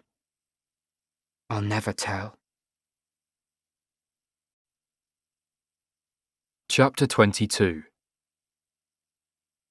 What in God's name were you thinking? Mutters Guthrie in a stage whisper. He is marched to the back of the courtroom, where he wrestles with the door, pushing instead of pulling. Evie and Caroline are stood at the bar table. They look like they're arguing. Evie is probably saying the same things as Guthrie. I asked you to help her, not foster her. You have no idea how dangerous she is. Evie is glancing in our direction, her eyes full of suspicion, or bloodlust. Look at her, says Guthrie, following my gaze. She's already working out how to destroy you. It won't be like that. She broke someone's jaw with a brick. For all we know, she killed Terry Boland. Now you're being ridiculous. Within a week you'll send her back. No. Either that or you'll throttle her. Rubbish. She'll find your weaknesses, Cyrus. She'll make you question yourself. Would that be such a bad thing? Guthrie runs his fingers through his hair and makes soft noises by opening and closing his lips. You can still back out. Tell them you made a mistake. It's done. Leave Evie alone. Christ, he mutters. I thought you'd be pleased. She's not your problem anymore. Then it dawns on me that it was Guthrie who had his jaw broken. He stole the money from Evie and lied about taking it to the police, but she saw through him. You're going to publish, aren't you? He says, with a new look in his eyes. What? You're going to write about Evie Cormac like you're some sort of Oliver Sacks. She'll be your Solomon Cherishevsky. He's talking about the famous Russian mnemonist who could remember astonishing lists of random numbers or words in order, forwards or backwards, even in languages he didn't speak. He was discovered in the 1920s by a neuropsychologist called Alexander Luria, who published a famous book. Guthrie is on a roll. I thought you were one of the good guys, Cyrus, but you're just another hypocrite. You're going to use Evie like everybody else. I feel the blood warming in my cheeks and want to throw a quick rabbit punch into Guthrie's soft belly, sending him down, winded and sucking at air. I want to call him a self-deceiving, time-serving public servant who looks for the worst in people unless someone forces him to see the good. Evie isn't a prize that people should be fighting over. Caroline Fairfax is approaching us. Guthrie gives me a look of pity and pushes open the door with a grunt. What was that all about? Asks Caroline. Nothing, I reply, glancing at Evie, who is sitting alone in the courtroom. She wants to talk to you, says Caroline. I nod and suggest we go somewhere for lunch. Caroline offers to pay, calling it a celebration, although Evie doesn't look convinced. We opt for a restaurant around the corner because it's too cold outside to walk far. Evie sits opposite me. I'm waiting for her to say something, but she stares at her fingernails, which have been picked clean of nail polish. She's not hungry. Caroline orders for her anyway. A hamburger. I'm a vegetarian, says Evie, as though it should be obvious. They have sweet corn fritters. Evie shrugs. Caroline excuses herself and goes to the ladies, or perhaps she's giving us some privacy. I don't need a foster carer, says Evie, sounding out each word like I'm dim-witted. The judge thought otherwise. Are you a pervert? No. I'm not going to fuck you. Good. I wouldn't fuck you for £1 million. Wow, you are expensive. I'm coming across as being equally childish, which annoys me. I'm trying to help you, I say, but my voice sounds like I'm an exasperated father talking to his daughter. I see her face go fixed and hard, like the bricks of a wall going up. At least come and have a look, I say. I won't talk about what happened to me. Understood? And I won't play Happy Families. I don't know that game. Evie seems to be evaluating me, chewing at her bottom lip. So, how would this work? You'll live with me.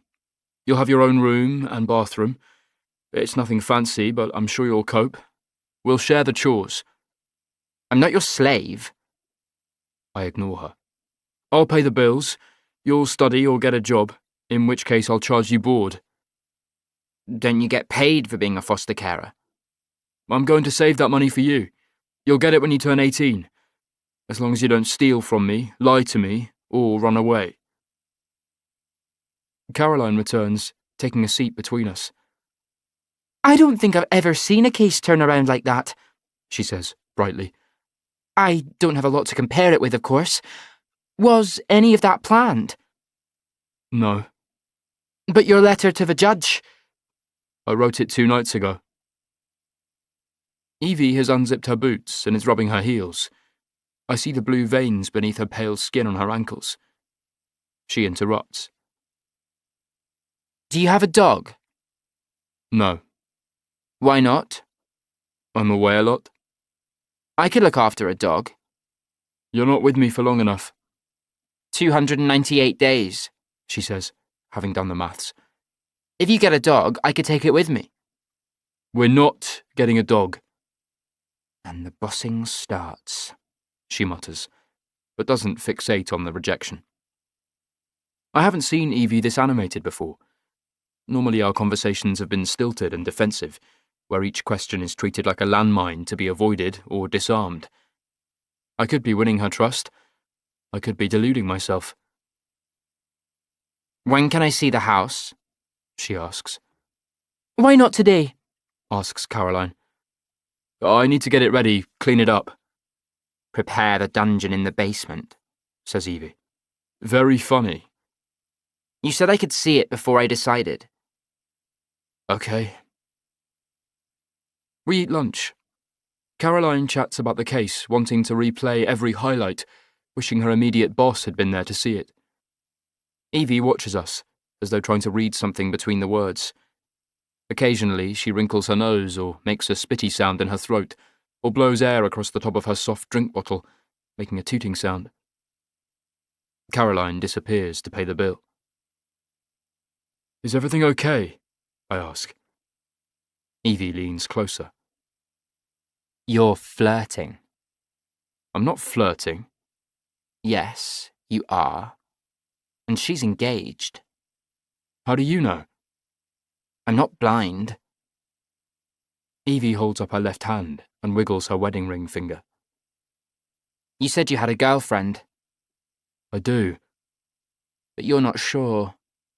Please don't do that. I look away, which Evie finds amusing. Caroline returns. What are you two whispering about? Nothing, I say, too sharply. Cyrus has a thing for lawyers, Says Evie, with a glint in her eye. Caroline pauses, clearly uncomfortable, and I feel myself shrink in her estimation. I want to shove a serviette in Evie's gob, but I know this is what she does. I can't say that I wasn't warned. Moments later, we're outside on the footpath, buttoning coats, wrapping scarves, and flagging down a cab. I try to remember what state I left the house in this morning. I hope the central heating has stayed on. We retrace the route of my earlier cab ride, past the university and Woollerton Park. As we reach the road, I picture Parkside Avenue through Evie's eyes. It must look like I'm rich, almost posh, until the cab slows and stops. The house appears instantly shabbier than I remember, set amid a dense throng of rambling roses and clematis. It's huge, Says Caroline, being polite. It's falling down, Says Evie. It belonged to my grandparents, Are they dead? asks Evie. They've retired to Weymouth. Can I live with them? Junk mail tumbles from the mesh basket beneath the mail slot as I open the door, How long have you lived here? asks Caroline, ever the optimist. A little while, I say. 17 years. I give them a tour of the ground floor, the parlour, the study, the library, the drawing room, the kitchen. Evie opens the fridge. You have no food. I buy when I'm hungry. You order takeaway. No, I can cook. Evie has moved on. Do you have a computer? Yes, Wi-Fi? of course. Can I get a phone? I don't have one. What? I don't like phones. Evie looks at Caroline as though they've stumbled upon the missing link. I try to explain, but sound like a Luddite. I'll need a mobile phone, She says, adamantly. I don't say yes or no, but a part of me is pleased that she's making plans. This might work. Caroline has returned to the drawing room, where the rugs are worn and old furniture gleams with polish. She pulls open the curtains and dust motes dance in the shaft of light. The large fireplace has decorative tiles around the edges of the hearth, and family photographs arranged on the mantelpiece. Most are casual snapshots, random moments captured when the subjects were unaware of the camera. I'm feeding ducks with my mother at Henley, or riding on my father's shoulders, or eating an ice cream on Brighton Pier. My favourite is a black and white portrait of my parents on their wedding day in 1975. My father was 29, and my mother 26. They are doubled over laughing. My mother holds the train of her dress, trying not to drop her bridal bouquet. The only official family portrait was taken in a studio and looks so staged and unnaturally bright that I wonder if the colours were painted in afterwards. Evie seems fascinated by the photograph. She picks it up and traces her fingers over the faces. What were their names? I point to each of them. April and Esme were the twins. They were 7 when this was taken. I was 9. Elias was 15. Where are they now? Asks Caroline. His parents are dead, Replies Evie. She points to my brother. He did it. Caroline looks shocked. What about your sisters? They're dead too, I say, taking the photograph from Evie. I place it back on the mantelpiece, arranging it at exactly the same angle as before. You didn't tell me that, says Evie, sounding aggrieved. You didn't ask. I change the subject. I'll show you upstairs. They follow, whispering. Evie is limping from her blisters. This can be your room, I say, opening the door. The room has a single bed, a chest of drawers, a wardrobe, and a window that's so dirty we could be underwater. Evie looks unimpressed. I'll tidy it up, of course, I say. And get me a new bed. What's wrong with that one? Your grandparents probably had sex in it. This was my bedroom. Ew, even worse. Caroline admonishes her. Evie isn't fazed. Can I redecorate it? If you wish. Evie turned in a slow circle, as if mentally measuring up the room and deciding on colour schemes. I can see Caroline having second thoughts. Are you sure about this? She whispers. Why? Child and Family Services will have to approve everything. This place... I'll clean it up, I promise. Evie steps outside the room and glances up the stairs. What's up there? It's closed up. Why? Because I don't need any more rooms. Can I see them? No! My tone is harsher than I intended. I wish I could take it back. The moment registers with Evie, but she doesn't react. Instead, I imagine her storing it away, stockpiling weapons for later skirmishes. We should get Evie back to Langford Hall, I say. I'll take her, says Caroline. Downstairs, Evie puts on her old duffel coat, which looks incongruous with her new clothes. Caroline gives me a quick hug, and Evie hesitates, wondering if she should do the same. Her arms go up and out, but never quite reach me. I'm sorry it's so messy and old, I say. At least it's not haunted, Evie replies. How can you tell? I've been in haunted houses. Chapter 23. That night, I dreamed the dream. My mother was the first to die, while cooking saffron chicken and prawn paella with peas. My mother with her wicked laugh, her soft spot for underdogs, her hatred of hypocrisy, her love for schoolteachers, dark chocolate and Bailey's ice cream. My mother with her posh phone voice and pink lipstick, potpourri-smelling lingerie drawer, her bubble baths behind a locked door, no children allowed. My mother, who could make rice pudding from leftover boiled rice and made us each take turns to get the wishbone when we ate roast chicken. My mother, who grew up on a farm and had a pony called 12 because it was 12 hands high, yet who refused to let us have a dog because she still mourned the loss of her own beloved childhood pet, a boxer called Sinbad. On that night, she was standing in front of the freezer, with a bag of frozen peas in her hand, when the knife scythed through her carotid artery, spilling green and red onto the white-tiled floor. She had always complained about choosing white tiles, because they showed every spilled crumb, scuff mark, and dropped pea. The plume of blood sprayed in an arc across the kitchen bench, and the sink, and the cutlery drawer, which was open, and Tupperware boxes, which she always arranged neatly so she could find the lids when she needed them.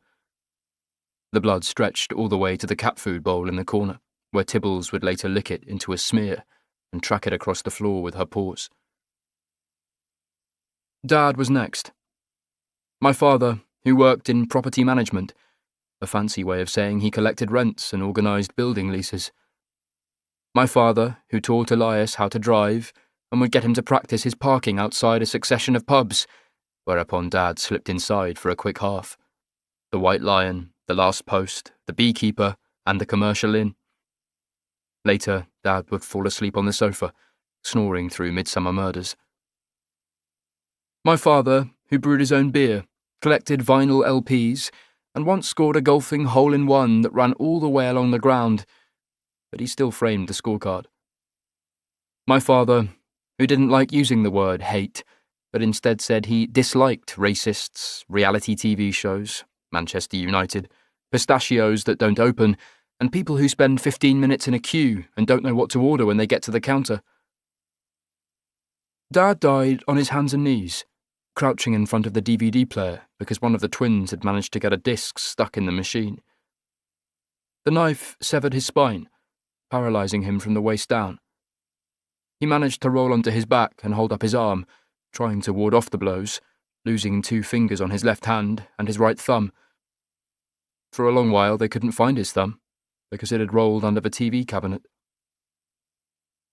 My twin sisters were doing their homework, or playing in the bedroom they shared. They must have known something was wrong, because they locked the door and barricaded it with beanbags and soft toys and a rocking horse that belonged to my grandmother and had no hair on its mane. April was the eldest by 20 minutes, and always acted like an older sister. Earnest and bossy, she was the hoarder, the show-off, and the baker of cupcakes, partial to strawberry lip gloss and jelly snakes, and able to name every king and queen of England using a rhyme she'd learned off by heart. Esme was different, but the same, part of a collective child, or 2 halves with the same face, each slightly different but in symmetry. Esme, the shy, the meek, the songbird, with a dancer's grace and tiny feet. Esme the peacemaker, the advocate, the knitter. Esme, who pressed flowers in the pages of her diary and gave names to every animal she ever met. Elias used an axe to break a hole through the door before reaching inside and turning the key. He tossed aside the rocking horse and the beanbags. April fell first, which followed the natural order of how the twins handled everything. She ran towards Elias, and the knife entered her ribs and came out near her spine. Blood splattered across the wallpaper and the bedspread, the bald rocking horse and the doll's house. Esme tried to crawl beneath her bed, but was dragged out by her ankles, scratching at the floor and bunching the rug under her body. I try not to imagine her fear, or the sound of metal on air, or metal on flesh, or the silence that followed. People always ask, where was I? At football practice, or on my way home. It was the second training session of the season, and my first year with the Sherwood Strikers. I had moved up to under-15s and felt a little overawed. We trained at Brailsford Park, about 2 miles from the house, or 10 minutes if I rode my bike along the towpath. Mum had told me to be home by 6. She also told me not to even think about stopping for chips. Of course, I didn't listen. I hadn't eaten since lunchtime at school, and the fat fryer did a cone of chips for £1, although I had to forgo the vinegar, or Mum would smell it on my breath.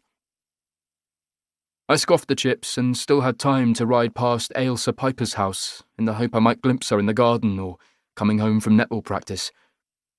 Ailsa was a year older than me. I once helped her find a bracelet that she lost on her way to school. We hadn't spoken since then, but she always smiled when we bumped into each other, happenstances that I tried to orchestrate as often as possible. Running late, I had to stand up on the pedals and push hard to make it home by 6. I wheeled my bike through the side gate and rested it up against the shed. Then I took off my muddy football boots and banged them against the back step. I could hear canned TV laughter coming from the front room as I opened the back door. I called out to Mum. She didn't answer. In my dream, this is where I wake, as I step into the kitchen, seeing the smear of blood near the litter box. I don't wake screaming or bolt upright in my bed, but my cheeks are sometimes wet and my voice hoarse. That's when I get up. That's when I run. On my second circuit of Willerton Park, a car pulls alongside me, slowing to my speed. Tyres crunch over fallen leaves, acorns and seed pods. The window lowers. "You're not allowed to drive on the footpath," I say. "I'm pursuing a suspect," says Lenny. "What's he done?" "He refuses to have a phone." "That's hardly a crime." "No, but it's bloody annoying." Her wrist is draped over the steering wheel. Her collar is turned up. I kick ahead and take a shortcut past the playground. Lenny accelerates and catches up as I reach the lake. She pulls alongside me again. We have a problem. In my experience, whenever someone tells me they have a problem, they're trying to make their problem into mine. I need your help. She looks tired. I wonder if, like me, she is kept awake by an unsettled mind or a past that will not stay buried. Slowing down, I walk to a nearby bench seat where I begin stretching, straightening each leg and bending my body over it until my forehead almost touches my shins. Out of her car, Lenny takes a seat next to me, wrapping her coat around her chest and slipping her hands in the pockets where keys and spare change jangle.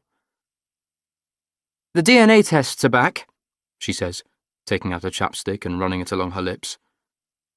And? The semen found in Jodie's hair belonged to Craig Farley.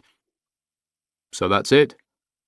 They also tested a second trace of semen found on her thigh, which was too degraded to get a complete profile, but enough to show that it didn't come from Farley. Jodie had sex earlier in the evening. Or Farley had an accomplice. Nothing else indicates a second perpetrator. Lenny scratches at her cheek, leaving a mark on her pale skin. Farley says he found Jodie in the woods. He says she was already unconscious. Do you believe him? Of course not. He's a lying sack of shit. But the second semen sample worries me because it creates doubt. A good defense lawyer is going to ask why we haven't identified an accomplice, or a boyfriend, or another suspect. That's why we need to tighten up the case. Make sure Farley doesn't weasel his way out. What do you want me to do? Review the evidence. In what capacity? You work for the police. Part-time? Lenny ignores the distinction. Just look at the interviews with Farley and tell me if we missed anything. Can I talk to him face-to-face? No. His lawyer claims we browbeat Farley into making a confession. Lenny notices my look. Don't even go there. We followed procedure. Regular breaks, kid gloves. She sounds annoyed at herself for being defensive. Are you looking for anyone else? Officially, no. And unofficially? I'm keeping an open mind. I've been standing still for too long and grown cold. Lenny offers to drive me home. In the car, she turns up the heater full blast and negotiates her way out of the park and onto the street. Silence hangs between us. Not a solid divide, but one that feels soft and familiar, like an old pair of slippers or a favourite sweater. Lenny has known me since I was 13, and she was in her early 20s. Since then, she has been my greatest supporter and harshest critic, a stepmother, rebellious aunt, friend, sounding board, and the person who knows me best. I had an interesting call from Child and Family Services the other day, she says, as the car pulls up in front of the house. Seems that someone listed me as a referee on a foster care application. I stay silent. Apparently this person wants to foster a young lass with behavioural problems. I took it as a prank call at first. I still think it might be. It's not, I say, opening the car door. I hear she's a nightmare. She's fine. Have you any idea what you're doing? I hope so. It's not easy to look after a teenager. I used to be one. You skipped those years, says Lenny flippantly. But I know she's right. What did you tell them? I ask. I told them you didn't torture kittens or shoot dolphins. Thank you. Lenny leans forward and peers out of the windscreen at the overgrown garden and filthy windows. You should sell this place. It's too much for you. Maybe I'll foster more kids. She knows I'm joking. Leaning behind her, she produces a padded envelope from the back seat. Inside are 6 DVDs. 22 hours of interviews. Finish that lot, and you'll need a shower or a noose. Chapter 24. Can I help you? Asks the salesman at Dreamtime Warehouse. His name is Brad, and he has shaved the sides of his head, but left hair on the top to grow untrammelled like weeds on a new allotment. I'm looking for a bed, I say. Well, you've come to the right place. I wonder for a moment whether Brad is being facetious, but his smile seems genuine. We're standing in a showroom the size of several tennis courts, surrounded by mattresses, bases, ensembles, and assorted bunks. What size are you looking for? He asks. Single, small double, double, king-sized or super king-size? Right. Maybe a single bed.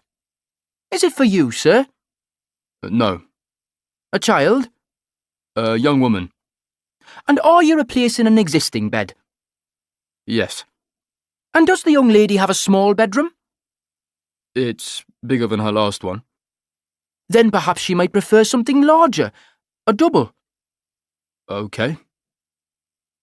I'm fascinated by Brad's hair, which sways in the opposite direction when he moves his head. What type do you have in mind? He asks. We have platform, panel, sleigh, trundle, poster, canopy, futon, wooden, brass, wrought iron. Just a regular bed, something standard. May I suggest a mattress and base combination? Perhaps in our Slumberland range, which is on offer? He walks me across the showroom, and we stop at a row of 4 beds. That one, I say, pointing. Excellent. Now, let's talk about the mattress. Doesn't it come with a mattress? Brad laughs, as though I'm being droll. You get to choose, sir. You can have open spring, pocket spring, memory foam, latex. What do most people buy? Pocket spring is the more luxurious. It's made from small individual springs, each housed in a pocket of fabric. This means the springs move independently, providing more support so that when you roll over, you're not disturbing your partner. That's what I'll have. Soft, medium, or firm? Dear Mother of God. Perhaps you'd like to try the difference, says Brad, pointing to the mattresses. Don't worry about your shoes. We have mattress protectors. I'm expected to lie down. I feel like a corpse in a coffin. Brad is still talking.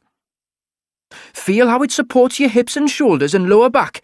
It's particularly good when one partner is significantly heavier than the other. We're not partners. Oh, I see. Perhaps you should bring her along. Let her choose. We're open 7 days a week. I don't collect her until Friday, I say. Brad's smile disappears, like a light being switched off. I'm getting her room ready, I say, trying to recover. She's getting out. She's coming to live with me. I see, says Brad, although I don't think he sees at all. I'll take a medium mattress. Can it be delivered? You haven't asked the price. How much is it? Normally, you'd pay well over £1,000, but I can do it for $699. The shock must register on my face. It's very good value, sir. People spend far more money on a sofa that gets used for a few hours a day, whereas a bed gives us a crucial 8 hours. Fine. What about a mattress protector? No, thank you. You'll need linen and a duvet. He takes me to another section of the showroom and begins to list the different cottons and thread counts. The information washes over me, and I become aware of how many extra things I will have to buy before Evie arrives. Soap and shower gel for her bathroom. Toilet paper. What about women's things? She'll need tampons or pads. I've never had to buy those. Will Evie bring some with her? I could ask someone. Caroline Fairfax, perhaps. No. I've had enough embarrassment for one day. I stop for takeaway on the drive home, because I have nothing in the fridge except leftovers that are covered in a greenish fur. I'll need to cook proper meals when Evie arrives. The extra responsibility will be good for me. I'll make shopping lists and eat better food. Healthy shit. I'll drink less and won't put my feet on the furniture or cut my toenails at the kitchen table. I'll have to share the TV remote and listen to her music. What if Evie wants my favourite chair? Maybe I haven't thought this through. Then again, I'm too young to be set in my ways. I'll learn things about myself. We'll learn things together. After rinsing my plate, I carry another beer to the library and search my desk drawer for a writing pad and a fountain pen. I can't remember the last time I wrote a proper letter, on paper, with an envelope. I don't know if this will ever reach Sasha Hopewell, but I have to try.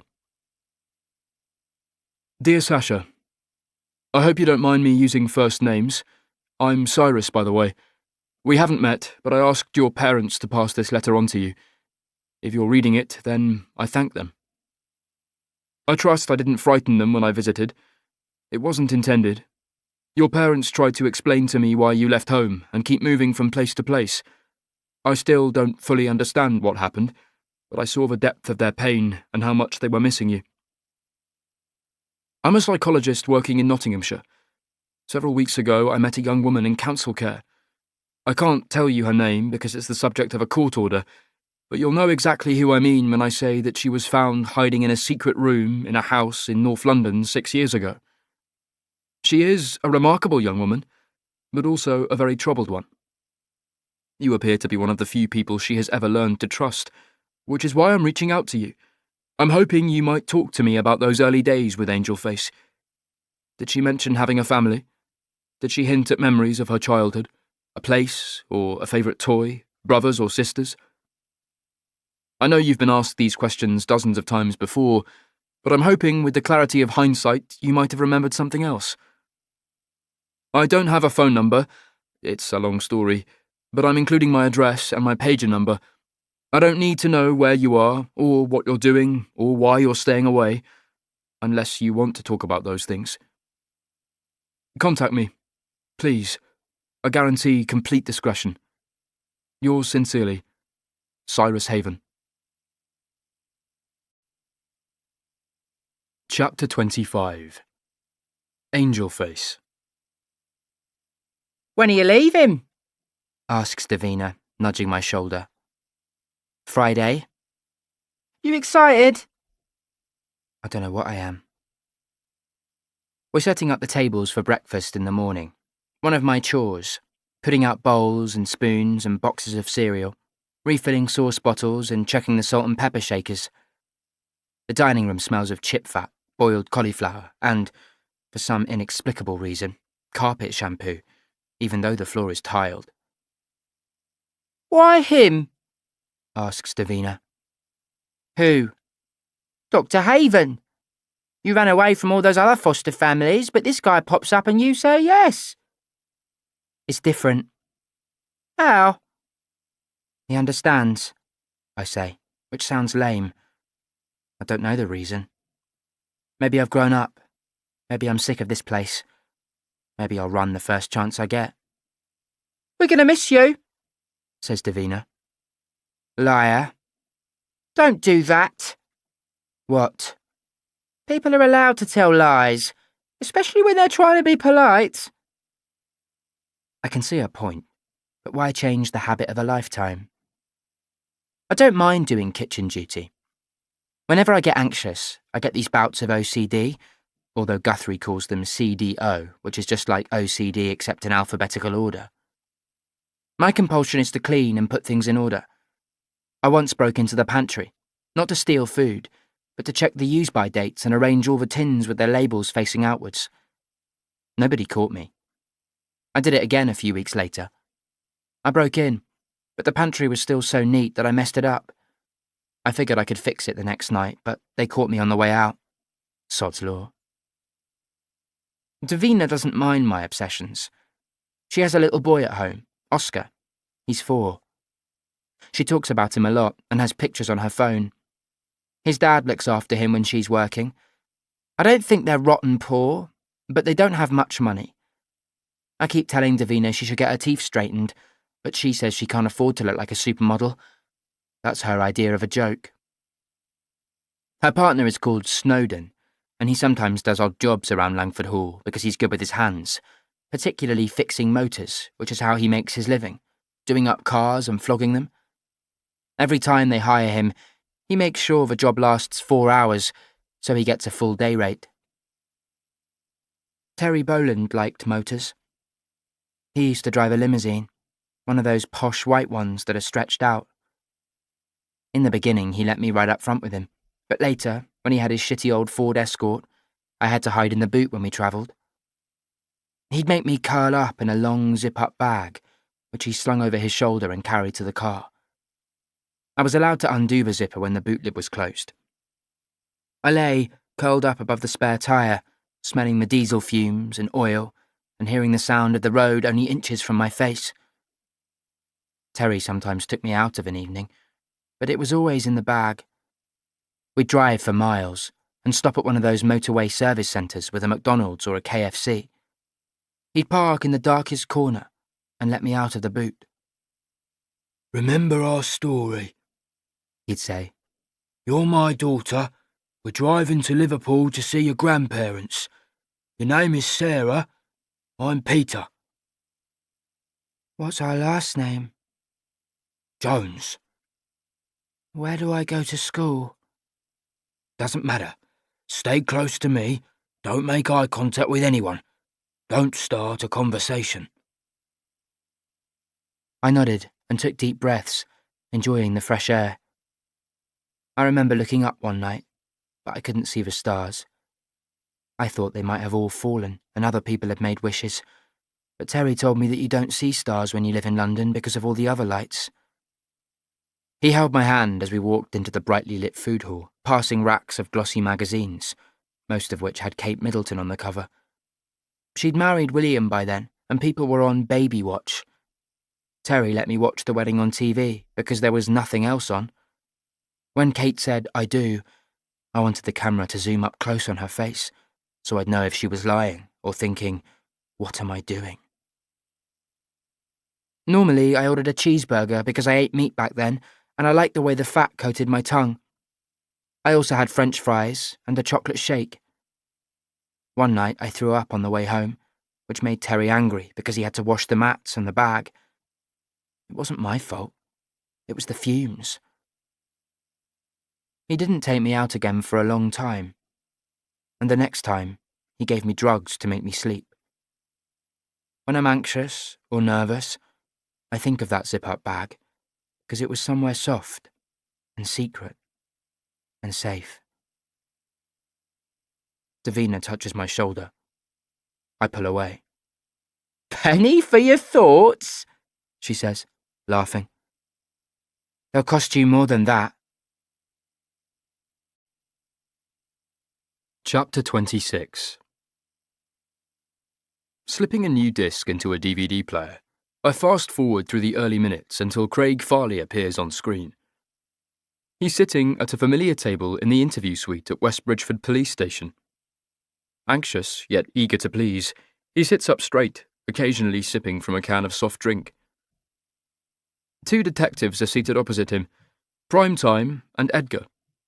Edgar is closer in age to Farley, and they soon discover a shared interest in football, discussing favourite players and Premiership results from the weekend.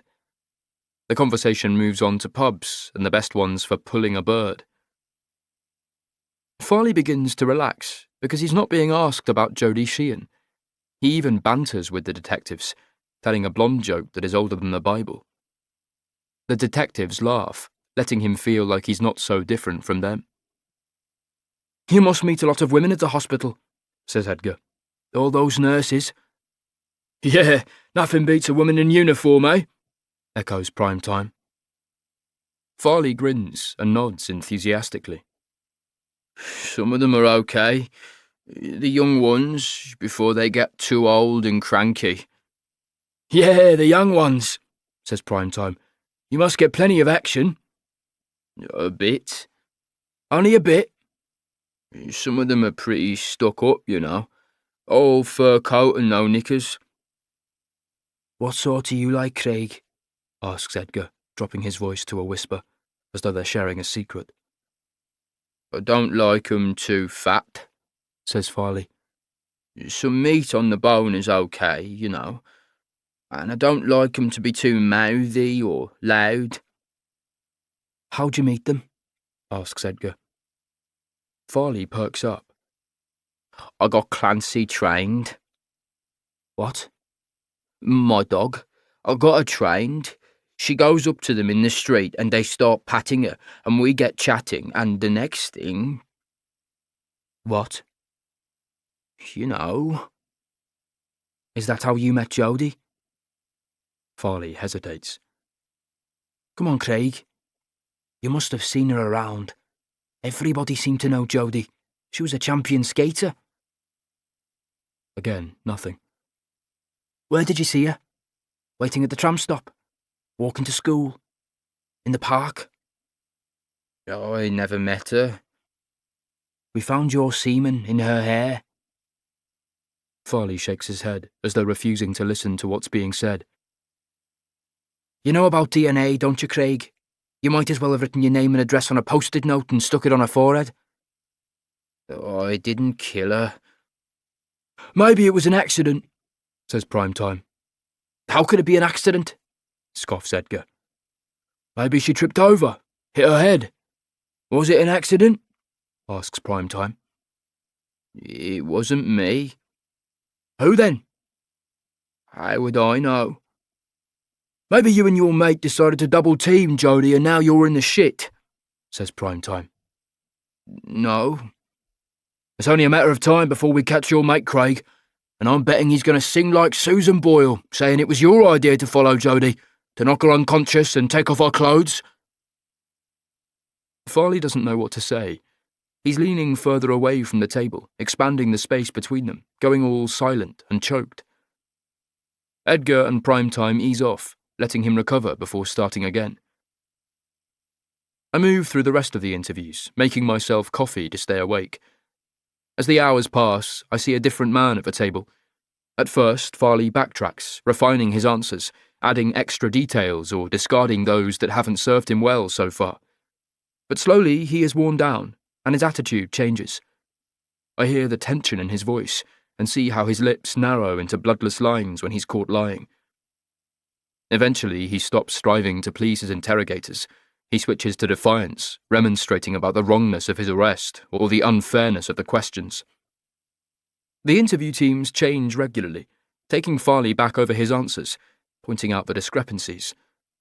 They work together, but often sit apart, making Farley swing his head from side to side as though he's watching a tennis match. Questions are fired quickly, giving him less time to react. His body bends under the weight of the accusations, slouching lower in his chair as he grows more and more despondent. Come on, Craig.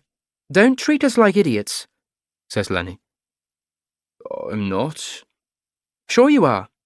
Your mate is going to say that you followed Jodie, that you knocked her unconscious, that you pulled down her jeans. That's all I did. What? I pulled down her jeans. The detectives exchange a glance, trying not to reveal their excitement. Lenny clarifies. So, you're saying you followed Jodie along the footpath? No. Where did you first see her? By the pond. What was she doing? She was lying on the ground next to the pond. I thought she might be drunk. Where were you? On the footpath. What did you do? I wanted to make sure she was okay, you know. Did you talk to her? No. Why not? She was coughing. I must have frightened her because she tried to run. You chased her? No. I mean, I was worried about her. Who brought the condom? What? You used a condom? No, I tried to help her. By raping her? By keeping her warm. Your semen was found in her hair. Farley's face crumples and locks in a long grimace. You have to speak, Craig. For the tape? He mumbles. Speak up. I didn't mean... What didn't you mean? To touch her, he says, in a hoarse whisper. I wanted to help her. I did. She was on the ground. You pulled down her jeans? I wish I could. I didn't mean to. His voice breaks and he sobs, rocking in his chair, snot bubbling in his nostrils. As I watch his capitulation, a shape begins to form in my mind. Not a shape, a weight. No, not a weight. A shadow that emerges from the murkiness of the detail. It's as though Craig Farley has fallen into step beside me, and I am seeing the world as he does, feeling the earth beneath his shoes. A lonely, inept young man, the slow kid at school, the last one picked for teams, the butt of jokes, the one too stupid to realise he was being teased. Socially anxious, clumsy, tongue-tied, yet longing to be included. Some boys like this grow more confident with age, or befriend other outsiders, or muddle through life as an afterthought. A few of them suffer depression, sliding into alcohol or drug abuse, hoping stimulants can conquer their low self-esteem. Occasionally, one will develop a pathological desire for perfectionism, losing weight, pumping iron and growing to hate their former selves for being weak and pathetic. If the rejections and isolation continue, they may grow angry, blaming others for their failures. It's not their fault if they don't have a girlfriend, or a good job, or a nice car, or are still living at home with their parents. All of this I can see, yet I cannot see a killer. Jodie ran from someone, but had no defence wounds. Most likely she was unconscious when Farley removed her jeans, yet she was conscious when she had intercourse. There were no signs of forced penetration. The sequence of events is the key, and I can't make the facts fit the timeline. Unless... Even as the thought occurs to me, I want to dismiss the idea as being too far-fetched. I know what Lenny Parvel will say. She'll laugh and refuse to listen. I have to at least try. I punch out her number. She doesn't answer. It goes to her messages. Beep. We need to talk. Chapter 27. Lenny Parvel is walking uphill, going nowhere.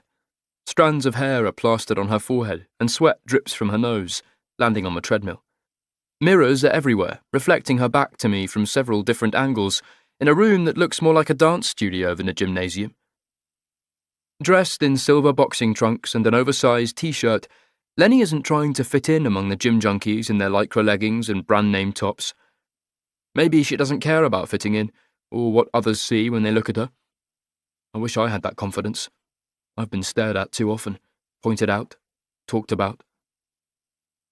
You're not serious, says Lenny, looking at me incredulously. I know everything points to Farley, but what if Jodie was already dead or dying? What if she was semi-conscious when he stumbled across her body? Her face has turned to stone. No. Hear me out, please. Normally, in a case like this, we'd see signs of control and dominance.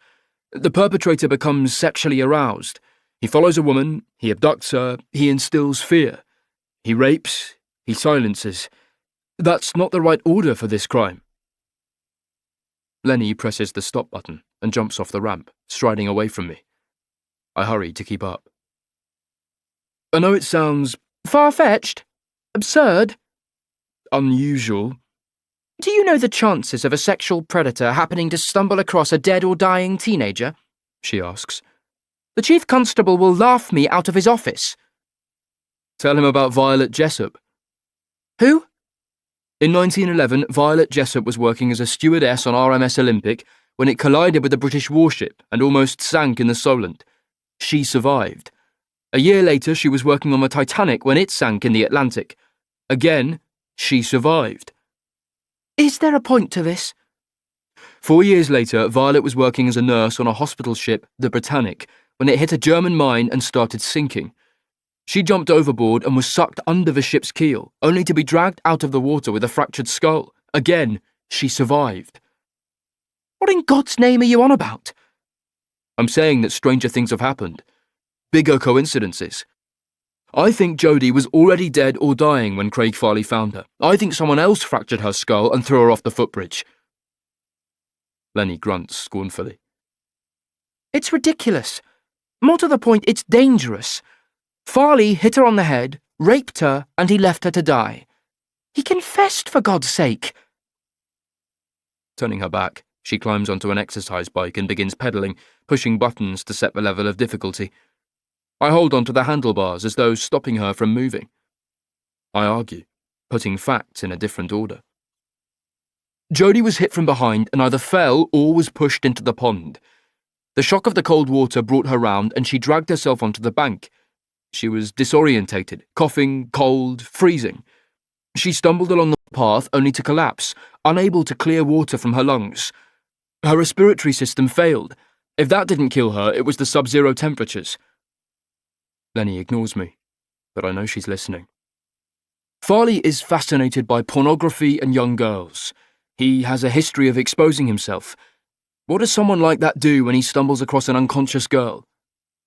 Any normal person calls for help. Farley isn't normal.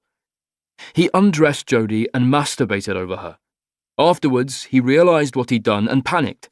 He tried to clean up. He covered her with branches. He went home and dumped his clothes. Lenny is up out of the saddle, pedalling hard. A towel is draped around her neck. Someone had sex with Jodie using a condom, I say. Farley!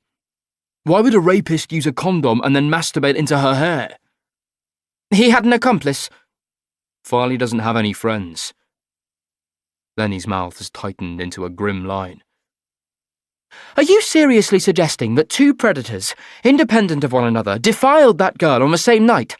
One hits her and tosses her off a footbridge, and the other just happens to wander by and say, "What luck! Here's an unconscious girl I can masturbate over."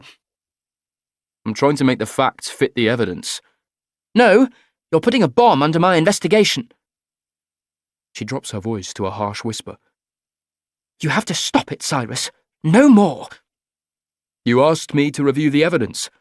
And now I want you to shut up and forget everything. Put none of this in writing. We have a confession. We have his DNA. He's our man. A minute ago, you suggested he had an accomplice. He didn't. I'll leave that to the jury. Getting off the bike, Lenny wipes her face on a towel and walks away, heading for the changing rooms. I follow her inside. Several women are in various stages of undress. One of them lets out a cry of surprise and holds a towel across her nakedness. Are you trying to get arrested? Lenny asks. What about the money we found in Jodie's locker? We don't know who picked her up that night, or how she got to the footpath. Lenny is packing her gym bag. I want to talk to Tamsin Whittaker, I say. She's been interviewed. By the police, not by me. Best friends tell each other things. Stuff they hide from adults, secrets. People keep saying that Jodie was a normal teenager who loved dancing and music and ice skating, but there's more to her than that. How do you know? There always is. Chapter 28. Are you hungry? I ask. Evie makes a meh sound. I could start dinner now. Whatever. I begin pulling things out of the fridge, filling a saucepan with water. You're a vegetarian, right? So? Any other dietary requirements? She shrugs again. That's been the story since Evie arrived. I've experienced the full range of her shrugs, grimaces, and monosyllabic vocabulary. I try again. What sort of things do you like to eat? Food doesn't really interest me. What were the meals like at Langford Hall? Shit. Evie is sitting cross-legged on a stool like an Indian swarmy. I strike a match and light the burner, putting on the water to boil. You should learn how to cook while you're here. Why? You'll be able to look after yourself when you leave. I can look after myself. There is another long silence. I dice onions and garlic, frying them in a heavy-based saucepan. If we're going to live together, we should get to know each other, I say. Let's start with simple things. My favourite song is Things Have Changed by Bob Dylan. How about you? Goofy's Concern. Who plays that? The Butthole Surfers. Is that a real band? Yeah. I don't know if she's being serious. My favourite colour is dark blue, I say. How about you? Black. Technically, that's not a colour. Bite me. Favourite film, The Shawshank Redemption? I've seen that one, says Evie. Did you like it? No. Why not? It gives you all the answers. Nothing is left to wonder about. There's no ambiguity. It ends with happy people hugging on a beach. When does that ever fucking happen? You don't believe in happy endings? Every ending is unhappy. Why? Because we die. Ah, you're a fatalist. A what? You think we have no power to influence the future and that everything we do is predetermined or pointless because our fate has already been decided. No. I just know we're going to die. I can't argue with that. Opening a tin of peeled tomatoes, I empty the contents into the saucepan, breaking them with a wooden spoon, adding torn fresh basil leaves, salt and pepper. The water is boiling. I add the spaghetti and take a block of parmesan from the fridge, setting it on a plate with a cheese grater. What's your favourite film? I ask. True Romance. You like Tarantino? Who? Quentin Tarantino. He wrote True Romance. Evie looks at me blankly. I change the subject. What's your favourite food? Margarita pizza. Dream holiday destination? I've never had a holiday. But you must have somewhere you'd like to go. Greece, Tahiti, America? Her face is a mask. How about your first memory? Mine is getting chased by the big-ass swan when I was feeding ducks with my mother. We were in Henley, near where they have the rowing races. They race rowboats. They're a bit more sophisticated than rowboats. Evie looks past me. My father once took me sailing, she says, as though we found a common interest. He rented a boat and we sailed out past the pier and the bay into the open sea. The wind picked up and so did the waves. I knew Dad was scared, but he didn't want to show it. Evie grows animated as she describes the waves and the wind and water breaking over the bow. What happened? We were rescued by a fishing boat and towed back to the pier. Did you do a lot of sailing? I don't remember. This is progress, I think, as I drain the spaghetti in a colander and divide it into bowls. I start spooning sauce onto the pasta. It's then I glimpse a postcard on the fridge. It shows a sailing boat, heeling sideways in the wind, water breaking over the bow. Was any of that story true? Evie doesn't respond. You don't have to lie to me. You don't have to keep asking me questions. We eat in silence. Evie watches me grate the cheese on my spaghetti. I push it towards her. She sniffs the parmesan. Smells like sick. It tastes better than it smells. She grates a little on her sauce. I watch her take the fork, fill it with pasta, and lift it to her mouth. She closes her eyes and chews, letting out a small moan. Good? She doesn't respond and eats quickly, with one arm on the table, protecting her food like an inmate in a prison canteen. I'm going for a run in the morning. Would you like to come? Fitness shit, no. You could look for a job. I could help you put together a CV. What would I put on a CV? She's right. Have you thought about going back to school? It's too late. I've missed too much. How is your reading? Okay. I try to learn a new word every day. Today's word is curmudgeon. It means grumpy fucker. I know what it means. She smiles as though congratulating herself before changing the subject. You said I could have a mobile phone. That's not what I said. Why don't you like them? I have nothing against mobile phones. I choose not to have one because I prefer to talk to people face to face.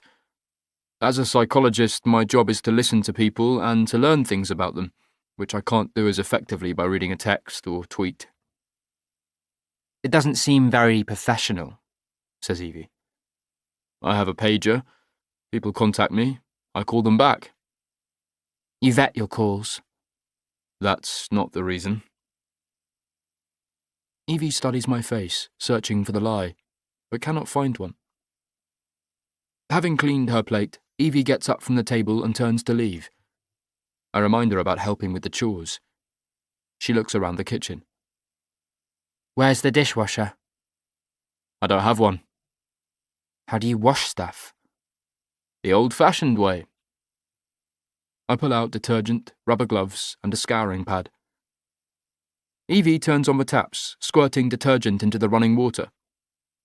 You should do the glasses first, I say. Ignoring me, she picks up a plate, which slips from her fingers. She attempts to catch it in mid-air, but it slips again and shatters on the tiled floor, sending shards in every direction. Evie glares at me, as though it was my fault, and then I notice a different emotion. Despair. Loss. It's only a plate, I say, getting a dustpan and brush. No harm done. Evie turns away, not wanting to show any sign of weakness. Eventually, she confronts me with a new allegation. Stop staring at me. What? You keep staring at me. You're like all the others, the shrinks and therapists and social workers.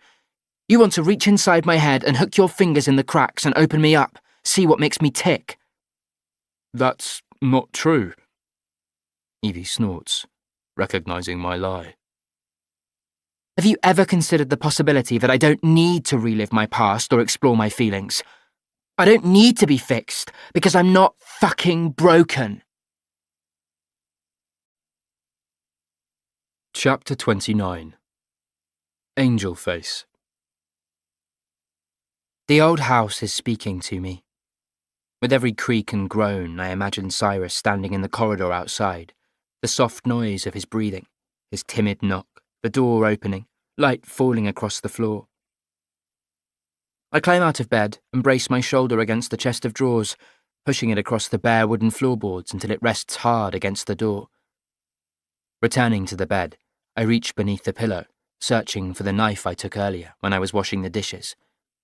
At Langford Hall, they count every utensil after mealtimes, even the potato peelers, but Cyrus didn't bother to check. I close my eyes but cannot sleep. I'm not used to this.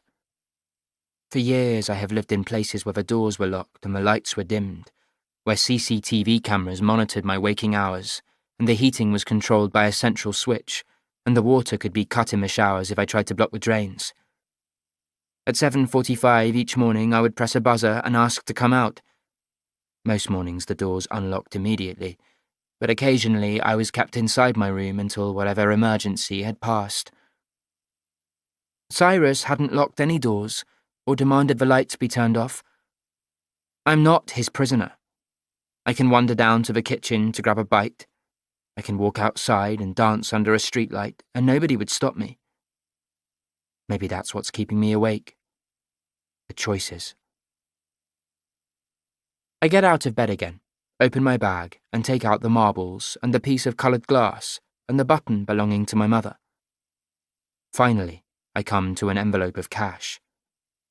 Smoothing out the duvet, I count out the notes, separating them into different piles, 10, 20s, and 50s.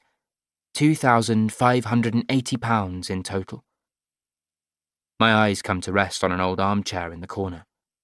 It's covered in a faded floral fabric that is worn smooth where countless arses have sat. Rolling the chair onto one side, I study the stapled upholstery and the stitching before taking the knife and carefully picking apart a seam, working the blade back and forth until I create a pocket big enough to hold the cash. Once I'm finished, I return the chair to the corner and go back to bed, lying still, breathing slowly. That's when I hear the noise, the clang of metal on metal, and a guttural groan as though an animal is caught in a trap. Crossing the room, I lean over the drawers and press my ear against the door. Clang, clang, clang. It's coming from below me. Downstairs. The basement. I want to investigate. I want to stay in bed and cover my head with a pillow, blocking out the sound. I push aside the drawers and step onto the landing, clutching the knife. I pause for a moment and listen. There it is again. The moaning. Metal striking metal. Descending slowly, I follow the noise, running my fingers along the wall to feel my way forward. Every floorboard is like a tripwire, ready to give my presence away. Light spills from a room. Creeping closer, I peer around the edge of a door and draw back suddenly. Then I look again, half in fear and half in fascination. An ink-stained figure is hunched beneath a metal bar that curves across his shoulders, bearing coloured plates the size of hubcaps at either end. The figure squats and rises, his thighs trembling and his breath coming in short bursts. He does it again and again, each lift slower and harder than the last, until he groans and drops the weight onto a cradle. His chest and arms are covered in an aviary of swallows, sparrows, hummingbirds, doves, lorikeets, and robins. The birds move as he moves, animated by the muscles beneath his skin and the beads of sweat that trickle in rivulets down his neck and chest. Cyrus turns to pick up a bottle of water. I see his back, which is covered by an enormous set of folded wings that stretch from his upper arms, across his shoulders, down either side of his spine where they disappear beneath his shorts and reappear on his thighs. Each feather is so beautifully drawn and finely detailed that I can make out every barb and vein, so lifelike that I can imagine him arching his back, unfurling his wings, and taking flight. Cyrus adds more weight to the bar before ducking underneath and bracing it across his shoulders. He tries to straighten, moans. Nothing happens. It's too heavy. He tries again. This time the bar rises a fraction of an inch, then more. Veins bulge in his arms, and his face darkens with blood. This is not exercise. This is self-abuse. This is punishment. I'm willing him to stay upright, but his knees are buckling. He staggers, sways. I catch my breath, sure that he'll fall, but Cyrus steadies and lowers the bar with painful slowness. It hovers over the cradle for a moment before dropping, and he collapses onto a bench, his head draped over his splayed knees. I back away, feeling like a voyeur, or worse, a thief. Returning to the bedroom and my new bed, I don't bother pushing the chest of drawers against the door. Chapter 30. Felicity Whittaker answers my knock with such a flourish that I'm sure she's expecting someone else. Squeaking in surprise, she touches her face almost instinctively, as though caught without her makeup. She's in old jeans and a sweatshirt, her hair tied up in a scarf. I was cleaning. I'm sorry to interrupt. Don't be any excuse. She pulls off her scarf and pushes a stray lock of hair behind her ear. She's someone who favours jewellery that dangles and clinks. Housework can be very therapeutic, I say. It gives me a sense of achievement. I thought you'd have a cleaner. No. A wife? No. Felicity raises her eyebrows, and I wonder if she's flirting. I'm still standing on the doorstep. Apologising, she steps back, pushing a vacuum cleaner away with her foot. I squeeze past, almost brushing against her. She could give me more room. The kitchen table is covered in boxes of cereal and bowls of soggy flakes. We slept in this morning, she explains, pointing to a chair. Can I get you a cup of tea? Thank you. She fills the kettle. I notice an array of postcards magnetised to the fridge with plastic fruit. Images from New Orleans, Sydney, Mexico City, and Berlin. Have you been to all these places? Heavens no, she laughs. They're from my pen friends. I've been writing to some of them since I was 11. My primary school started a programme. We were matched up with children around the world. She is clearing the table as she talks. One day, when I win the national lottery, I'm going to visit them all, take a world tour. I know it's a silly dream. It's not silly. Through the door in the sitting room, I notice a gangly-looking youth with an electric guitar on his lap. He's wearing headphones, and his fingers are flicking up and down a fretboard, making music that only he can hear. A girl is lying with her head next to his thigh, peering at her phone. My eldest, Aidan, Says Felicity, smiling. I think the girl is Sophie, but I could be wrong. She's here to comfort him. My children have become more popular since Jodie's death. She gives me a guilty look. That's probably a terrible thing to say. Aidan dips the guitar and drives to a head-rocking crescendo. Is he in a band? I ask. God forbid, no, She laughs. He's reading law at Cambridge next year. He won the Charter Scholarship, fully funded. That's brilliant. Isn't it, though? We're so proud of him. She's opening cupboards, searching for something. Finally, she retrieves a packet of biscuits that is tucked behind cake tins and Tupperware boxes, hidden from her children. It isn't easy getting out of this place. A lot of Aidan's friends have gone straight from school onto the dole or get trapped in dead-end jobs at call centres or franchise stores. They get some girl pregnant or marry too young out of boredom or go into the family business, having promised themselves they never would. Not my Aidan. He's going to be a lawyer in a big London firm with a house in Hampstead and a villa in Italy. Sounds like you have it all planned out. Felicity laughs, and her earrings sway. Where did you meet Brian? I ask. On the ice, I fell over. He picked me up. Cheesy, I know. It was my 19th birthday. I was with a group of girlfriends, but I forgot about them completely as Brian held me around the waist and we skated. He made me feel like we could be Torval and Dean. Did he ever compete? For a while, but he didn't have the support to make it to the top. Instead, he turned to coaching. He taught Jodie how to skate. She took to it like a... She looks for the right phrase. Do penguins skate? I don't know. Well, she was a natural. Felicity opens the biscuits and arranges them on a plate. People think figure skating is graceful and gentle, but you have to be hard as nails to survive. The injuries, the falls.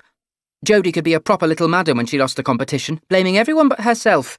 The judges, Brian, her mum. She jiggles tea bags in 2 mugs. My sister-in-law is a complete saint. I can't remember the last time she bought a new dress or had a holiday or got her hair done, but Jodie always had a new costume. Her skates cost £1,000 a pair, and she needed new ones every year. And don't forget the ballet lessons, gymnastics, physio and choreography. Brian was coaching her for free, but it still cost a fortune. Felicity tucks hair behind her ear. It falls across her cheek immediately. Aidan yells from the living room.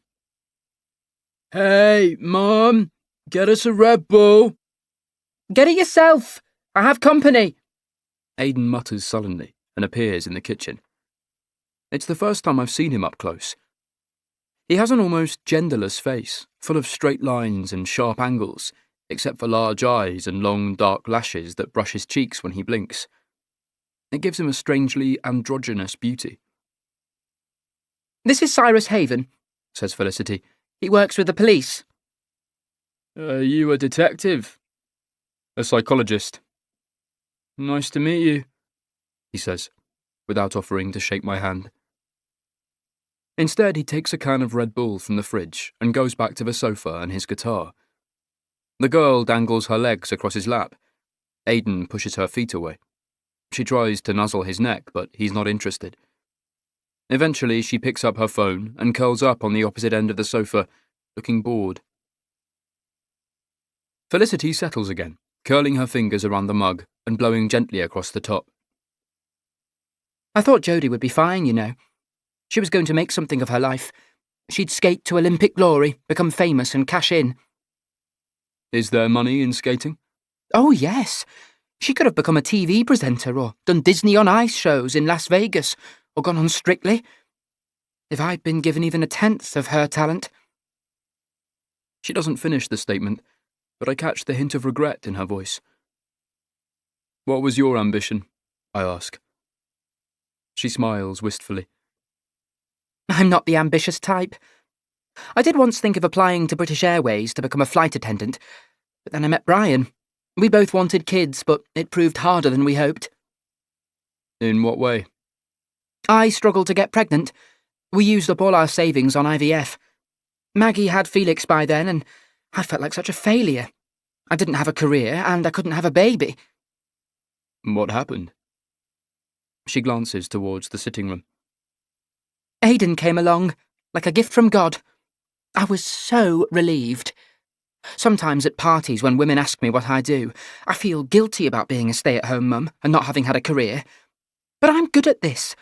It's all I ever wanted. It's enough. The fridge rattles to life, as though punctuating the statement. I was hoping to ask you about Jodie, I say. I thought the police had arrested someone. They still have to prepare a case. Felicity nods. You watched her grow up, I say.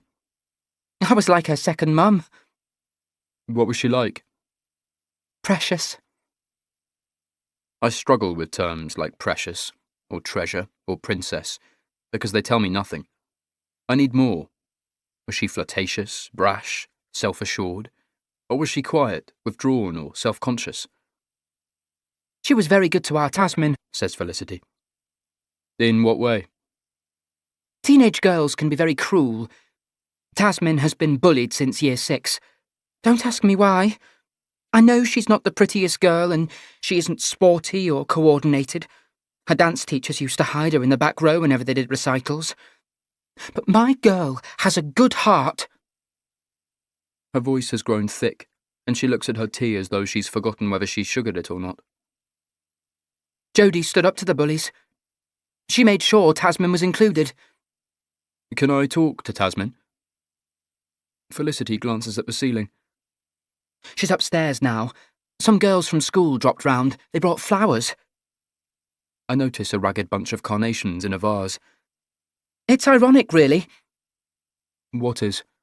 The same girls who used to exclude Tasman now want to be her best friend. I'm not stupid. I know they're up there now, pumping her for details, wanting to be involved. As if summoned by a bell, I hear running above my head and jostling on the stairs. 3 teenage girls appear. We're hungry, says Tasman, reaching for the biscuits. Felicity slaps her hand away. They're for guests. I got guests. I could toast some crumpets. Tasman looks at her friends hopefully, but the signals aren't good. Felicity points to a fruit bowl. We have apples and a sad-looking banana. It's brown, says Tasman. It tastes the same. The taller of her friends is wearing a clingy top and a short denim skirt. Loitering in the doorway, she's trying to catch Aidan's attention, but he doesn't look up. Hi, Aidan, she says finally. Hi, Brianna, he replies, glancing at her briefly before going back to his guitar. The girl on the sofa glares at Brianna in response. This is Dr. Haven, says Felicity. He's working with the police. He wants to ask you some questions about Jodie. Brianna immediately forgets Aidan and focuses on me. Are you a detective? A psychologist. I'm Olive, says the other girl, not wanting to be left out. She has doll-like eyes and blonde hair that curls in ringlets to her shoulders. They're both prettier than Tasman, and she's self-conscious around them. Did Jodie have lots of friends, or just a few close ones? I ask. We were her best friends, replies Brianna, who is clearly the queen bee. Was she a leader or a follower? I ask. The girls look perplexed. I haven't framed the question well. I try again. When the latest must-have fashion came out, who would get it first? Me, says Brianna. Okay, and if someone dared you to do something crazy, who's most likely to take up the dare? Jodie, says Tasman, speaking for the first time. And if you were deciding what to do on the weekend, who came up with the ideas? Jodie, she says again. What sort of things did she like to do? She was a really good figure skater, says Olive, wanting to add something. Duh! Everybody knows that, says Brianna. What else? She liked dancing, says Olive, looking hurt. Yes, dancing, Says Brianna. She took classes, didn't she? They look at Tasman, who nods. What kind of foods did she like? I ask. Pizza and chocolate brownies and fruit smoothies, Says Brianna, clearly making things up. She wasn't allowed to eat pizza, Says Felicity. Maggie kept her on a strict diet. She ate pizza sometimes, Counters Tasman. when Aunt Maggie wasn't around. What else did she do in secret? I ask. They glance at each other, less sure of the conversation. Did she have a boyfriend? Toby Leith, Replies Brianna. he's in year 12. Tasman shakes her head. Jodie thinks he's an F-boy. A what? Felicity asks. Tasman blushes and looks at the floor. A guy who only wants one thing? Explains Brianna, nudging Olive. Were Jodie and Toby seeing each other? They used to hook up. It was one time, Protests Tasman. It was more than once. First at Shelley Pollard's party, then at the Goose Fair. And at the movies, Adds Olive. that day we saw Infinity War. Was Toby at the fireworks? I ask. All the girls nod. Did Jodie talk to him? Tasman hesitates. Toby was teasing her. He snatched her tote bag and wouldn't give it back. What did Jodie do? She slapped him in the face, but he just laughed. That's when Father Patrick showed up. Father Patrick, Our parish priest. explains Felicity. He made Toby give the bag back, Says Tasman. Did Jodie talk to anyone else? Loads of people. They were coming up to her all night. Why? Tasman shrugs. Brianna grins at Olive, and I sense an in-joke. I focus on Tasman. Why did Jodie leave the fireworks? Someone sent her a text and she said she had to go. Who? I don't know. Did you know that Jodie was carrying a second phone? No. You told the police that Jodie went to get fish and chips. That's what she told me. Did you know that she had a second mobile phone?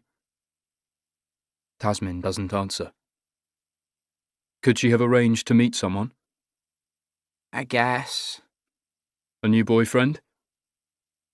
Tasman looks at her mother with a hurt helplessness in her eyes. I put some pyjamas on her pillow. I thought she'd come back to ours, but she didn't. Her bottom lip trembles. When you woke and saw the bed was empty, what did you think? Tasman is about to say something, but Felicity interrupts. We assumed she'd gone home. Is that what you thought? I ask Tasman. She nods. Did you look for her? Yes. Where did you go? Her mouth opens and closes. She swallows. She looks at her hands. I went to Toby's house. I thought Jodie might have gone there. But you said she didn't like him. She sort of didn't, but I knew she still did, you know? Did you see Toby? She shrugs and mumbles. He was with someone else. Fuck boy, Whispers Brianna under her breath. Where would I find Toby Leith? I ask. At the skate park. He's there all the time. Says Brianna. Olive raises her hand as though we're in a classroom. Did someone rape Jodie? Is that why? She doesn't finish. What makes you ask? She shakes her head, losing confidence. Felicity visibly stiffens. I'm not sure the girls need to know the details. The police also found condoms in Jodie's school locker, I say. I knew it, Says Brianna, grinning wickedly. You don't get a guy like Toby unless you're putting out. Please don't talk about Jodie like that, says Felicity. I'm only telling the truth, whines Brianna. I think you girls should leave. No, complains Tasmin. It's time the girls went home. Brianna tosses her hair. Come on, Olive. This place gives me the creeps. They're in the hallway, but Brianna can't resist a parting shot, this one directed at me. People keep making Jodie out to be some sort of Disney princess, all pure and innocent. You should talk to her brother. Why? Another laugh, another toss of her hair, and I feel like I'm 14 again, with braces on my teeth and a pimpled face that betrayed every humiliation like a magic 8-ball. Chapter 31. The girls have gone by the time I get outside. I wonder how much of their provocative posturing and the sly nudges were designed to shock me. When I was their age, I found girls intimidating because they seemed to be so much more self-aware and confident, capable of destroying me with a single shrug, or curl of a top lip, or toss of their hair.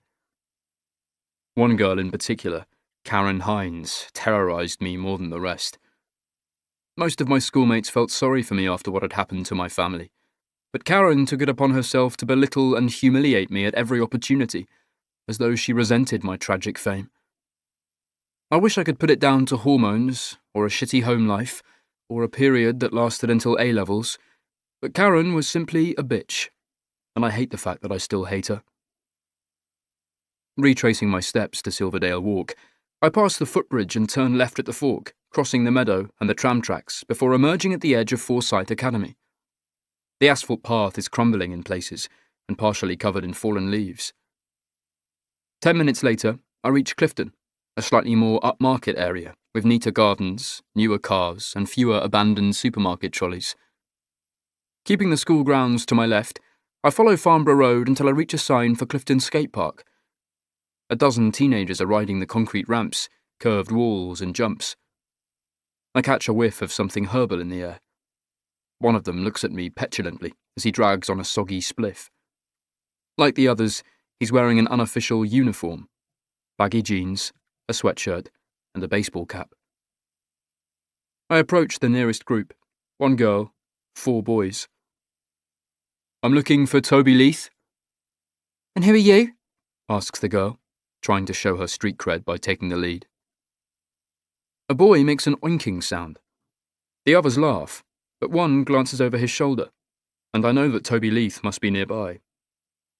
A second group is racing BMX bikes on a series of parallel tracks that rise and fall over concrete jumps. Which one is he? I ask. The girl whistles. Decks are kicked into fists and bikes are propped on one foot. I pick out Toby because he's helmetless and hatless, and cockier than the rest. Ignoring the signal, he rises on his pedals and drops almost vertically down a ramp, accelerating along the flat bottom and getting airborne as he takes each jump. When he reaches the far end, he rockets up a steep incline and spins in midair, before landing with both wheels on the top of the ramp, 50 yards away. Can we talk? I yell. You a reporter? I'm a psychologist. I don't need a shrink. I work with the police. I already talked to the pigs. Then you know all the answers. I look over the edge at the vertical drop. It's easier if you come to me. I can hear you from here.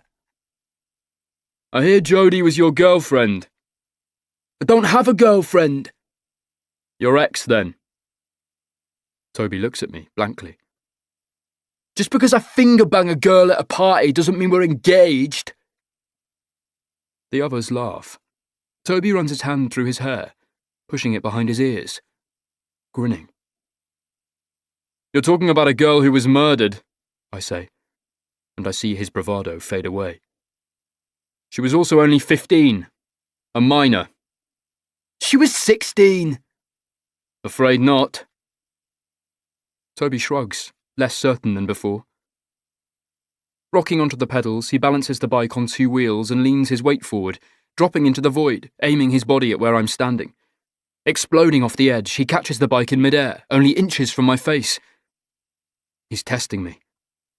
I don't flinch. "What's this really about?" he mutters. "You saw Jodie at the fireworks." "So?" "You were teasing her. She slapped your face." "Whoa! Whoever told you that is lying." "Did you arrange to meet her later?" "No." "Did you send her a text?" "No." "Did you pick her up in your car?" "You deaf or something?" "There are witnesses, Toby. You were seen with Jodie. You took her bag, she hit you." "Okay, I saw her. So what?" "I think you bumped into her again outside the fish and chip shop on South Church Drive. She knocked a can of beer from your hands." He doesn't respond. "What did you say to Jodie that made her so angry?" Toby leans hard on the handlebars, as though trying to crush the bike or push it into the ground. "I was drunk. I invited her back to my place. I guess I was a little crude." He blinks at me sadly. "I didn't mean any of it, you know. I wish I could take it back." Chapter 32. Angel Face. I'm standing at the bay window, peering through the curtains. People are coming and going along the road, children being walked to school, a street sweeper with a barrow and a broom, a postman with a trolley. I'm on my third can of lemonade since breakfast, and the sugar rush feels good. Why so many? Because I can. I could have had a beer if I wanted. I could pour myself a scotch. I thought about it, but gagged when I cracked the lid and took a sniff. When Cyrus left this morning, I opened the front door and stepped outside. Twice. Outside. Inside. Outside. Inside. Then I immediately locked the door, latched the chain, and went through the rest of the house, securing every window. I drew the curtains and closed the blinds. I studied the eaves and cornices, making sure that Cyrus hadn't been lying when he told me there weren't any cameras. Opening a packet of chocolate biscuits, I start exploring the house properly, starting in the basement, where Cyrus has his weight room. His towel is still damp from last night. I run my fingers along the bar and try to lift it from the cradle, using both hands, but it won't budge. I try raising one side. It still doesn't move. In the sitting room, I turn on the TV and pick up the remote. Where are all the channels? Doesn't he have satellite or cable? The next room is the library. Why does anybody need so many books? Has he read them all? I pick out a heavy volume bound in brown leather, spelling out the word Britannica on the spine. It has columns and drawings, like a dictionary with pictures. I open a page and read, sounding out the words. Annie Oakley. Original name, Phoebe Ann Mosey. Born August 13th, 1860, Dark County, Ohio, U.S. Died November 3rd, 1926, Greenville, Ohio. American markswoman who starred in Buffalo Bill's Wild West show, where she was often called Little Sure Shot. I turn to another page. George M. Pullman. In full, George Mortimer Pullman. Born March 3rd, 1831, Brockton, New York, U.S. Died October 19th, 1897, Chicago. American industrialist and inventor of the Pullman sleeping car, a luxurious railroad coach designed for overnight travel. There are so many volumes of the Britannica that I wonder if everybody has something written about them. I look up other names, Cyrus Haven, Adam Guthrie, Terry Boland, but none of them are mentioned. The library has a polished wooden desk with drawers on either side, and a lamp that curls over the top. The leather chair creaks under my weight.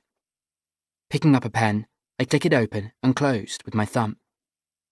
There is a pile of invoices awaiting payment: electricity, gas, internet. According to a bank statement, Cyrus has £1,262 in his current account.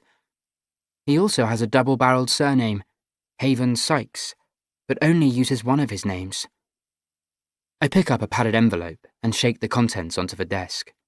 There are 6 DVDs in plastic cases, each of them stamped with the words Nottinghamshire Police. Opening one of them, I read the label. It has a number, a date, and a name. Craig Farley. I glance at the DVD player in the corner before putting everything back where I found it. Having searched the ground floor, I climb the stairs and go to the main bedroom, where the bedclothes are rumpled and thrown haphazardly back into place. I imagine Cyrus lying in the bed with one hand resting on his chest and the other shielding his eyes. I want to ask him about each of his tattoos. What they mean. Did they hurt? Does he like pain? I open his wardrobe. He has 4 pairs of jeans, half a dozen shirts, 2 jumpers, a vest, a blue blazer, and a black suit in dry cleaning plastic. One of the shirts is denim with studs for buttons. I put it on and roll up the sleeves. It looks good on me, almost like a jacket. Cyrus has a drawer for his socks and another for t-shirts and running shorts. He has 4 pairs of shoes, including hiking boots. I put them on, feeling like a child wearing my father's shoes, although I can't remember if I ever did that. I have almost no memories of my father, a man in an armchair by the fire, sitting on his knee, listening to him read. "Have you brushed your hair and combed your teeth?" he'd ask, making the same joke every night, rubbing his stubbly jaw against my cheek. My mother is clearer, but even those memories are beginning to fade, or fray at the edges, losing colour and detail, like the old rug on Cyrus's floor. I have one memento, a tortoiseshell button. It came from her favourite coat, which was bright red with a fur-lined collar, and she wore it on special occasions. She was wearing it when I last saw her. I wouldn't let go. I clung to her, and the button came away in my hand. I screamed for her then. I wish for her now. I hold that button in my fist, believing it might bring her back if I have enough faith. Putting the room back in order, I go to the bathroom and search the cabinet above the sink. Opening jars and bottles, I sniff at the contents. There are no pills or medications, but Cyrus has condoms, a whole box, unopened. I close the cabinet and look in the mirror. I hate what I see. I hate my lank hair. I hate my downturned mouth. I hate my fat bottom lip. I hate the freckles on my nose. I hate my sticky out ears. I hate my skinny legs. The doorbell rings. My heart jumps. I go downstairs and wait in the hallway. The bell rings again. I look through the spy hole. There are 2 young men in cheap suits. They look no older than me. I open the door a few inches. Hello, how are you today? One of them says brightly. What a lovely old house. There's no hint of sarcasm. Do you believe in God? No. What do you believe in? Nothing. Do you know much about Jesus Christ? Who are you? We're from the Church of Jesus Christ of Latter-day Saints, and we're here to share the message of Jesus Christ. My name is Elder Grimshaw, and this is Elder Green. Doesn't that get confusing? I ask, both being called Elder. We're missionaries. I thought missionaries were supposed to work in poor countries. No, we're everywhere. We share our experiences because we believe in helping others to find peace and fulfillment in the love of Jesus Christ. Would you like to learn more? No. We're here to share. You want to change my mind? That's not sharing. The 2 Mormons look at each other. I have my foot braced against the door, ready to slam it closed. The quieter of the 2 is waiting for his partner to take the lead. I look at him. Do you truly believe that God exists? With all my heart. No. I think your mate does, but you're not so sure.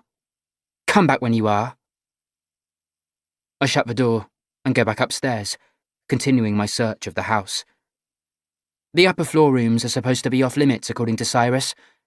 That was a mistake. Who is going to ignore a challenge like that?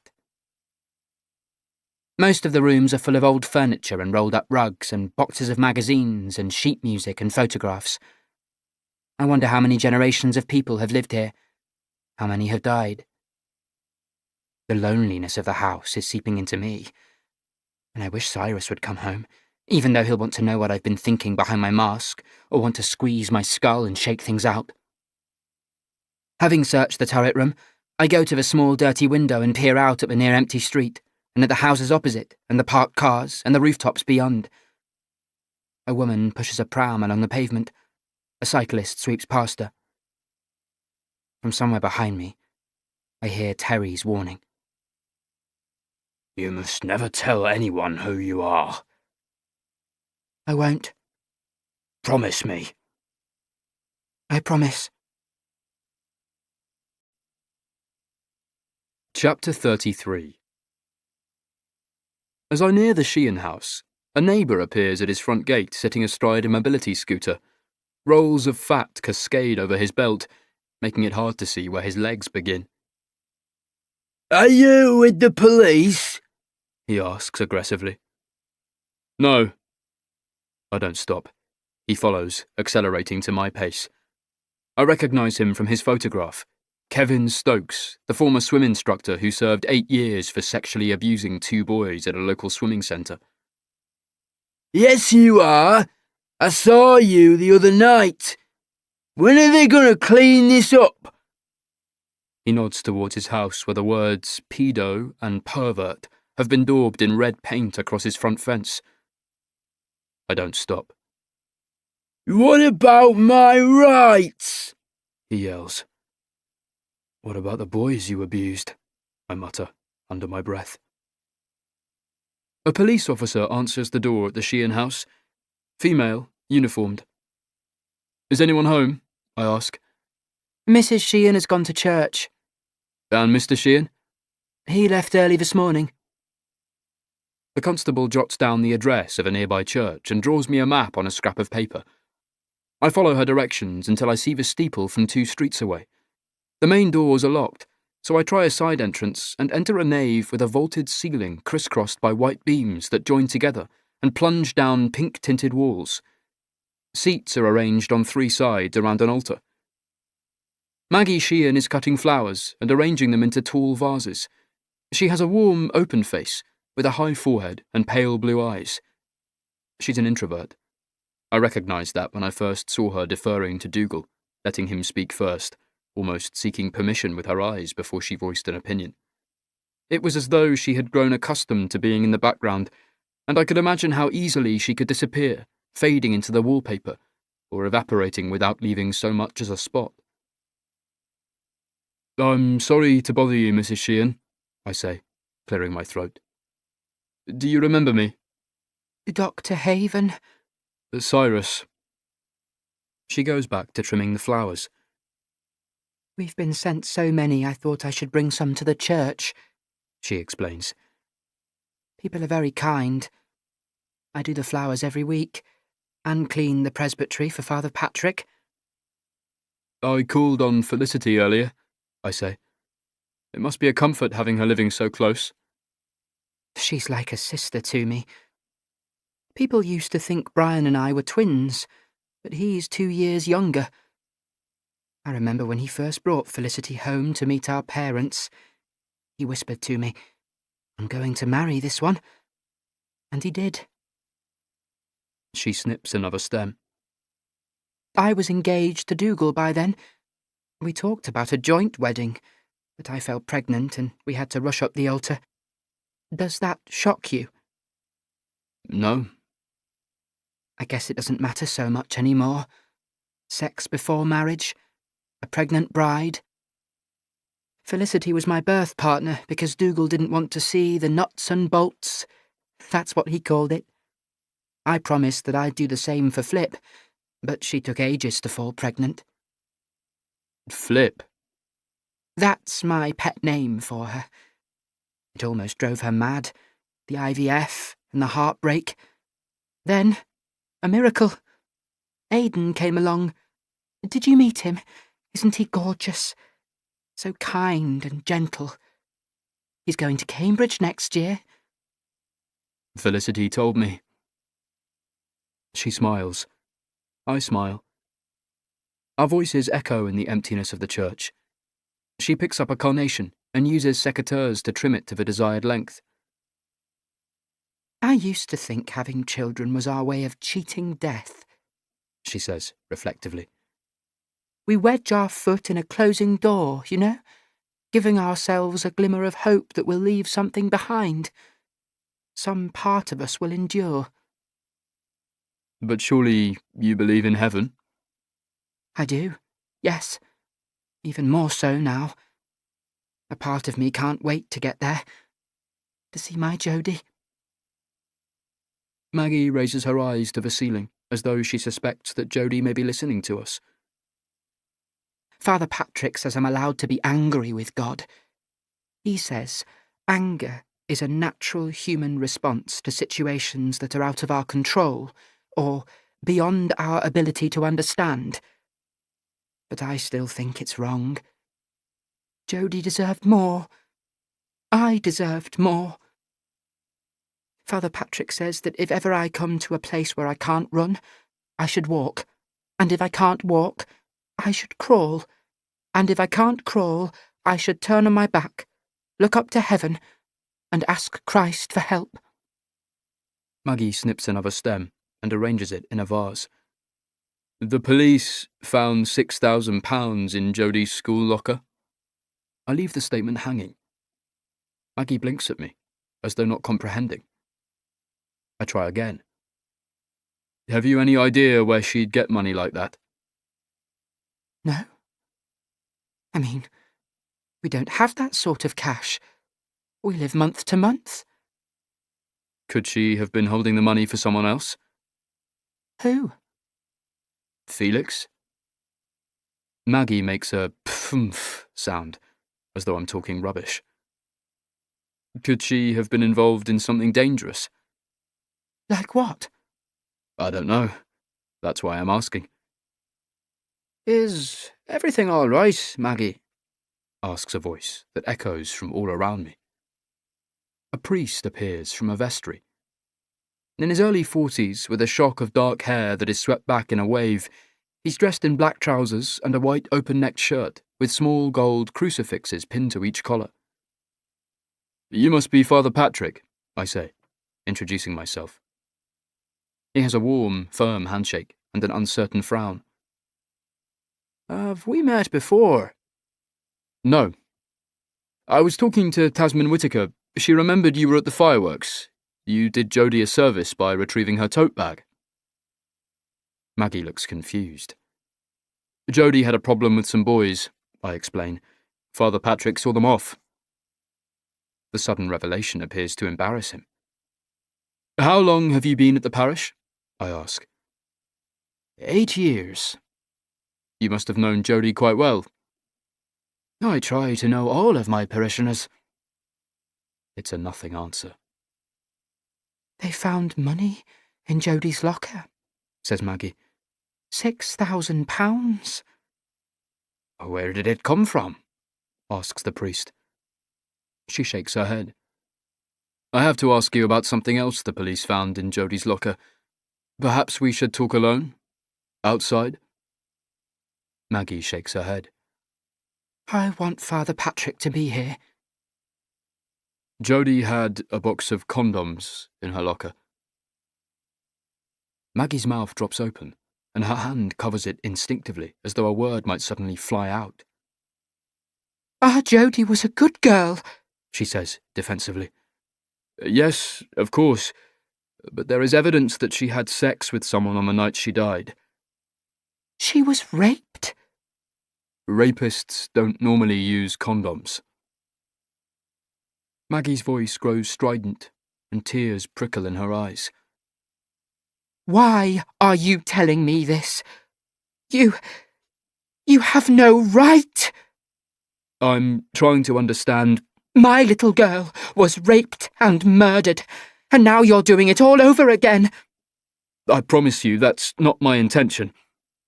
I think you should leave, says Father Patrick, stepping into my space, making himself large. The odour of him touches my face, a mixture of shampoo, aftershave, and mouthwash. Foamy bits of spit are clinging to his lips. He puts his arm around Maggie's shoulders. She leans against him, pressing her face to his chest. The priest isn't finished with me. I have spent the past week telling Maggie she is not to blame for what happened to Jody. That sometimes terrible things happen to good people. She thinks she's a bad mother. She thinks she could have saved her daughter. Her only respite has been to come here and talk to me. And to God. I'm sorry. I didn't mean to. I want you to leave. My shoes echo on the flagstones as I follow the centre aisle to the main entrance. As I pull open the heavy door, I turn back and see Father Patrick and Maggie sitting together. He holds her face in his hands and uses a handkerchief to wipe the tears from her cheeks. Chapter 34. Angel Face. Did you go out today? Cyrus asks. I nod and watch him unpacking the Chinese takeaway, setting out the cardboard cartons and plastic trays. Where did you go? To the shops. What did you buy? Nothing. I'm wrestling with the chopsticks, unable to make my fingers wrap around them. A spring roll drops in the dipping sauce, making a mess. Would you like a fork? He asks. No, I snap, hating that I can't do something when he makes it look so easy. Did you catch the number 22 bus? He asks. Something like that? Instantly, I realise my mistake. There won't be a number 22 bus. He's caught me lying again, which means follow-up questions or accusations. Instead, he acts like nothing is wrong. You should try the dumplings. I sniff at the container. What's in them? They're vegetarian. How do you know it's not dog? They eat dogs in China. And pandas. I don't think they eat pandas. I spear a dumpling with a chopstick and chew one corner before emptying the rest of the carton into my bowl. Cyrus has poured himself a glass of wine. Can I have one? You're not 18. Are we really still arguing about that? I have it on the authority of a High Court judge. I take the last spring roll. Cyrus pours me half a glass of wine. I sip it, tentatively, not really liking the taste, but I don't want him to know that. What did you do today? I ask, not really interested. I interviewed some people. About the Jody Sheehan murder? How did you know that? You shouldn't leave your shit lying around the house. What shit? I shrug. Cyrus suddenly realises what he left in the library, the police interviews with Craig Farley. Did you find the DVDs? He asks. I admit to nothing. My silence says enough. Christ, Evie! That's highly confidential material. It's the basis of court proceedings, evidence in a criminal trial. Who am I going to tell? That's not the point. You didn't tell me the library was off limits. It should have been obvious. Not to me, I say. I need the rules written down and posted on the wall. Staff only, lights out, meal times, chores, lessons. Cyrus mutters something about putting a lock on the door, but I ignore him, spearing another dumpling with a single chopstick. We eat in silence for a while. So, did he do it? I ask. What do you think? I consider this for a moment. By the end, I think he would have confessed to bombing Pearl Harbor. Okay, but was he telling the truth? I don't know. Cyrus looks perplexed and starts again. I thought maybe because of your ability, you might have been able to tell. I don't know how it works, this thing you do, whether it comes and goes, or if it's triggered by something. I hesitate, not sure of what I want to say, or if I want to say anything at all. I can't explain what I see. It is something in the face, a false note, a flicker, an invisible light. I have to be up close, I whisper. Pardon? For me to tell if someone is lying, I have to be close to them, in the same room, looking at their face. I can't do it otherwise. So, not from a DVD? Not unless it's up close, not accurately. I get a sense, that's all. What was your sense about Farley? He knows what he did was wrong, but I'm not sure if what he did is what you think he did. Cyrus has stopped eating and is leaning forward. Why is he looking at me like that? He seems to recognize my anxiety and pulls back, dropping the subject. I clear the table and start washing the dishes, remembering to rinse the glasses in clean water to stop them streaking. Cyrus picks up a tea towel. I know you hate questions, but can I ask you one? I don't respond. How long have you had this... I don't remember. Was it before you became Evie Cormac? I nod. I know why it frightens you, He says. It would frighten me. I'd have thought you'd like to know if someone was lying. It would make your job easier. I wouldn't have a job at all. Chapter 35. Early morning. Lenny Parvel